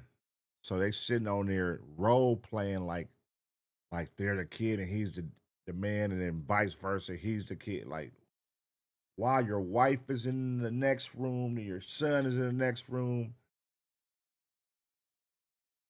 Man, it's some sickos, man. That's why as parents, you know, like we used to could stay the nights at our friends' houses and people could stay the night at your house and all that. Today, hell fucking no. Niggas is not letting their kids stay at nobody's house, and nigga, hell no. Look at this shit. This is somebody who you would think, a principal at a school. Yeah, he's a great guy. A pastor, you know, they're a great guy. Like you think people like that are great guys, and they be the worst fucking ones, man. And you can't let your kids go stay with these creepy ass parents. It's sad, man. It's sad. And as this role play is going on, how does it transition from the role play to you getting or sending? As you're talking, you send images to illustrate what the scenario is that's going on. Okay. Or, And so just organically without asking to receive or to give, it's just as part of the play, the exchange of those two things. Okay. And then, but like you were saying earlier, you would occasionally reciprocate where you would get an image in and then you would send. And to clarify, most of these seem like they're videos versus just like still photos. Okay. If you had to guess, what was the average age range of the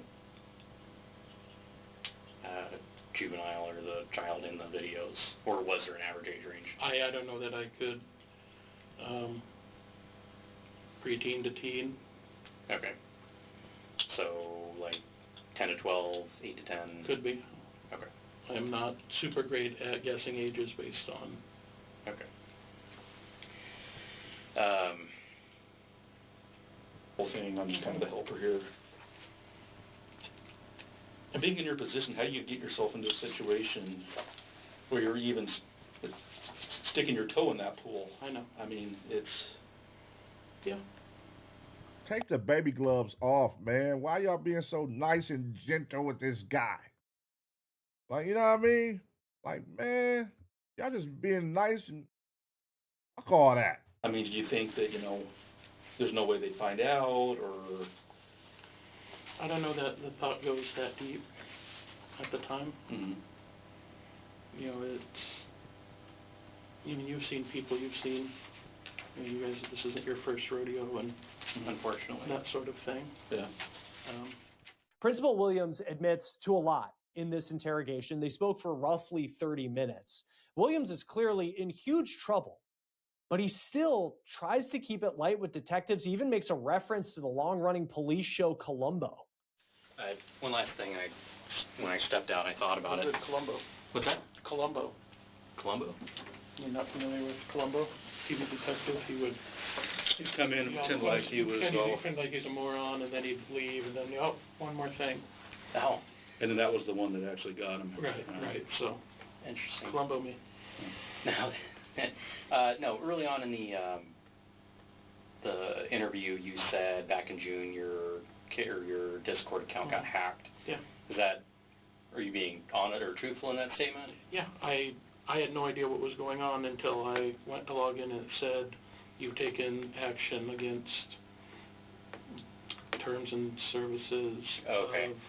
So what that was, that's why I wanted to clarify that, was did it actually get hacked? Or so what you ran into was when they closed your account because of those violations. Yeah.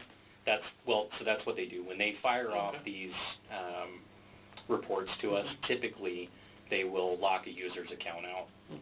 I just want to clarify that it wasn't suddenly all of a sudden somebody else was posting. He thought he got hacked. No, they closed your account because you a pervert, nigga. This is what Williams' official school picture looked like before his arrest. And after being in that interrogation room for roughly an hour total, Williams was arrested. He was initially charged with 13 different counts. In February, he pleaded guilty to 3 counts of possession of depictions of a minor engaged in sexually explicit conduct in the first degree. Now let's find out what happens when you plead guilty and what they do to these perverts. Let's see. He was sentenced to 5 years and 1 month in state prison. And once he's released from that sentence, he will be monitored for 3 years. He will also have to register as a sex offender. Yeah, get his ass out the paint, man. Get his motherfucking ass out the paint. Middle school, high school principal, y'all. He acting like, oh, for all of a sudden this year I got interested. I fell into the deep depths of Discord and Reddit and started role play and all this. Nah, brother, that's something that you've been having in your mind. That's something you've been thinking about. That's something you've been doing. It just came to the light, man. It just came to the light. So, you know, that's tight finding out that they do have things in place that alerts to people to come get these sickos, man, when they're doing this shit online, man. They need to do that more. Because it should be way more motherfuckers being grabbed up for this sick ass shit they be doing, man. It's crazy. You feel me? But yeah, I know that was a stomach turner for some to watch. Let me know what you think about this situation. 5 years, is that enough in your opinion? And getting out, what should he be restricted from? What, like, somehow, some way, I guarantee he's gonna find a way to work with children again.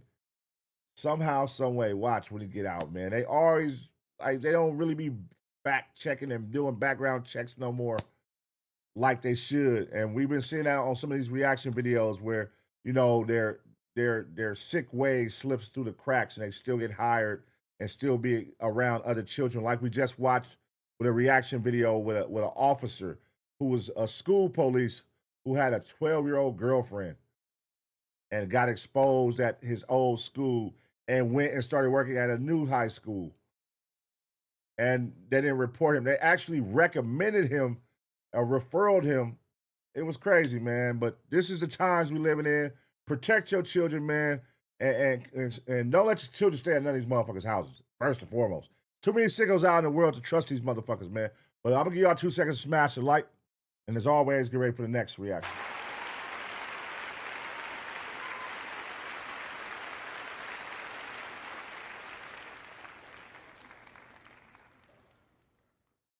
All right, y'all. That was 7 right there.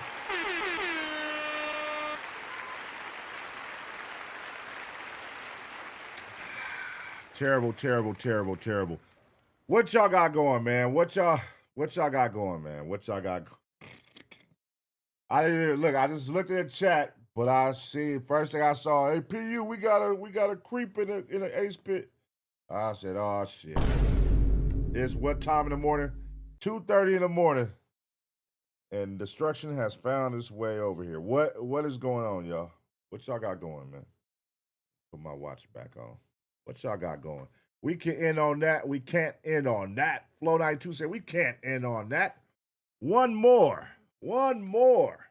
Smoking and drinking. Hold on, let me see something.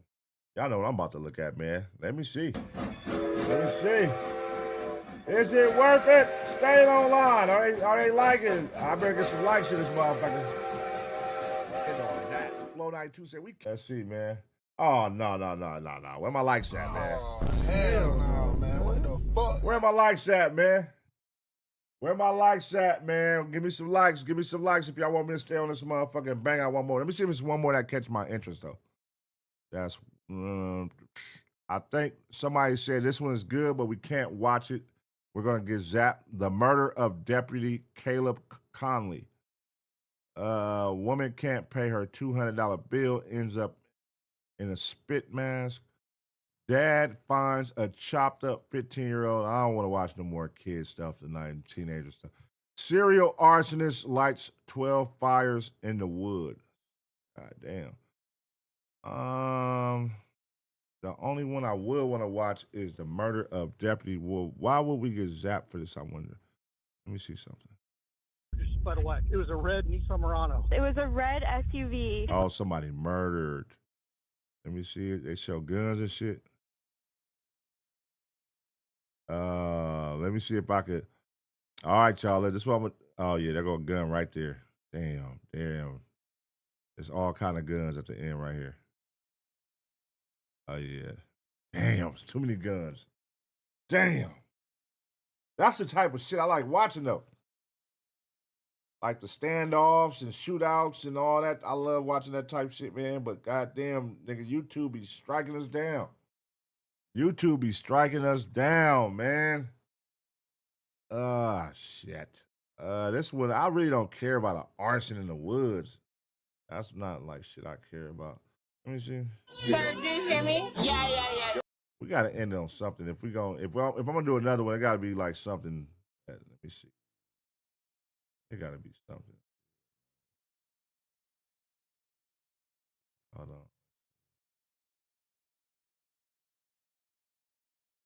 Daughter discovers her ex-boyfriend just killed her dad. Oh. Man live streams the worst moment of his life for 2,000 people. I tracked down the thief who stole $2,000 of Legos. That's just all right. Yeah. Police hunt down mom hours after her 4-year-old son. Orange turns gas station into a battlefield. That might be guns, huh? Business owner.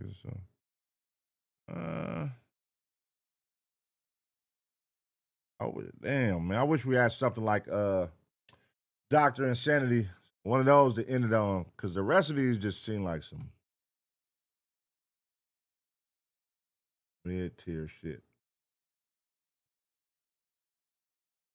Evil man crash. See? Well, yeah, I think. Wait, let me see. Carissa? Evil mom has daughter's father executed on her birthday. That might be interesting. And it's law and crime, so we might got some action. All right, let's see how many likes we got. We'll watch this one. It's 40 minutes, by the way. Y'all got 40 minutes of y'all? Oh, hold on. I got to see. Wait, hold on. Let me see how many likes we got, bro. Let me see how many likes we got. 40 minutes. I got to have at least 400 likes. Yeah, it's 227, man. Give me the 400 likes. We'll watch this 40-minute banger.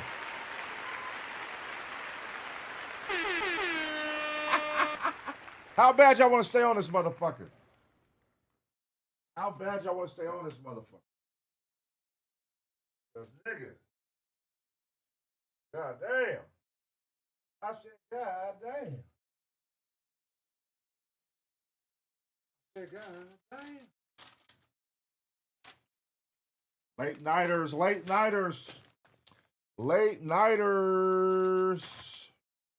We in this thing. What's going on, Flow 92, man?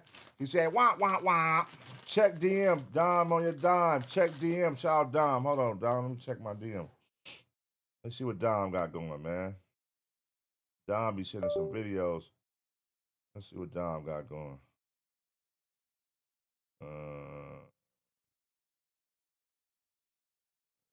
Dom.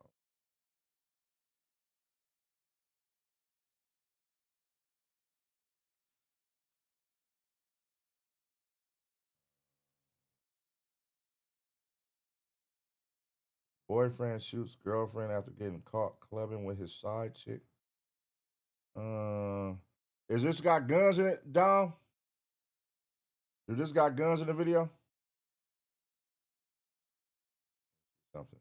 Don't give me zapped, man. We've been doing good. I ain't trying to get zapped. Hold on 1 second.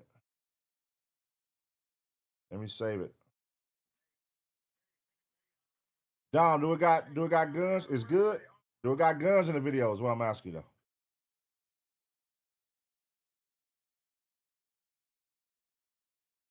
Hold on, let me say this shit. All right. Let's see what we got here, y'all.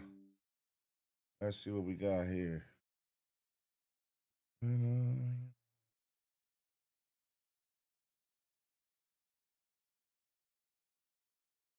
All right. Boyfriend shoot. 71 Karen Drive. Make. Let's see what Dom talking about, man. All right, but first, hold on. Get my likes up, man. Get my likes up. I ain't forgot, nigga. Get them motherfuckers up. Where my likes at? Give me my likes, man. No shooting it. No gun shown. Okay. All right. Yeah, make sure I get my likes, Why man. are you gay? Come on.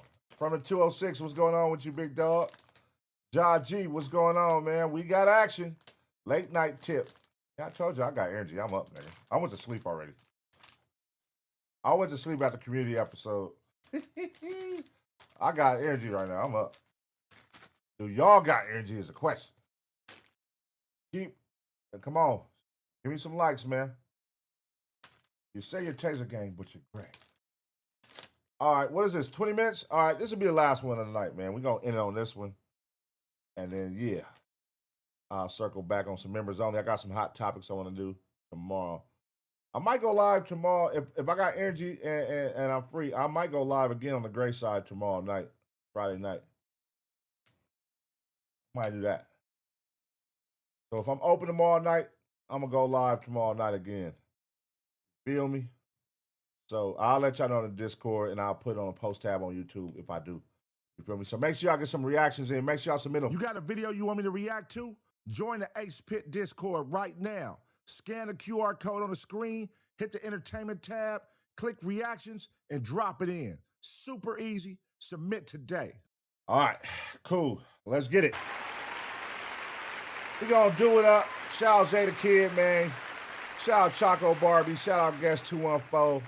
You know what I'm saying? 88 Kings. Yeah, man. Nestor Isaac. What's up, my boy Nestor Isaac, man? Wavy Storm is in the building. Still up with me late night. You know what I mean? Lady N is still up late night. Let's see. James Brown is still up late night. Yeah, Rams is looking good. We always look good, nigga. Yeah. Shout out, man. Appreciate you, though. PDX Goer. What's going on, PDX Goer? Idiocracy Unfolding. Shout out to you, man. Drop the motherfucking popcorn if y'all ready for the next reaction, man. Y'all all got popcorn emojis. Drop the popcorn if y'all ready for the next reaction. This will be the last one of the night. Let me know if y'all fuck with it. This is from Dom on Your Dime. So hopefully she submits a banger. Because if this isn't a banger, it's over with, Dom. They're going to bash you, man. They're going to bash you, Dom. So I hope this lives up to the hype. Because you got me staying up for this one. So let's hope it's good. All right? Let's get it.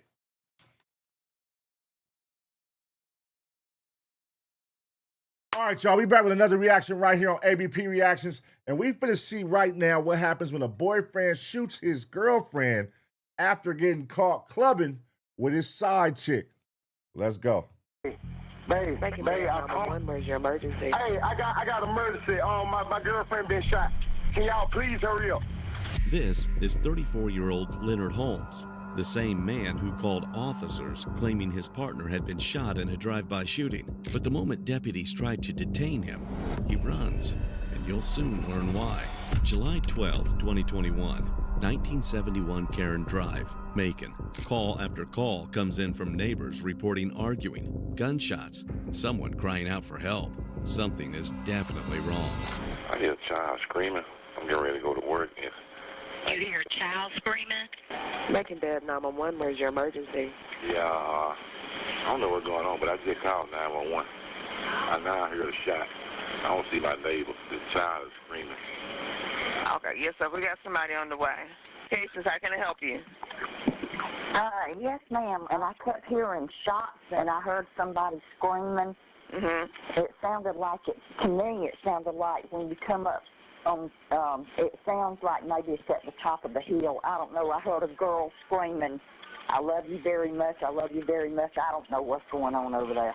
Okay. Yes, ma'am. We got somebody on the way. I don't know what's going on over there. Yes, ma'am. We have somebody on the way over there. Okay, thanks. Thank you. Coliseum Yard, Jamie speaking. Hi, this is Operator 54, Bibb County. Yes. We had a shooting, and there's possibly a subject coming in with a VSW. Okay. Could y'all advise us if they do and what kind of vehicle they may be in. Okay, I'll let them know at the front, okay? Okay, it was a black truck that left the scene that we're looking for, okay? Okay, I'll let them know. Thank you. All right. No, you're welcome. Hi, this is Operator 64 Bibb County Sheriff Office. Hello. Hey, this is Operator 64 Sheriff Office. We have a GSW that just occurred, and they think a black truck is possibly going to drop a female off, but the person, they need the information on the black truck if they do drop them off, okay? Let me get you to hospital, please. Hold on. Okay. Hospital, please, Amanda. Hey, Amanda, this is Marion, Sheriff Office. We just had a shooting to take place, and there's possibly a driver, somebody bringing a person that would drop them off that was shot, but they saying that the person that was driving the truck is actually the one that shot him. It's a black F-150, and they just want to see, if they do drop them off, if you all can. Okay. We do have, y'all have a deputy here at our hospital already. Are they here in reference to that? I don't know, because we didn't know which hospital they were going to. All right, well, I'll let our officer know to be on the lookout, and I'll watch the camera. Okay, thank you. Yeah. Make a Bibb Communication, Operator 14. How may I help you? Hold on 1 minute.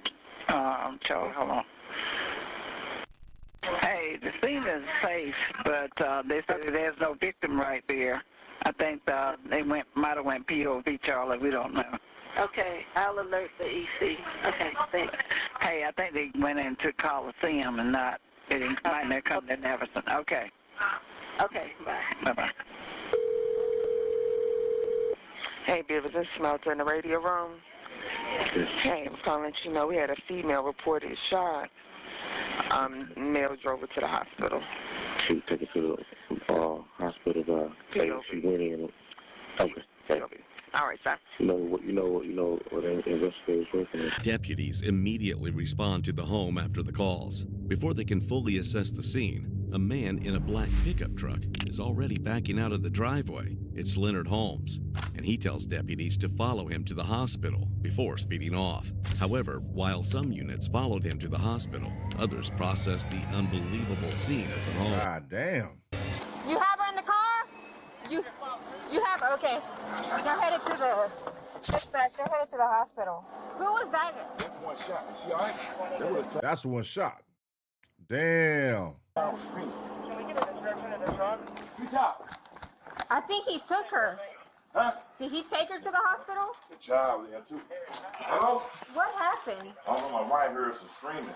The child was screaming. Ava! Screaming. Frida! Oh. Blew it. Don't Yeah. Stop. Hold on, y'all step out. Step out. Now. He must have shot. She out there. Hold on, let me go to the back because I don't want to mess up any. I know the crime scene. I heard him say, let's go ahead. I heard him run into the car and say, oh. Damn. I don't know. I'm looking for the girl now. I think He said she in the car. He took her. He said, follow me, I'm going to the hospital. But he darted out. I don't know. I was getting ready to go to work. I don't even Ryan know. woke me up. Screaming. My wife said, I hear a child screaming. And I said, then I cut the lights off and You live over there? Yeah, I live right there. So I heard the child screaming. Yeah. And so anybody in the house? Nobody. I checked. This is where But I seen it. I didn't check on this side. If you wanna help me clear out. He walked that side and said. I mean, there's blood right here. You can see where. He put it in the truck. You see him put her in the truck? But I don't guarantee that what he done. Because I heard So I take it that the girl, obviously he was driving off, said follow me, but I take it the kids is in there too? He took the kids and the girl he shot, his girlfriend? He in the truck. The treetop live here. He recently moved in with her. Okay. I know I seen a shell casing right here. I didn't pick it up. Yeah, just leave. Okay, just leave every. Okay, all right. Just you seen him shoot? Yeah, I know when he shot. Who? He shot in the air. So he didn't shoot her? I mean, I don't know what. I guarantee he probably shot her. But see what I'm saying? My wife woke me up. Sheriff's office. Scene is safe, but the victim is not here. We've already searched the house. There is blood, so he just told me to follow him to the hospital, and he darted out. So I stayed here with the person that made the call. Inside the house, officers do not find a victim, but they do find blood, a significant amount of it. There is blood in a bedroom, more on a screened porch, and shell casings scattered outside the home. Neighbors tell deputies they heard a loud argument followed by gunshots, and one neighbor even reports seeing Holmes firing a gun into the air. In the middle of this, Holmes's mother arrived at the scene, and on learning what had occurred, here we go. Let's see.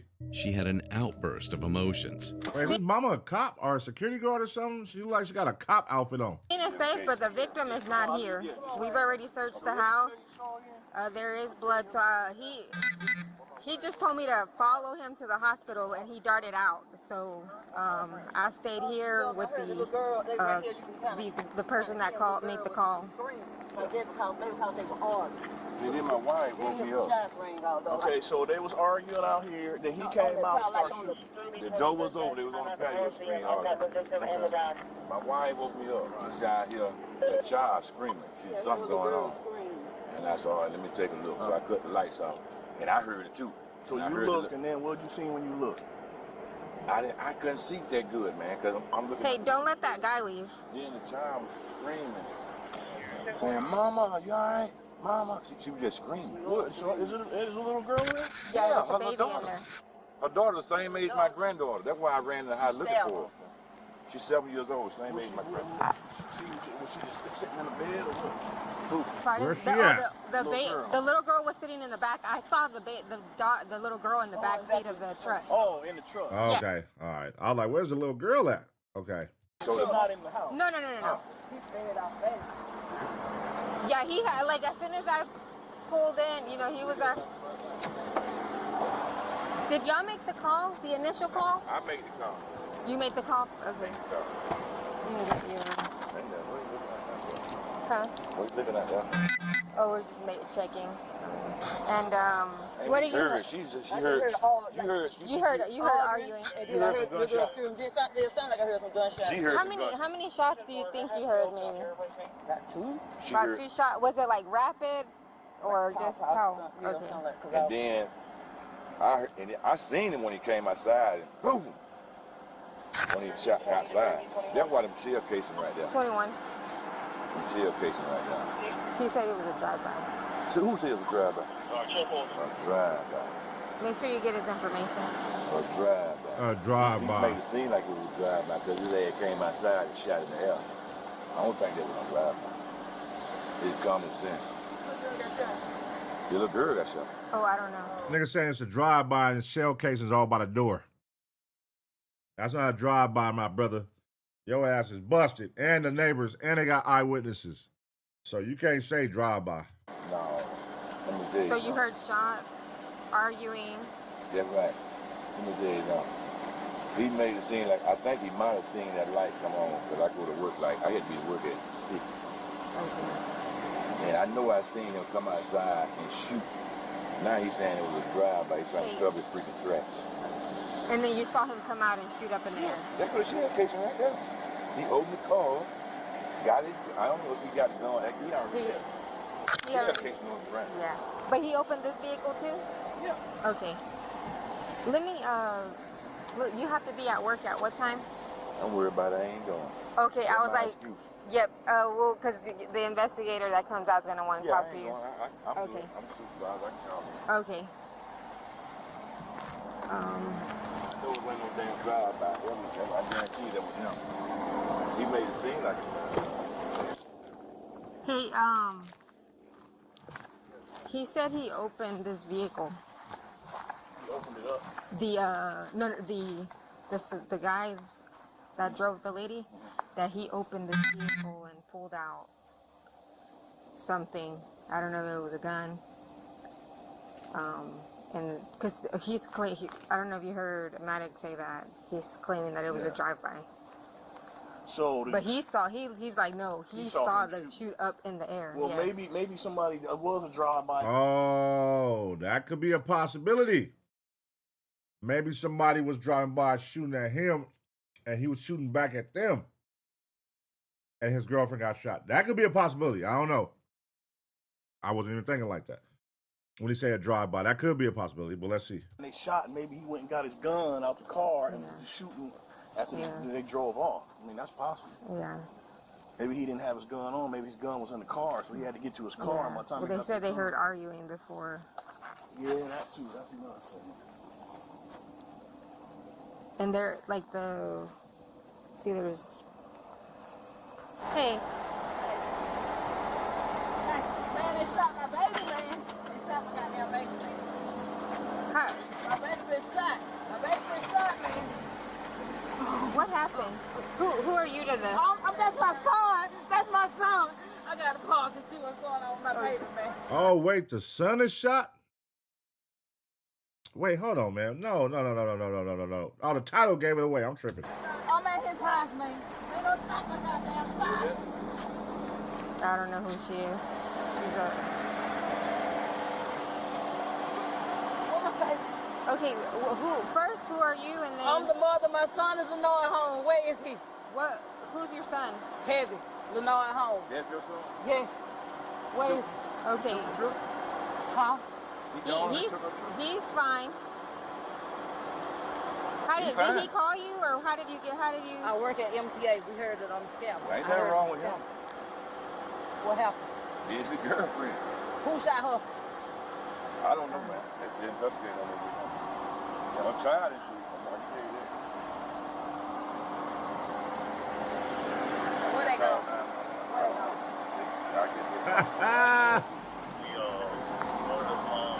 The neighborhood is up now. Here come everybody walking up. Everybody walking up now. You know, niggas gonna be nosy. Niggas finna walk up.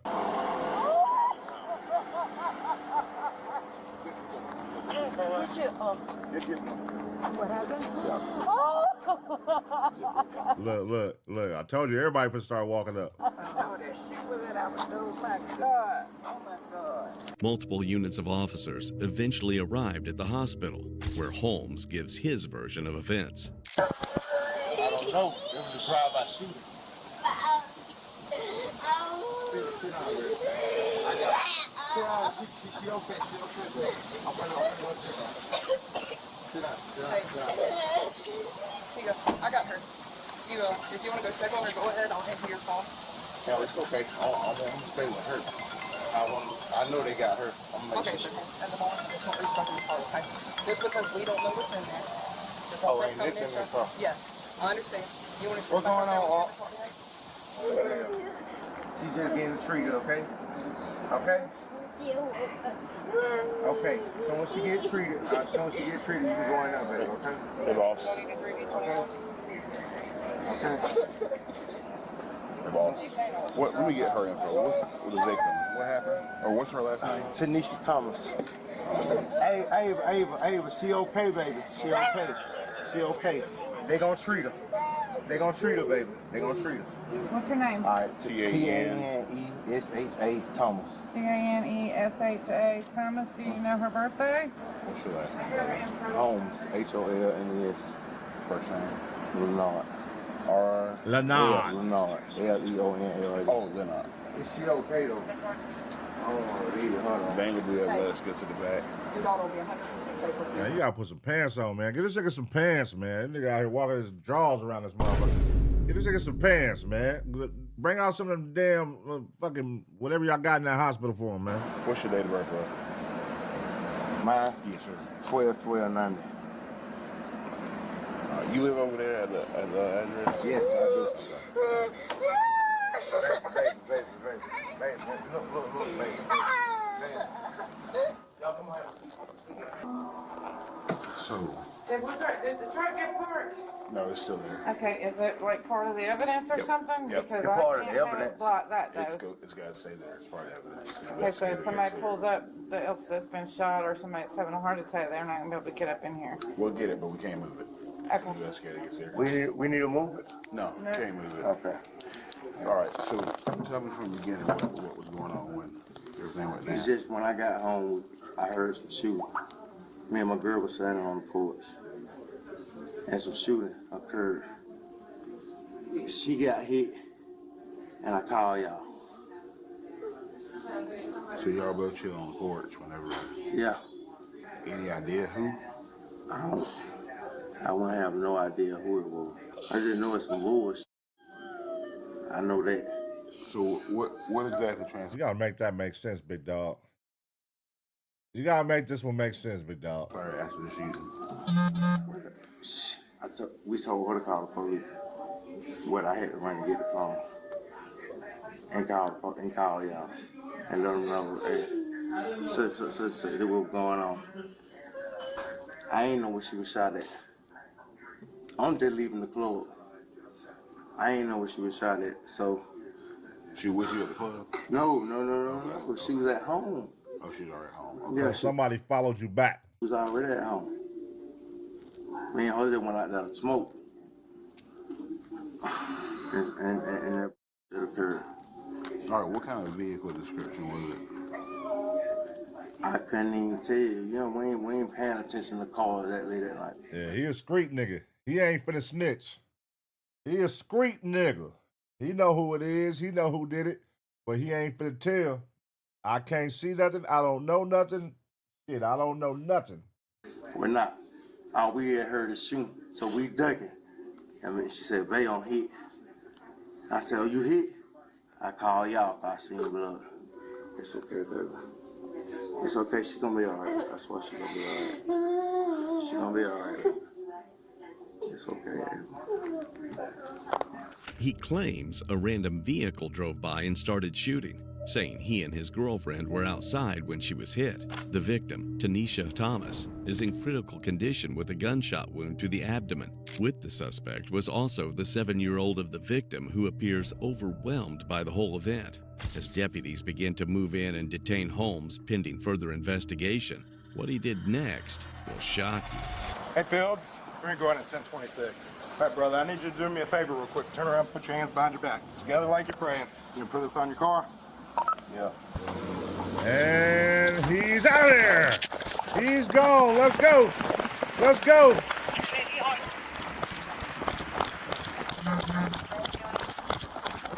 Let's go.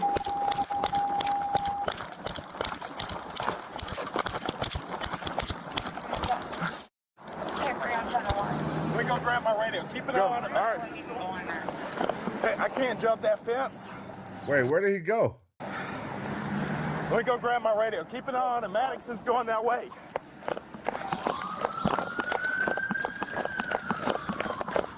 Thank you. Where the hell did he go? God damn it! Straight up! Straight up!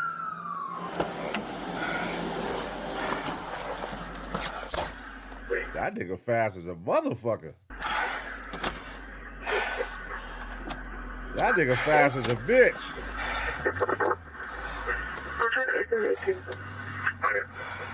Holmes suddenly takes off, running through the parking lot, jumping a fence, and disappearing into a wooded area near. All while barefoot, y'all. Could y'all do that barefoot? Could you run, hop a gate, go run through the streets, the alleys, in the woods, barefoot? Oh, man, I know he probably was stepping on all kind of shit. By leading officers to an extensive search.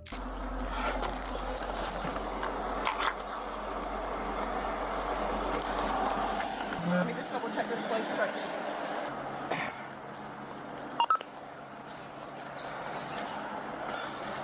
Sheriff's office. Yes, sir. Who's in here? Me. You the only one in here? Yes, sir.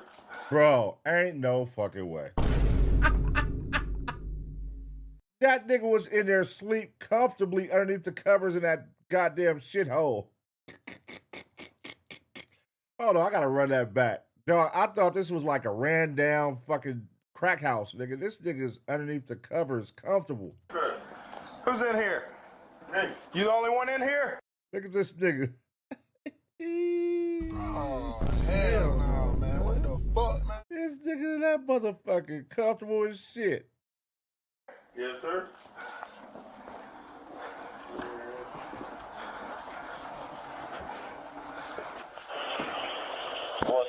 to hold myself, and once he can, I would, so that's fine. Nigga, hell, what the fuck?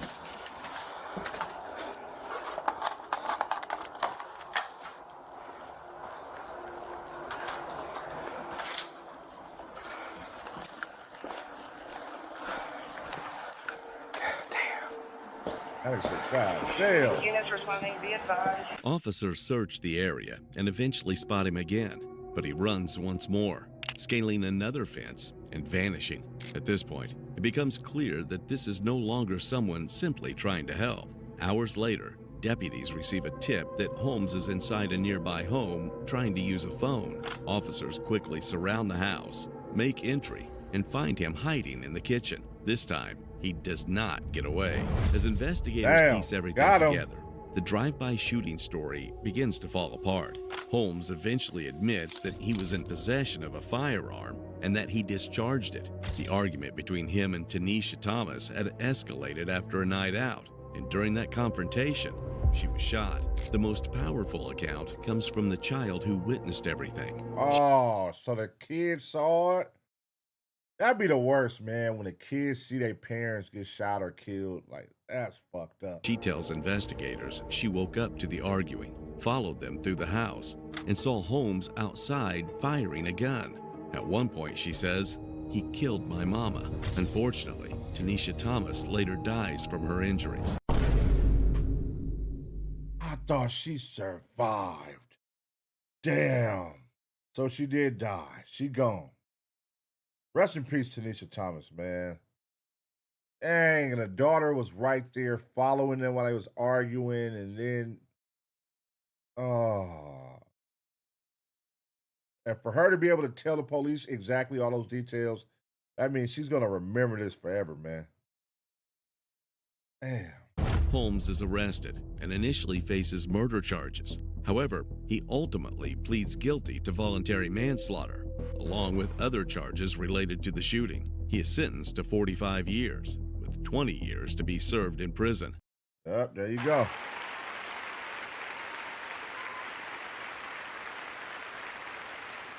Yeah.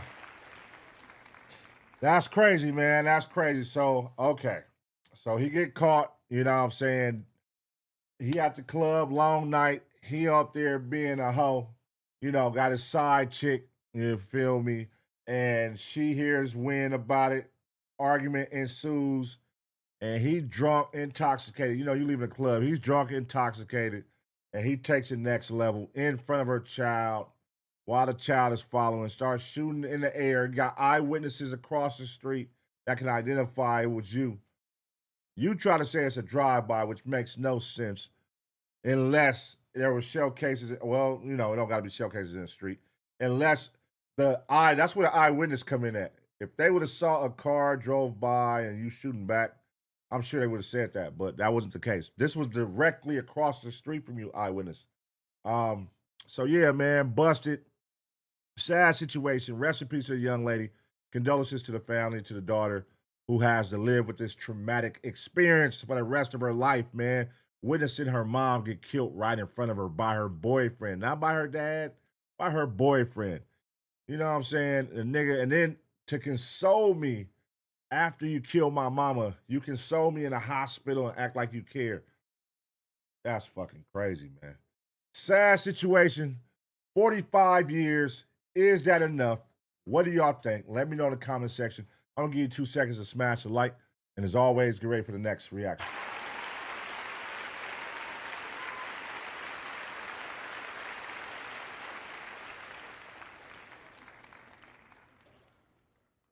All right, y'all. Taser gang, taser gang, taser gang. And on that note, I am going to end tonight's stream, man. I'm going to end tonight's stream. Make sure y'all give me some likes, though. Get some likes before I get up out of here. Hey, make sure y'all smash the like, man. Make sure y'all leave a comment underneath this video. Make sure y'all smash the like when y'all see these videos drop every day, man. Right here on ABP Reactions, man. Make sure y'all leave a comment, smash the like, hype me up if you can.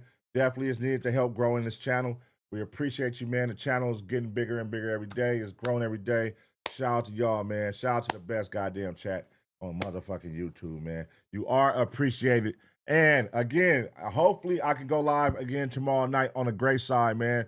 If all is well and everything is free, I'll go live again on the gray side, man. So hopefully, members, I'll be going live doing some reactions probably in the daytime tomorrow. So make sure y'all tune in for that. I'm gone. Till next time, y'all have a good motherfucking night, man. Love y'all.